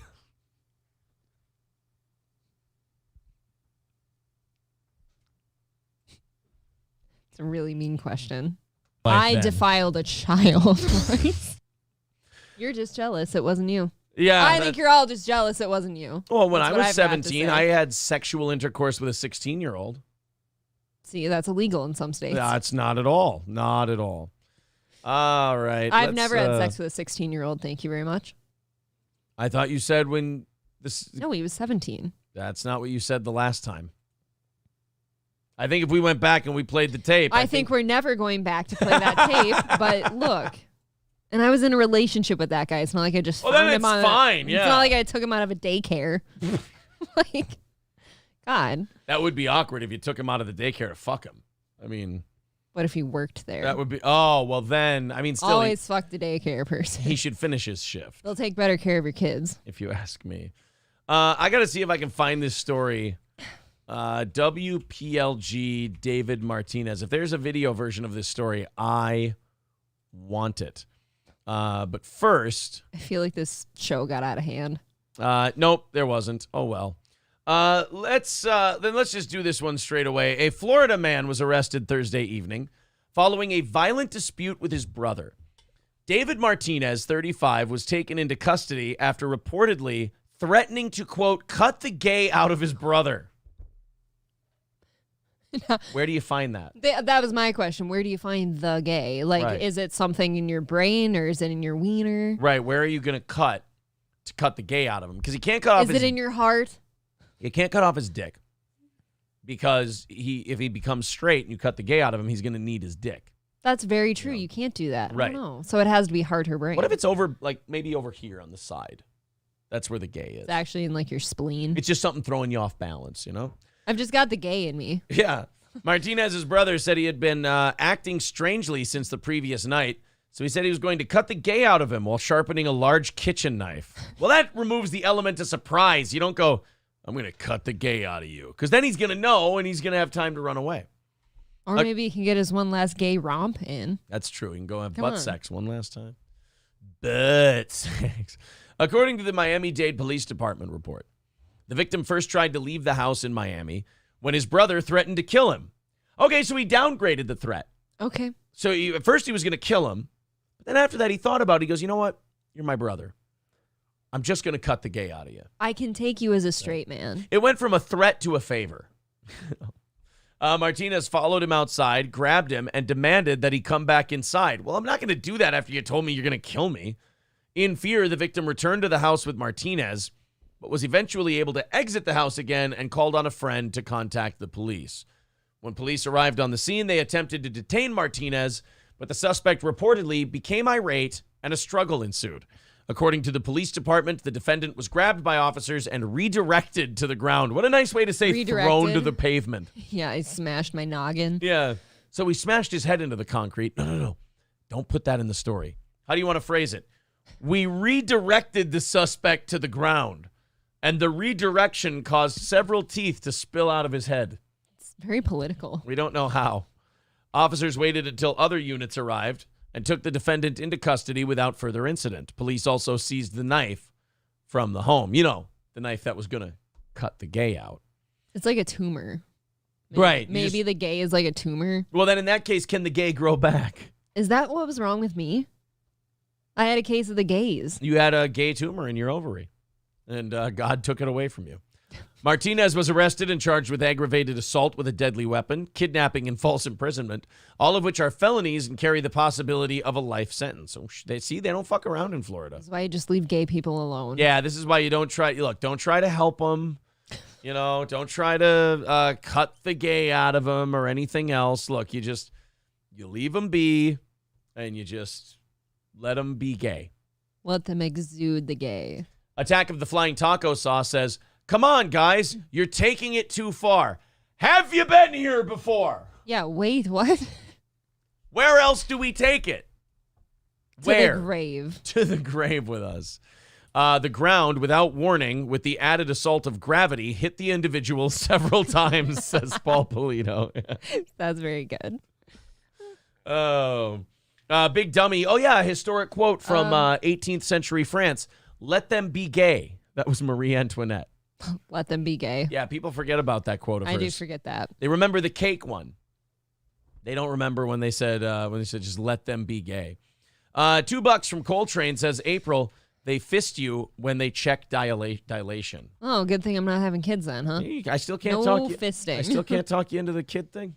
We don't even know if I can reproduce. Well, look. I'm literally being tested on Monday because I'm severely miscarriage prone, apparently. Once we find out that you can, bring a little I think there's enough life form into the world, I'd like to throw one in you. Like to just throw a batch in you. And that sounds like a lot of work. You got a lot of testing to do for me, and that'd be a surgery for you, and then... Like BITW always says in every video, romance April. I'd like to romance a child. By the way, it's one of the creepiest things I read all day. He says it on every video. I don't mind it. It feels like he's saying hello to me. I know, but it's every time, so there's a level of autism to it that makes me go, all right, this is like a crossing off the checklist kind of a thing. Well, no, I was thinking about this last night, so Heron and April together forever. Oh, thank you, BITW. Awesome. I haven't been on birth control for 7 years now. Sure. Any form of it, I've never had an incident. What you're saying is, to me, guys, what my slutty wife is trying to say. What? Is that she's been off birth control and just taken loads for 7 years and can't get knocked up. Is that what you're trying to intimate to the people? No, I've not been a giant sleut. I have not taken loads for that many years. Why do women feel like having the act finished inside of them rather than on their tits makes them a bigger hoe bag? Because there's a risk there. Duh. Okay, that's riskier, but I don't think the risk makes you a hoe bag. A little bit. You've literally called women hoes for saying, oh yeah, just finish inside me. Yeah, but that's more of me being a misogynist more than me actually believing that. That's me getting to hate women. More so, I was just kind of thinking I've not even had a scare. That to me is. Oh, you haven't even been the schedule's off? Nope. Wow. I think the most I've ever been late since being an adult is a month. And that was scary for a second. Okay. But, Brown Candy says, Jesus, April, humble brag. Which was the humble brag part? That you haven't gotten knocked up in 7 years and you've just been taking dicks. I mean, it's a lot of people can't say what you just said. A lot of people can't. I'm missing half my plumbing, literally. Now wait a minute. Now, in these 7 years, did you have considerable dry spells? No. Oh, God. I was in a long-term relationship for most of that, and then I've been in a second long-term relationship for another part of it. I asked my wife, I go, hey, in those 7 years, just daily. You've been part of the 7 years, you insecure fuck. I guess I've been half of them, haven't I? No, you've been a third of it. 3 years. Yeah, okay, so somebody had 4, blah, blah, blah, and then the other 3. Yeah, you've been a good chunk of that. Thanks. I always want to be a good chunk. That's my goal. You're always a good chunk. Camo Girl says, I've been on birth control for 7 years. Grinch Girl says, my mom only had 1 ovary, had 2 kids in her 30s. Yeah, it's not the life I'm looking for. Brown Candy says, Aaron, go wash your dick off. You disgust us. I think I'm a little horned up today. Why? I think that's the problem. Why would you disgust them, though? Does that mean that the idea of having sex with me is disgusting? I don't know. Brittany says, my husband looks at me and I get pregnant. I know he's got like creepy Jeffrey Dahmer stare too when he's got his glasses on. Dude, he kind of does. Yeah. I can see the appeal there, though. Yeah, gingers are definitely, they look subhuman. There's something not right there I've only with those people. slept with half the redheads that I've dated because of obvious reasons. They are just kind of creepy. Good for you. Yes, they are. They're fucking weirdos. Yeah. Their skin is all translucent and gross. They can't get darker skin in any time of the year. It's just fucking weird. You can't be with a full-blown, like, Irish ginge. Irishman. Like, you've got to have them mixed with something so that they can at least get a tan in the summer. It's actually remarkably racist what you just said. How I made my decisions. Yes. On April 22nd, LeBron James tweeted that he would never miss the playoffs again. Oh. After last season, the Lakers didn't Okay. make the playoffs, and LeBron said, listen to me. I may be, like, he's like 40 now. He's like pushing 40. He's getting old, yeah. And he's like, hey, I ain't ever missing the playoffs again. Never once. Well, I can report now that about 2 months into the season, that tweet is no longer on his feed. Oh, no. Uh-oh. James' prediction has been deleted, with his Lakers sitting at 13-20 on the season and in 13th place in the Western Conference. Now, you don't take the tweet down because that just shows that you were thinking about it and it bothers you. That means that you were thinking about an 8-month-old tweet and you had to scroll back in your tweets to find the 8-month one so you could delete it. Stop it. The only way you show people that you give a shit about that stuff is by altering it. If you don't touch it and you don't change it, then when you tell people you don't give a shit about it, they know you're serious. Can you imagine if I went back, like, you know, after this whole homeless guy fiasco, if I went and took down some of the tweets where I was actually going, like, having fun with the bit, like the picture of him and I and stuff like that, Right. going along with it? Yeah. Like, that's not a good look, You guys. can't I do thought that. it was funny at the time, so leave it up. I can/will not miss the postseason again for my career. This shit hurt, he tweeted at the time. I mean, look, we all tweet dumb shit. It's true. And then we try to get a job at Goldman Sachs and somebody finds it 10 years later and you go, yeah, well, I mean, you know, when I was 19, tweeting the N-word was funny. The Lakers missed the playoffs last year, just 2 years removed from winning the NBA Finals. That championship, by the way, so does not count. That was that bullshit lockdown, COVID, short season, tiny championship. Yeah. He won another one like that with a lockout or a strike, and it was a shortened season with the Heat, and they won a title. And I'm like, those so don't fucking So count. there's asterisks behind it, There right? always should be asterisks behind them. Last season, they lost in the first round to the Suns. They also missed the playoffs in James' first season with LA. Lakers are without big man Anthony Davis, who suffered a stress injury in his foot. That's the problem. You get these big guys and they start having foot problems, it's done. Well, yeah, you kind of need your feet. That was Shaq, man. Shaq, when his feet and his knees started going, you could count on Shaq for like 30 or 40 games a year. That was about it. After starting the season 2-12, the Lakers won 11 of 15, but have lost 4 straight since Davis was injured. So it looks like LeBron's not going to. So you know what's going to be really shitty is if he like hid the tweet, and then if they start winning again and they're back in the race, he puts the tweet back up. That would be shitty. Yeah. I feel like you should probably just leave your Twitter alone sometimes. Kenneth says, LeBron pulling a Tom Brady, going out as a on the bottom. Hey, be careful. Tom Brady may not have the best record in football this year, but they are still 1 game away from sealing up a playoff spot. I feel like they're just not doing well, though, right? What's their record? 7-8. Yeah. Yeah, they got 2 games left, and they need to win one of them, and then they win the division. So God bless shitty divisions. All of the South divisions are terrible right now. You've got, I think the Jags are 7-8, and they're in first in the NFC or in the AFC South. And then Brady's 7-8, and he's in first place in the NFC South. That is shitty. And then meanwhile, like, what's going on with us up here? We got us, and then you got the Packers and the Lions, who are both 1 game from 500. Yep.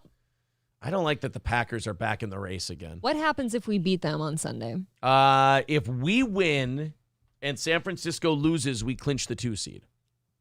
If we win and Philadelphia loses, we're then 1 game away from being the 1 seed. So if we win out and Philadelphia loses out their next 2 games, we become the 1 seed. Okay. If San Francisco loses 1 and we win out, we're the 2 seed. If we win out, we're the 2 seed. If we lose 1 and win 1, but San Francisco loses 1, we're still the 2 seed. We'd have to lose 1 and San Francisco wins out, and then we'd be the 3. So I'm hoping that doesn't happen. Yeah. That, by the way, there's an NFL playoff machine on ESPN.com. It's really cool. You can work these things out. If the Packers win, if we lose to the Packers and Washington loses to the Browns, the Packers are actually in the playoffs. Wow. Yeah. They've clawed their way back. That's insane. No, wait, that's not true. Also, if Detroit beats Chicago, then Green Bay wouldn't be in. Detroit would be. Is there any future here where we play the Cowboys? Any future? No. Okay. So that's gone for now. Yeah. The Dallas, at the lowest seed Dallas is going to be is the 5th seed. They can't go any lower than the 5th seed because they have 11 wins, and the most wins the Giants can get is 10. So Dallas is going to be the 5, unless they can catch Philadelphia in the last 2 games. We're going to be either the 2 or the 3. The lowest we can be is the 3. Who does San Francisco play this week? They go to the Raiders. The Eagles are at New Orleans, or the New Orleans is at the Eagles. I always want the Raiders to be better than they are. Me too. Yeah, so I don't think we're going to get a loss from Philly, and I don't think we're going to get a loss from San Francisco. So we got to keep pace, and we got to win. God, this being good sucks. You always got to win all the time. Well, yeah, there's more pressure on it. Yeah. That's for sure. Zen Rhino says, I like how Aaron says we as if he's a player on the team. I'm actually the assistant general manager. You didn't know that. Attack of the Flying Taco Sauce says, Packers, the Browns sound pretty fucking gay. Yes, it does sound gay. I will agree with you. Tiny bit.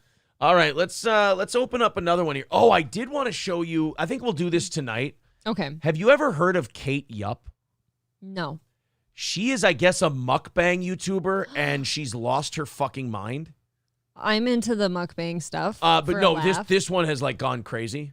Okay. I guess she was like, she's got 1.59 million followers. That's pretty good. And she eats like raw seafood and raw meat and like just really, really like fucked up stuff. I guess that'll get you the views though. Yeah, like I'm just looking at her channel, raw salmon, raw raw lobster. That sounds not safe. Raw beef. Raw beef and like raw eggs. fish. Like people do that. People do all those things. She's into all of it though. And she, I saw one yesterday. I was on our Cringe and they're like, "Oh, a new Kate Yupp video." And I'm like, "I don't know who Kate Yupp is. Who the fuck is this?" And I start watching the video and I'm about to puke. I mean, she made So it's not good. It's not. But I think we're going to do it tonight. I'll watch it. I mean, people do eat a lot of those raw foods, though. Like the fish, like sushi and stuff, fine. Raw beef, some people do that. Raw eggs, people put that in like smoothies and shit. Yeah. I mean, I know it's a thing, but at the same time. It is kind of gross depending on what the item is. Pretty gross. So we'll watch her tonight. A Texas flight attendant was found with enough fentanyl taped on her body to kill over 600,000 people. And that was just a tiny baggie. Right. Yeah, it doesn't take very much. Right. But like I worry about shit like this. Whenever I see stories where like a flight attendant, because obviously she's being used by like cartels or drug traffickers to traffic the drugs. The goods, if you will. I always worry like, oh, she got arrested. Oh, it was enough to go kill 600,000 people. And yeah, that's wild, but what I'm more worried about is like this chick got arrested and we're all going, ha, ha, ha, ha, ha. There might be like a family or parents or kids who are going to get fucking whacked now. Yep. Because these people were like, hey, because like a flight attendant isn't like a hardcore badass like involved in the drug trade. It's more like, hey, you're going to traffic these drugs for us or we're going to do something bad to you. No, that's absolutely how it goes, so you don't screw up. Right. And so if you get arrested, I always worry. I'm like, oh, shit, is this lady like something bad going to happen now? Or we're going to find out that her family disappears or something like that? I'm a piece of shit, though, and I only like worry about them to that point for a little bit because I'm like, somehow you still found yourself in this position. Like, and I didn't. A Dallas flight attendant pleaded guilty to drug trafficking after she was caught smuggling fentanyl taped to her abdomen at San Diego International Airport. So, like the money in The Wolf of Wall Street, she's had it taped to her. Therese L. White, 41, pleaded guilty in federal court, admitting she abused her privileges as a flight attendant to smuggle the deadly drugs through the Transportation Security Administration screenings. So wait, do they get to skip it? Like if you're part of the crew, you don't have to go through. Maybe. She attempted to skip a TSA screening using the known crew member line, which speeds up screening for airline crew. Oh, so I guess the people that taped the drugs on her maybe Smart. That was smart. That's a really smart idea. Despite waiting in that line, she was selected for regular screening, which was when TSA officers discovered the concealed packages taped to her abdomen. Oh, so they can still pull you out for a random check. They probably do that. It's kind of like quality at like a factory. It's like, you know, when things are going well, you let a bunch go through, but then you got to check one every now and then for quality control. Yeah. It's like a random drug test. Yes. She initially told law enforcement that the package was not what you think, claiming it was a weight loss device she received from a colleague. A bag of white powder? Sure. You put it in your water, you put it in your coffee. It will help you lose weight eventually. Oh, here's something I can watch later. What happened to Kate Yupp from Sunny V2? So I can kind of dive in here at Save to Watch Later. There we go. I'll watch that later, and I'll learn all about Kate Yupp for you guys before we watch this this mukbang video. Because Lemmy was saying I've dove into Kate Yupp lore, and it's wild. Really? So, okay. I didn't know she was a thing. Atomic Citizen says, how can we pay white women to stay home single and pregnant with jobs like this for them? Yeah, exactly, right? You can smuggle drugs. Why would you stay home? Dude, you know how scared I'd be like trafficking fentanyl though? Like what if like a hole got poked in that baggie or something and now it's like on your skin? You kill the whole plane. You kill the plane, you kill yourself and everything. I love how April's like, oh man, I would so hate trafficking fentanyl. Like, as opposed to the rest of us who are like, come on, pussy. You can do it. Am I a giant pussy suddenly? Like, I'm scared of that. I'm scared of snakes. Yeah, I mean, all of those are logical things that a lot of people would not fuck around with. So, no, I think you're okay. Okay. J.J. Watt has announced that he is retiring after this season. He's got 2 games left, and then he's going to be done. Look, he's been at it for a long time. That's good for him. I think like like that. 11, 12 years. So, good for him. I think he's still very good. Here's the problem. You know, a lot of football players, people will be like, hey, why did he retire? He's still good. Because it fucking hurts. I think you'd like to quit while you're still good instead of like getting your brains beaten in. Or your beans beaten in. You don't want either of your brains or your beans. You don't want either of them beaten in. But like, yeah, I mean, you wake up every Monday. Like Brett Favre used to say this. You wake up every Monday and you feel like you were in a car wreck. Mm-hmm. And you're popping painkillers and stuff just to get out of bed. Then you got to drag your ass to practice. And it's like, yeah, it's a lot of fun when you're out on the field and you're playing the game and you're on TV and everyone thinks you're great.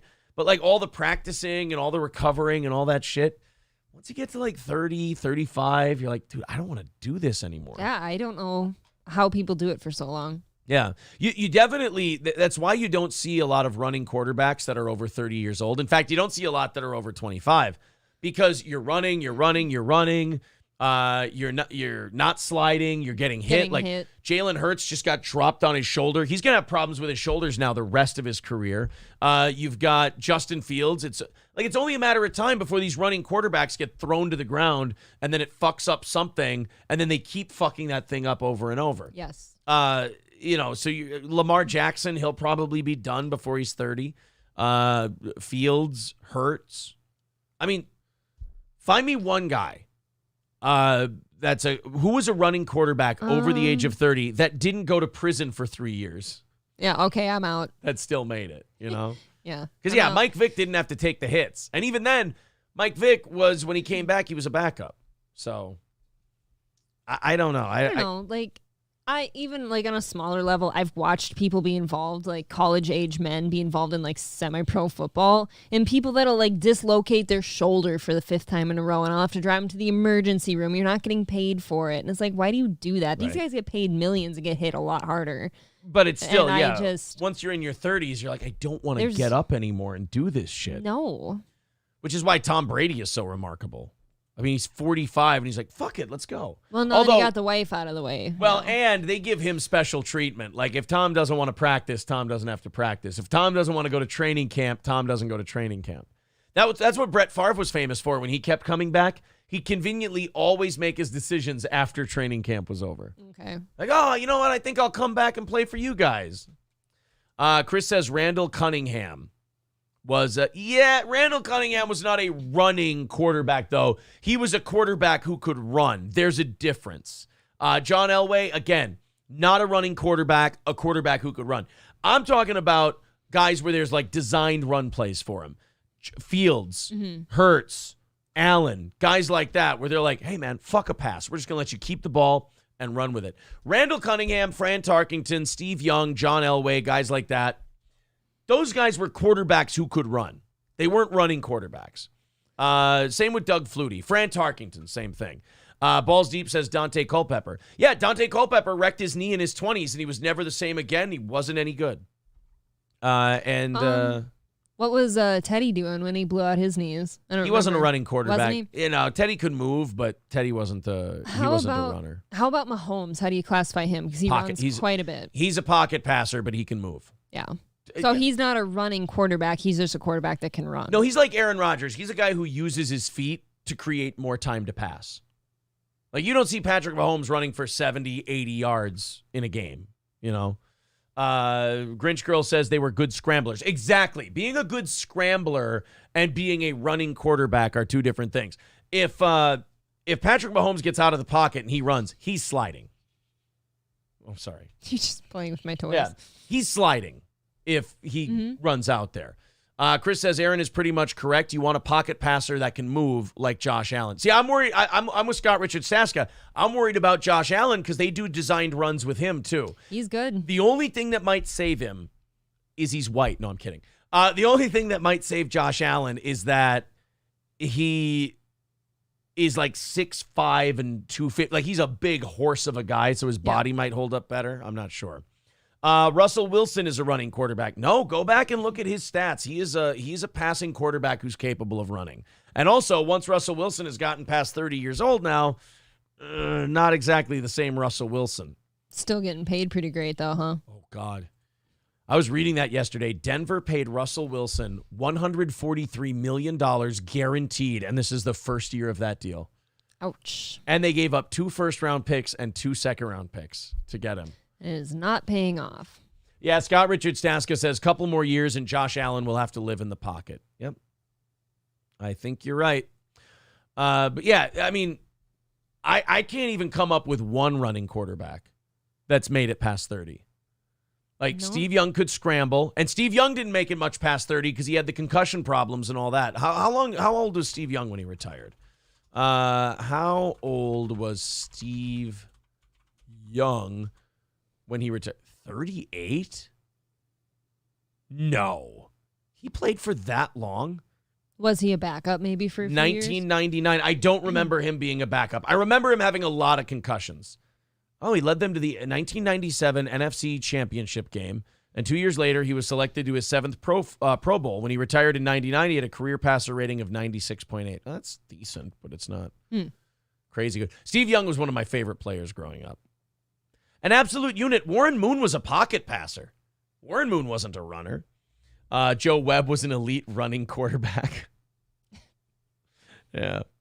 He was a backup to Joe Montana for 3 seasons. Yeah, and he sucked in Tampa. He was fucking terrible. Okay. Dinosaur Fuel says Cam Newton. Cam Newton hasn't been good for about, what, 4 years? At least 4 years. How old is Cam Newton? He's 33. So, yeah, Cam Newton wasn't good after 30. So that kind of makes the point. And he's a huge diva, too. I'll give you Steve McNair. Are we calling Steve McNair a running quarterback, though, or are we calling Steve McNair a quarterback who could run? I'm not sure. Yeah, I agree with John Hahn. Von Miller ended Cam's career in the Super Bowl. After that Super Bowl against Denver, he was never the same. You're not wrong. Okay. Matt says Cousins takes a beating every game, and he doesn't run. Yeah, and that's going to trim a couple of years off of Cousins' career. Mm-hmm. Those hits he's been taking. No, he was a quarterback that could run or just hand the ball to Eddie George. Tarkington rushed for over 3,600 yards. In, 12 seasons? 3,600 divided by 12, that's 300 yards. That's not a running quarterback to me. Running for 300 yards, that's less than... No. That's like 20 yards a game? That's pretty tiny. That's not very much. Donovan McNabb... Yeah, I'd have to go in and look at the stats on Donovan McNabb. Although, again, he was done when he went to Washington, and he wasn't much past 30 after that. All right, Aaron, I think you've made your point. Yeah. Why don't Cardiff said that we were still being complained about and shit on by the water guy. Quenched? Quenched, that's what it was. Cardiff says, congratulations on your success.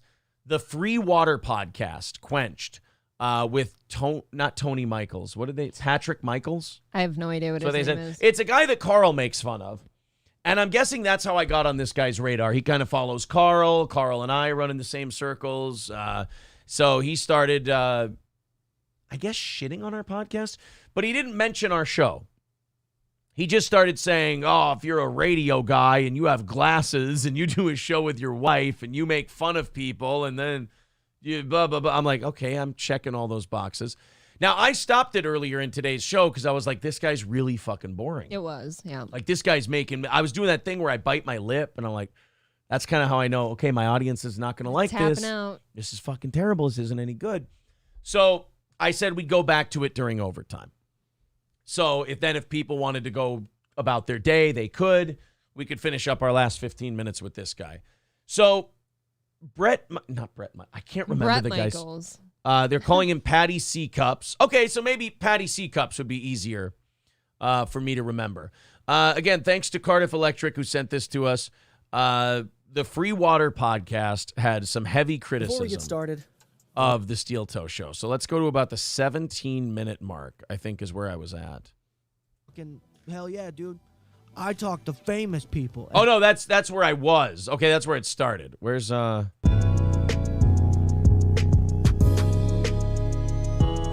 Oh, this is okay. I remember this. The music was playing, and I was like, "Is this fucking gonna talk anymore?" Norton, can I get a Jim Norton in there? Sam Roberts, no? Damn. What is he doing? He plays music, and then he starts talking again. Oh, but wait, Gino Bisconti, where are you? He's in New York. Do you want his phone number? He gives it out all the time. Like, I love how he names like people. Like, oh, your podcast, you became friends with people who have other podcasts and they liked you. And I'm confused. Are you shitting on me or are you just naming things you'd like to have for yourself? I think it's that one. I'm tired of running into all these small podcasts that want to take shots. And it's just like, dude, I want you to be better. Because like I said, if it was a Kevin Brennan, I'd be like, oh shit, here we go. Mm-hmm. We got to be ready for Kevin. But with guys like this, I'm like, dude, hide your projection better. They don't know how. They don't know how to hide their projection. Hey, what's your show called? In Hot Water? Well, this is Free Water, Daddy. Welcome. Ew. So gross. It's so gross. Ew. It's also that guy. Somebody said it in the chat earlier today. It's the Opie thing that we were talking about. He's going to do like he's quirky and quiet and he doesn't put too much energy into it. That's why, man, I may not be very successful, but I'm not even trying. That's a cope of someone who's not talented enough. At some point, you did try a podcast. You couldn't attract an audience. So you decided, well, if I make it look like I'm not trying, I don't have to suffer the embarrassment of my failure. Yeah, right. Does anyone listen to this podcast, like, unironically? Do you know how Carl. Yeah. Carl does? Oh, he Carl likes checks in on Patty C. Cups all the time. Checks in, like... Makes fun of him. Right. Yeah. That's what I'm saying. It's the only reason anyone knows who this guy is because Okay, Carl that's my answer fucks then. on him. Yeah.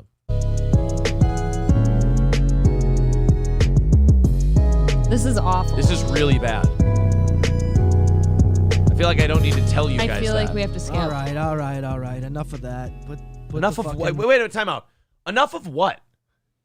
Are you getting high Like- off camera right now? What are you doing? What was that enough of? You have to be doing something to say enough of that. Oh, hold on. We have a call coming. It's very important.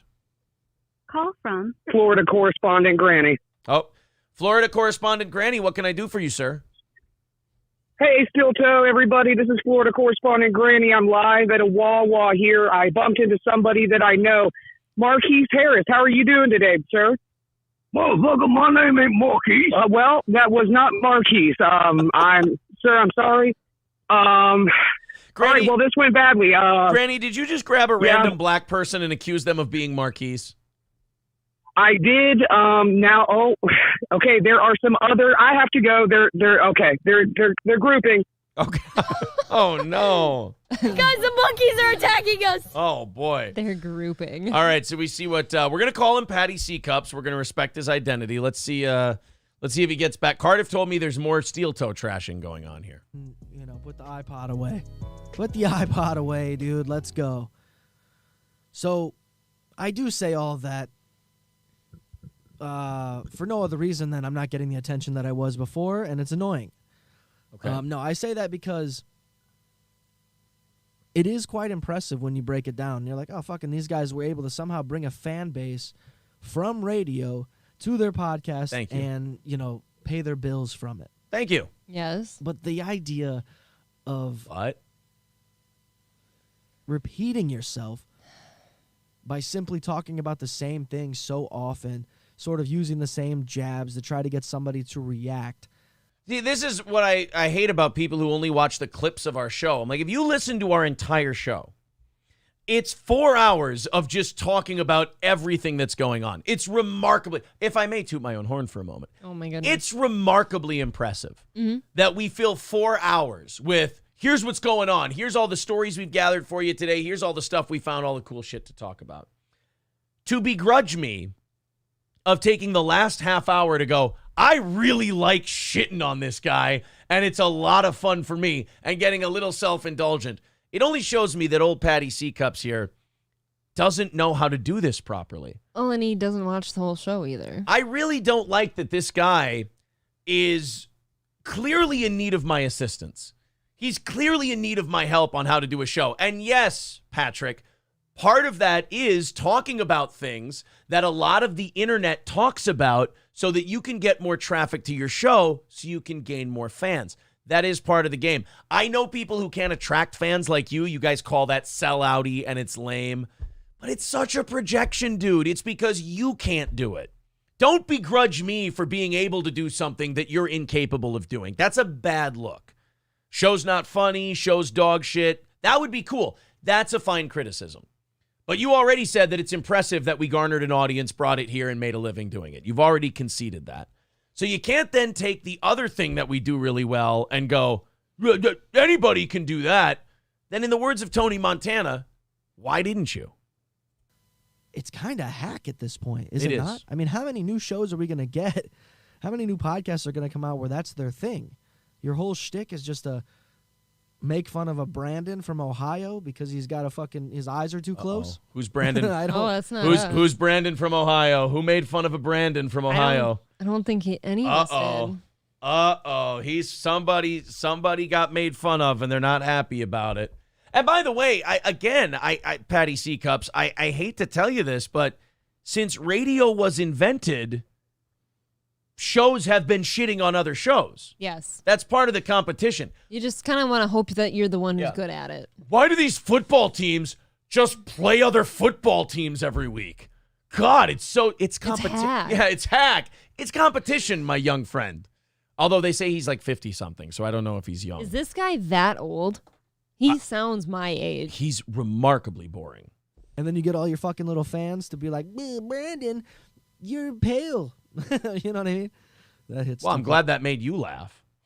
Is he Brandon from Ohio? He might be. Maybe he's Brandon from Ohio. Close to home. But you see my point where at a certain level, it makes sense. But when there's 35 of you that are just in the same circle, being on each other's shows, sharing content. I mean, I would imagine that there is not only Discords and Reddits and shit like that, but I bet these motherfuckers have a group text. Right? Just, I hate to spoil Patrick, I hate to spoil this for you, buddy. I know this is going to ruin your illusion. First of all, you could not want to be more involved in that group if you tried. Like, this is clearly you begging to be a part of this whole. It's called a community. It happens in podcasting when people who enjoy each other's shows form a mutual admiration society. And yes, we help each other out. We have Kevin Dumbfuck on. We have Cardiff on. We have Carl on. Carl has us on. Shuli has us on. We have Shuli on. It's called making friends, making connections, and then helping each other grow. It does not surprise me that it confuses the shit out of you. I don't understand these people who have a show and they're like, I would never go on someone else's show. That's like an actor having a movie and going, I'm not going on Jimmy Fallon. Didn't he say earlier in this show, too, when you played it this morning, like, oh, if you want these big names on your show, just ask them. Like, it's super easy and all that stuff. Like, I think because he's saying, why shit on him, just ask them. This guy makes no sense. Just like the main host, they all group text together. Hey, did you hear what Kumia said today? Hey, Opie's on the real one. Look what Opie is doing. I wonder if we could get Shuli on the podcast. You know what I mean? Like that's the. Is that your like his funny voice that he does when he's trying to? Sounds like he's doing like a cartoon character. This guy, he's got to look, buddy. You got to stop shitting on me. I'm the only one who can help you.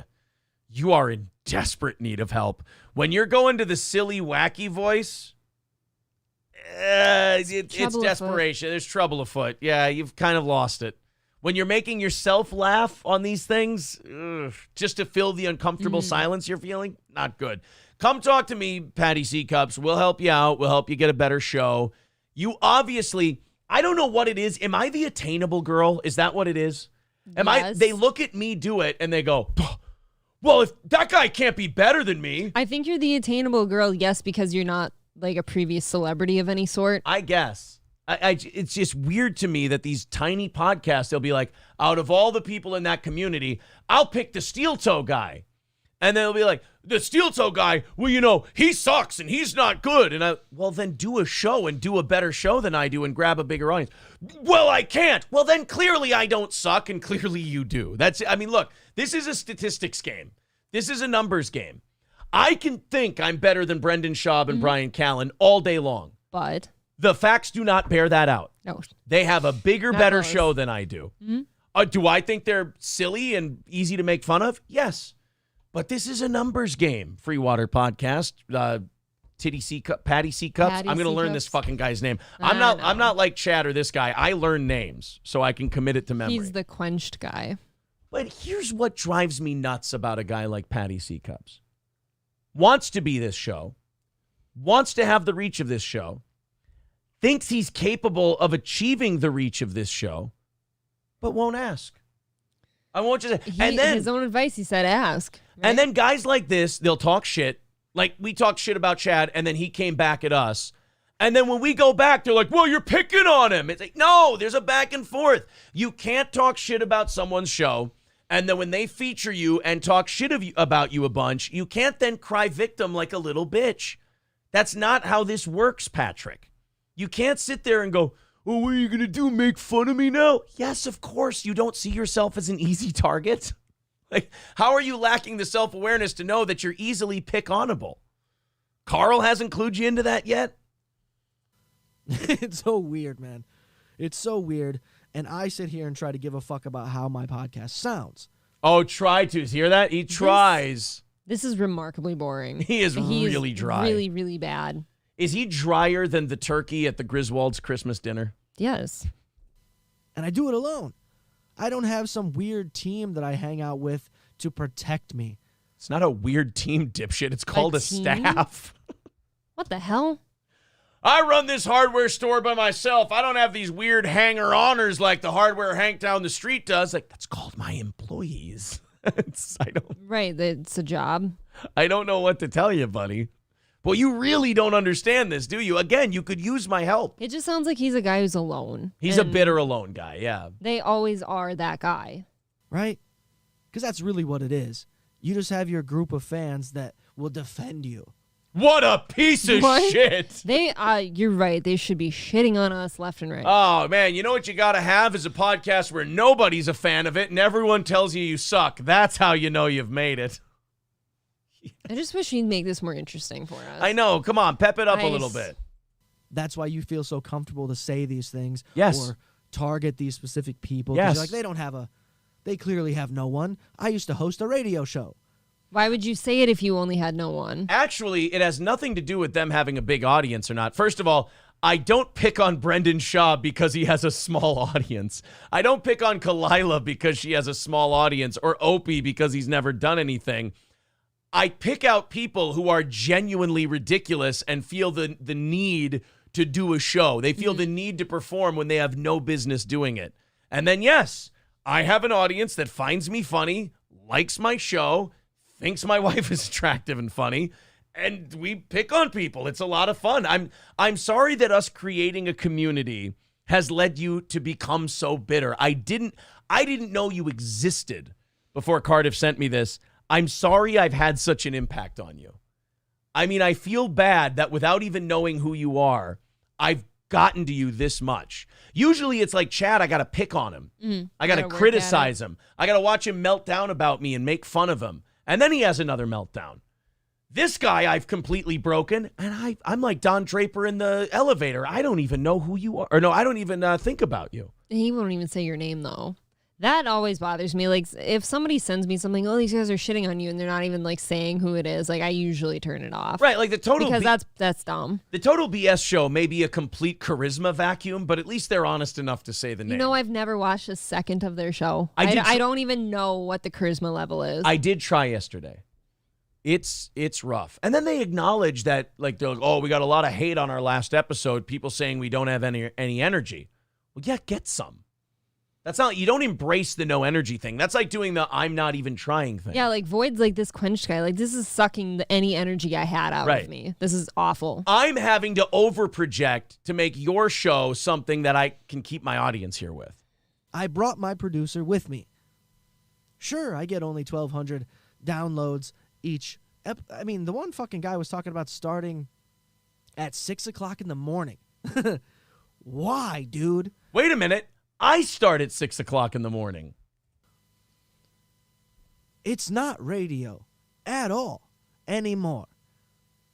So the fact that nobody gets up at 6 in the morning to go to work and then forms their habits based on that. You know, I got to start taking this guy's advice. He knows way more about No, this. hold on. Like, if nobody else is getting up at 6 a.m. in the morning to do this shit, wouldn't you want to be the one guy doing that and do it well so that people follow you and make you part of their routine? Retard, that's the best time to do a show because nobody's doing a show yet. You're the first one on. God. The logic of some people or the lack thereof. I love that I have to take advice from a guy who can't get 10 people to listen to his show. That's remarkable to me. And I get called arrogant. Right. Thought that he had to lean into the radio, past that he had is insane. You're like, that's insane? Dude, do you want me to be a podcaster like you? Because I got bad news for you.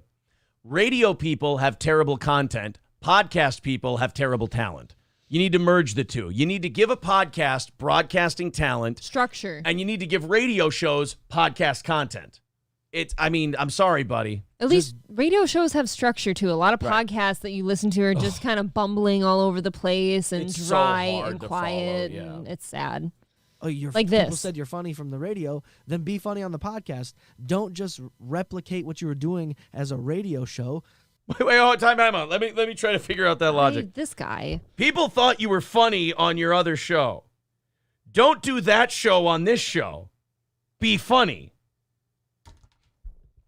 So my other show was funny, but I'm only doing my old show now, and he's making up arbitrary rules and lines of what you can and can't do versus like the platforms you're on. He's a fucking idiot. I don't like this guy. Right? I mean, talk radio fucking sucks. Everybody knows. No. Talk radio does suck, except the way we did it, which is why we're here now doing a growing, bigger show than you'll ever have. This guy is drier than talk radio. Oof. Oh, yeah, At least I know. I could get like financial advice from WJON at night. Right. I know how to invest my money because of talk radio. Yeah, I just know not to go into podcasting. Clark Howard gave me more entertainment, okay? Jesus. So who are these guys that are coming over from radio coming from? Are they fucking DJs? No. Were they the people that spoke in between changing songs? Talk show host? Or did they do talk radio? Did they simply bring up topics from the news and give their thoughts? Why don't you look into it before you shit all over Yeah, them? exactly. He's like, look, I've been talking about this thing for the last half hour. What is it they do again? Right, you seemed pretty like steadfast in your convictions there, Oh, bud. God. But like you have no idea. He is. I will give him this, and I think you're sensing it too. He is funny, but for the wrong reasons. He's remarkably dumb. Yeah. That in itself is also fucking boring. Okay. So again, You're soothing 6 me to a.m., sleep. dude. 6 a.m. What? Anyways, I guess I'll just throw this in here. Did we That just was lose it? That was his biggest dig is like, oh, it's 6 a.m. schedule. Ugh. It felt like there was something else there that you just decided to drop. I mean, good idea, but oof, I can see why Carl picks on this guy. He is insufferable. I don't know how Carl gets through an episode. I can't do Maybe much more of this. I can't do it. Maybe it's to end the episode so we can calm down and go to bed I am ready for bed now. I am remarkably tired. I do have some. I want to talk about the Casey Anthony documentary eventually. I love this guy goes, so wait, what do you do on your show? Just talk about things that are going on and give your opinion. And then next he goes, coming up next, I want to talk about the Casey Anthony thing. Not even that. He's like teasing it as an eventual topic. He's not even getting to it. Hey, you know who does that? Radio hacks. Ugh. I planned on putting it in this episode, but as you can see, it doesn't really relate to the general topics we've been talking about here. This is mentally draining. Either way, I love all you guys. You're fantastic. Keep doing what you're doing. I could give a shit. I'm just reporting on my thoughts. I'm telling you. I believe I could give a shit, but here's all the thoughts I have on why I give a shit. I love the I could give a shit. That's somebody realizing that nobody's listening to him. Oh, boy, is that guy fun. Right, he just checked the numbers or something and nobody was home. God. Maybe if you got up at 6 a.m., they'd all listen. I need that guy's Twitter. I need to follow that guy. Kenneth calling him audible melatonin. I'm tired. That was exhausting. All right. Do you guys want to go to bed? Yeah. Tyler says the funniest part of Patrick is how much conviction he has that he knows more about being entertaining than anyone else, despite the fact that he's never been able to build an audience. Well, and that's kind of my thing while I was listening to it. Like, half my reactions were like kind of like wrestling otaku. The fucking nerve of this guy. Yeah, but at least that guy had some like charisma eventually. Like that guy will dance shamelessly. First of all, wrestling otaku's problem will never be charisma. That's what I'm Yeah, saying. that guy, his problem will always be, what the fuck are you doing? That's wrestling. He doesn't care. He's otaku's living issue. his best life. He is living his best life in his thick life. In his grandma's old house. Yeah. Yeah, Chris says 99.7 of all internet content is people giving opinion on things. What else are you going to talk about? He just gave his opinion, too, and then afterwards says, I could give a fuck. All right, guys, we will talk to you tonight for the prize show. We got a prize show coming up at 7 o'clock Central tonight. April, thank you very much. Thank you. We will talk to the rest of you tonight, and then tomorrow morning, 6 a.m. Central. See you then. Hit subscribe, hit like.